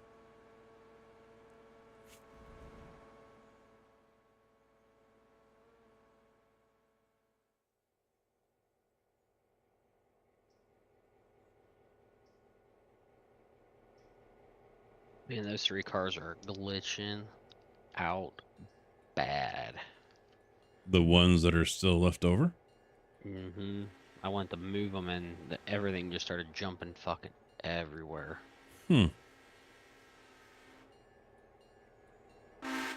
Maybe a restart will help it.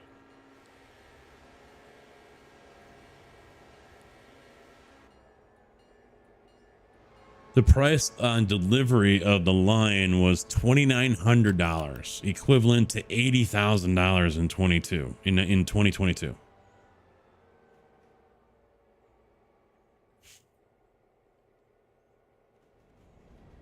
That's a good chunk of change for back then. Almost $3,000.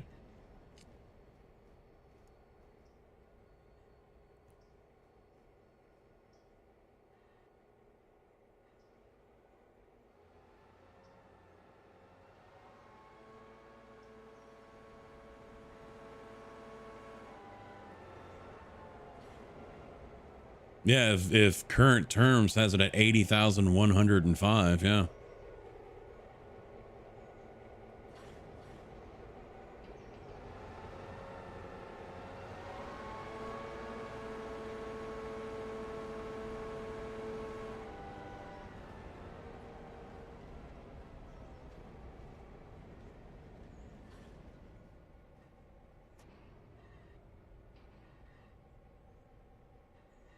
I mean, if that's including delivery costs as well, holy shit, that is pretty fucking cheap.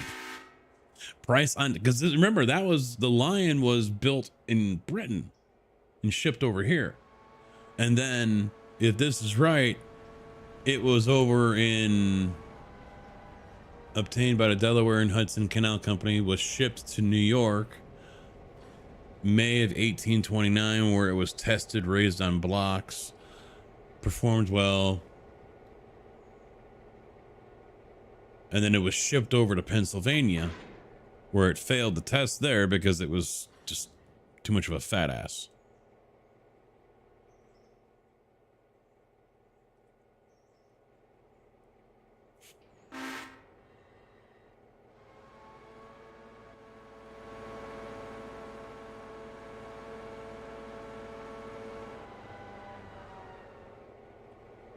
But I will say this. Wikipedia might be known for not always being correct on things because anyone can go in there and make any edit they want. The Smithsonian, on the other hand, not so much.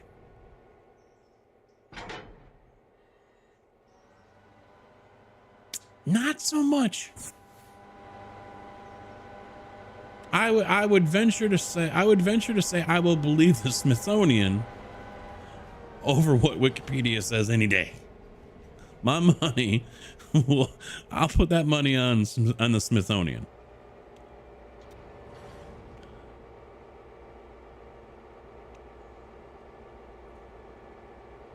They tend to know what they're doing and what they're talking about.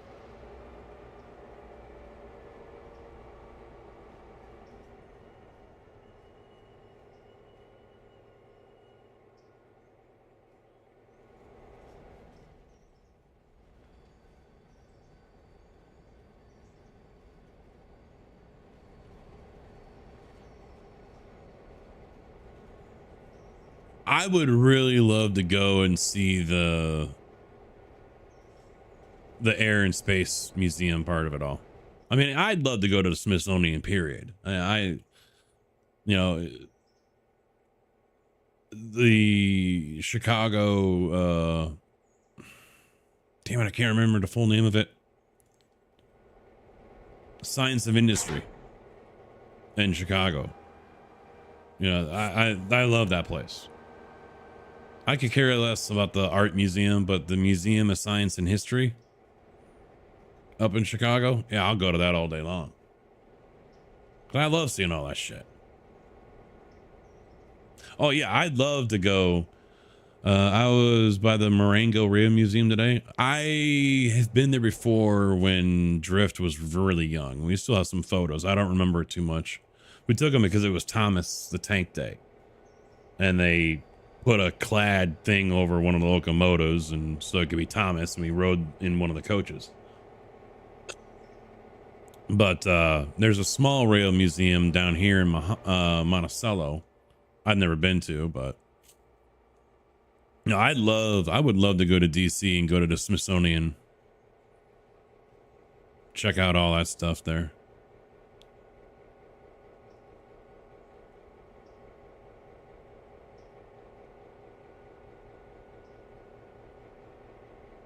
Yep. What was that? 507? Because we got the magnet on the fridge. You know, you walk, I still got the photos on my Facebook page of it. You walk in and right away there's a fucking torpedo in the front end of the fucking U-boat greeting you.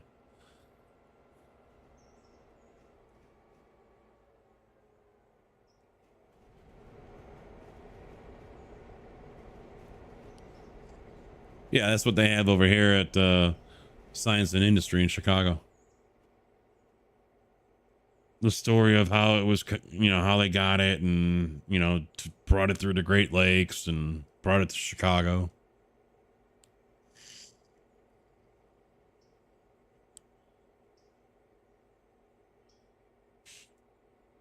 $5.05.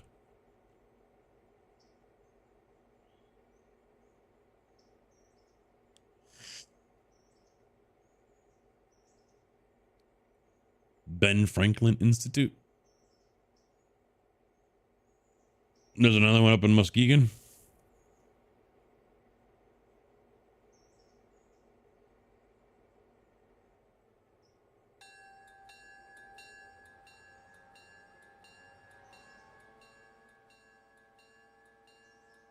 All right, let's see. Where do we want to go here? We'll go left. We'll come all the way out to the third track. Bring that all the way down. And we'll put them on this one right here. So I'll put that fusee right there.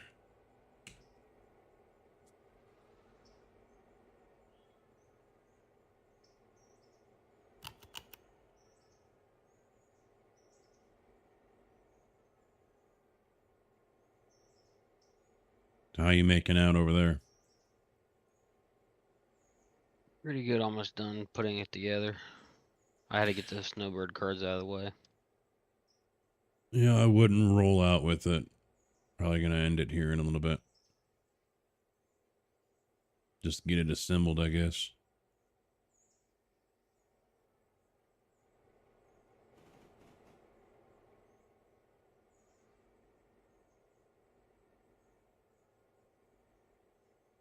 My eyes are feeling heavy.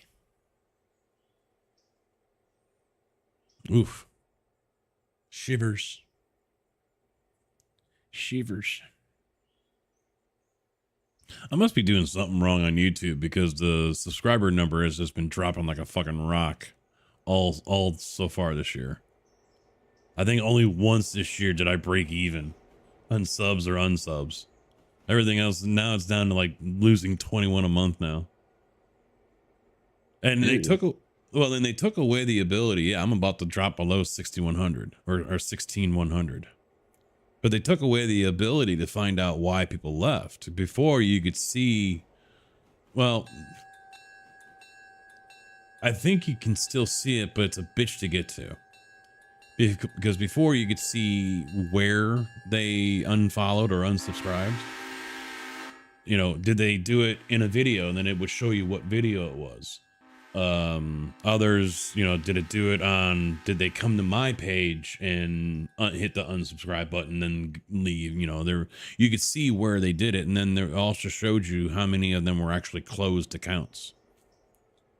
And for a while, that was the bulk of it, was losing subscribers because of closed accounts. But I haven't looked lately, so I don't know what the main reason for people leaving are. But since I started going live on YouTube, I've lost more people than I probably have while I wasn't making videos. Go figure that one.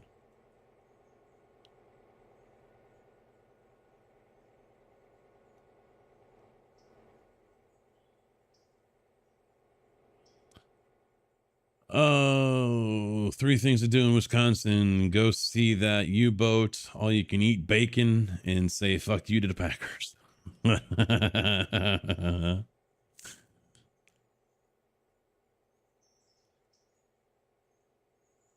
Eagles lose. Wait.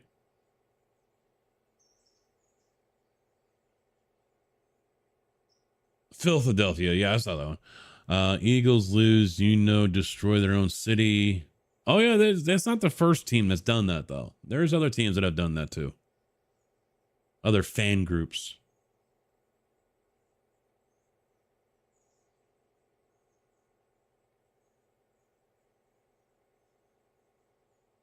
Canucks.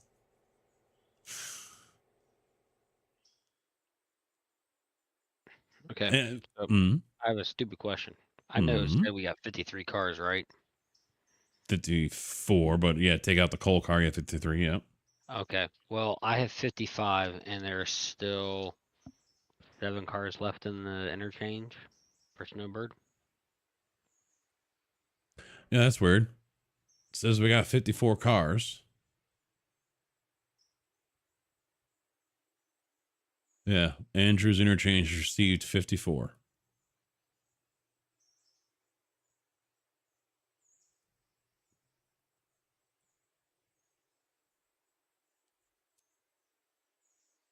Two Burks in the Pacific pulling 26,000 tons. You mean 2,600? Whatever. In my dreams, it could be 26. Yeah. How much of a railroader fan are you? Are you talking the game or real life?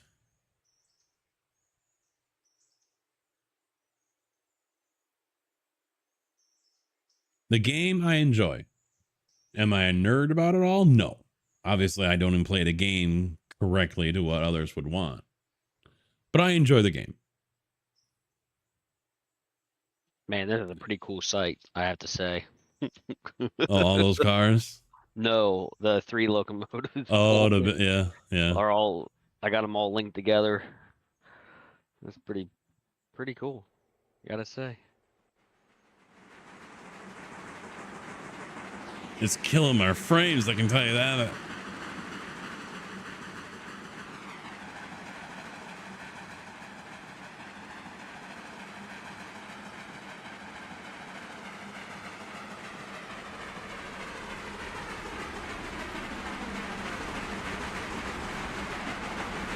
Ah!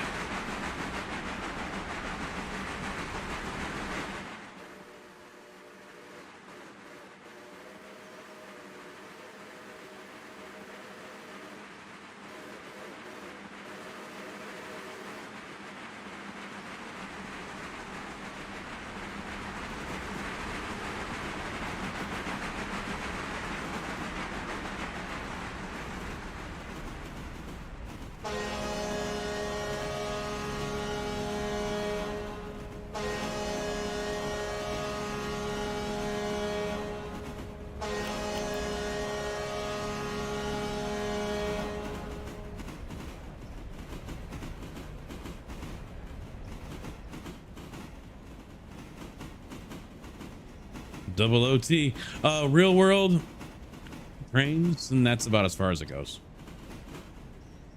There's plenty of other things that I find enjoyment with more.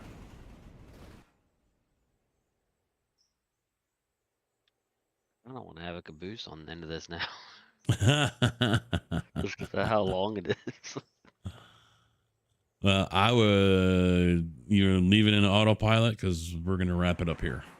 Oh yeah, I'm gonna stop it. I was just clearing the Snowbird sighting just in case. Oh, Just in case you start it next time and Tigger wants to wreck it.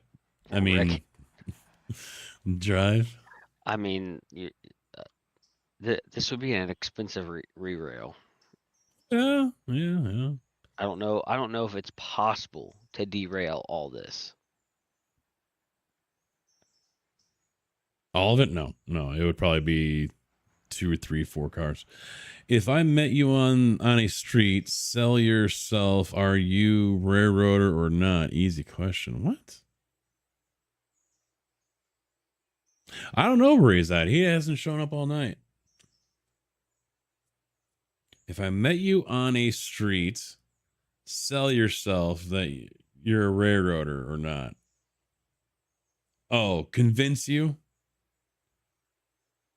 That's just basically what I said. I like trains, but that's as far as it goes.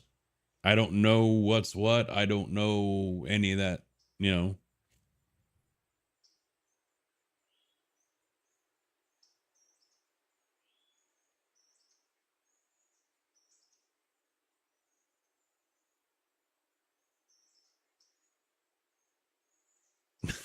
Been blackout drunk on a lot of them and higher than a kite. That's for another time.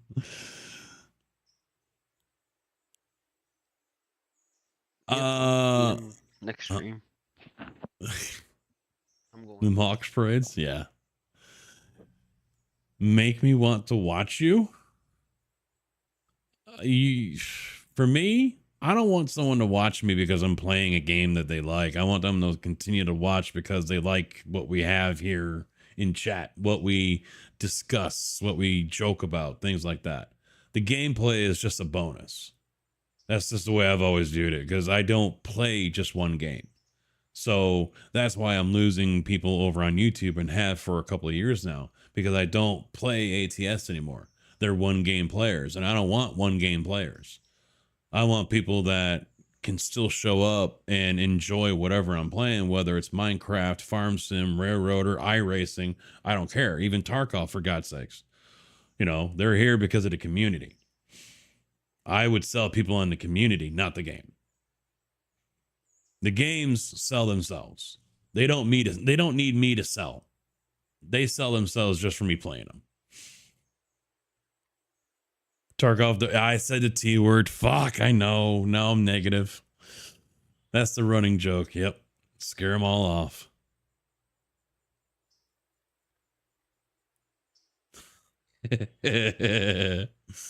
Yeah, so I have always wanted to just have the community, and we've had it here for a while, and then I didn't really stream much last year, and that kind of killed it.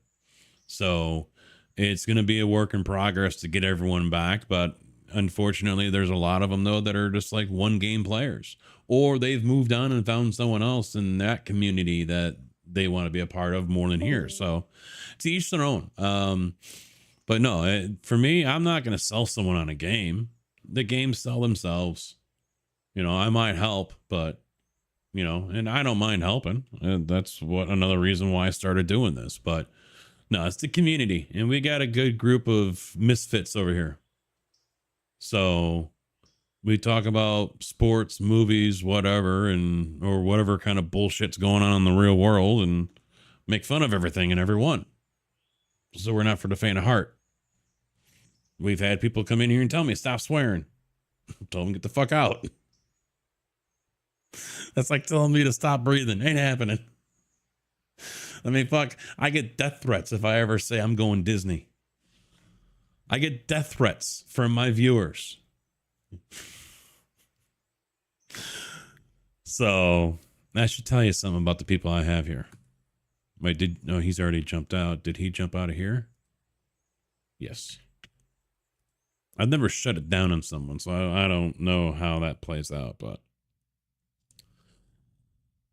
I'll be sending all my weird friends to you. Oh boy. Just tell them they better have some thick fucking skin. So I might stream tomorrow. We'll see. It'll be an afternoon stream. It could be an evening stream depending on how the wife feels. Don't know what I'll play. It could be iRacing. I still want to get more time in on the rain, since they did the rain update. Get some more time in getting on the wet tires and in the rain and everything. I'm gonna try to work on Farm Sim, because that's still the intention for Sunday for the Troll Casket, and possibly Monday as well. I'll try that whole DX11 thing, see if that does anything. That was suggested earlier. We'll see how that works. I'll let you guys know on that one. Otherwise, the Troll Casket on Sunday, it'll have to be something else. It'll have to be ATS, unfortunately, or 7 Days to Die. And I've got to find some mods that I want to throw in there. I haven't done too much with that yet. So I can do vanilla, but just a little enhanced quality of life kind of stuff. So we'll see how it goes. So if I don't see you guys tomorrow, have a good weekend. I'll see you guys on Sunday. Hopefully take part in the Troll Casket, annoying the fuck out of me like you guys normally do. And that's it for now. Thanks for chilling, guys. Have a good day, night, evening, whatever it is, and I'll talk to you later. Good afternoon, good evening, and good night.